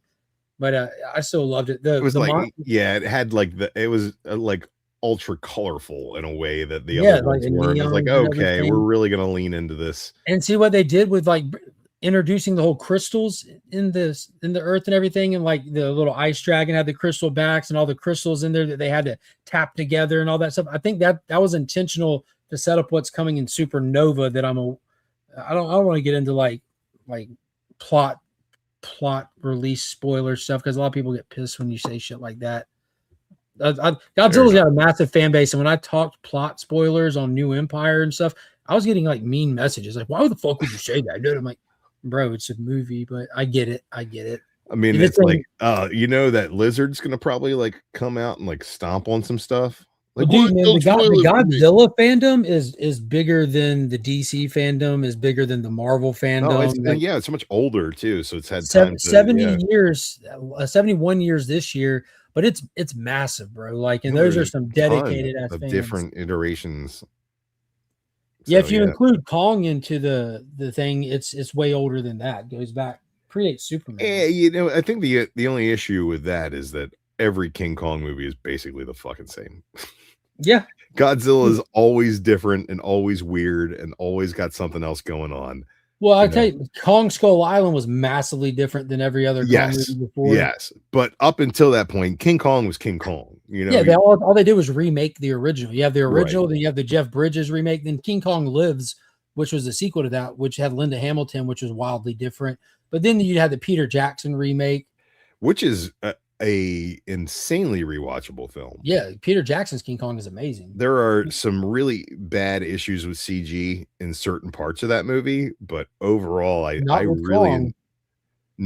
with Kong, but like with the dinosaurs and the bugs and shadows when they're in the action sequences, they're just not great. But I recommend definitely. Kong itself is fantastic. If you're a fan at all of the MonsterVerse stuff, the Monarch show is a huge treat. So season 1 takes place between the first and second movie, timeline wise.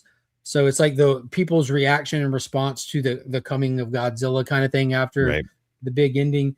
But the way they do it, it's got Kurt Russell and his son Wyatt Russell playing in the same show, and they play the same character. Wyatt's just in the 1950s and Kurt's in present day.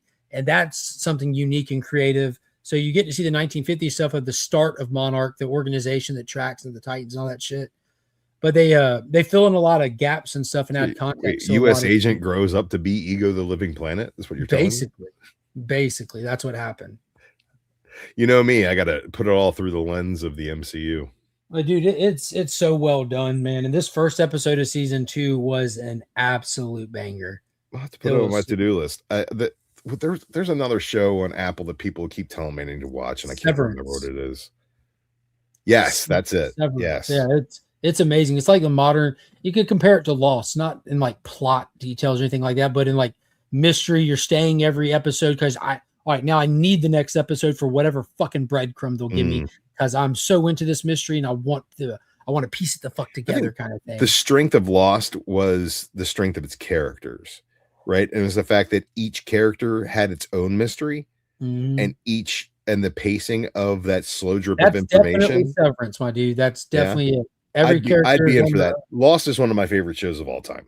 I'll even defend it. Got me on to Severance. He was consistent in reminding me that, like, hey, check out Severance. It's really damn good. And dude, it was probably the best show the year I watched it. I started watching it right before season 2 started, so I was able to binge through season.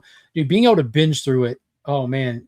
Watching season 2 as it aired, it was tough having to wait every week because you want it so bad. But I still prefer the wait because we were talking about it and speculating. I was blowing up T-Dubs in his DMs like for 3 days straight as I was watching it. Cause I'm like, I think this might happen. What about this? What about this? And he's just laughing. He's like, bro, I know how you feel. Nice. We'll have to put it on the to-do list as well. Yeah. I'm at a point now where it's like I don't have enough time to watch all the stuff I want to watch. I would But recommend most of the time I end up just cancel rewatching one of something the I've streaming already watched. services and just get Apple and just when you have the time, just watch some shit on there instead of the other ones for a little while. We got a lull right now in like the comic book content stuff. So I think Daredevil will be the next thing to come out, right? Yeah, but I'm gonna rewatch those MCU movies over and over again on Disney. Well, I wasn't Plus. saying cancel Disney. I'm just saying like No, but like I pay for that because it has the things that I constantly rewatch on it, like that I could buy all the like Blu-rays. Rob, for example. Rob will activate only a couple of streaming services at a time. He'll watch something in the month. When he's done watching it, he'll like because like if I'm gonna binge watch this, I'm definitely not going to be watching this other platform for this month at least. Right. Because Well, I just don't have enough time. I've got the Disney Hulu bundle, and I've got Max, and that's like That's beyond that's that. more than you can ever keep up with right there. Yeah, it's enough. Wait, I want to watch Batman. Okay, I'll watch Max. I want to watch Captain America. I'll fucking watch Disney. I've I got want to them watch all. something without superheroes in it. But, all right, probably not going to happen, but I'll do it. Well, what if I tell you there's a giant dinosaur that breathes nuclear fire? Does that count? Yeah, it's going to count. Yeah, for fuck's sake. there Yeah, you that'll go. count. That'll get it done. Yeah, I'll finish. That'll Won't scratch be the itch. won't be my hardest nut, but it'll happen. All right, man. That's it. I'll be on In the Mix tonight over on DJ Link's channel. Come by, hang out. As long as he doesn't become a grandfather between now and then, the show will go on. Otherwise, everyone have a great day. See y'all later.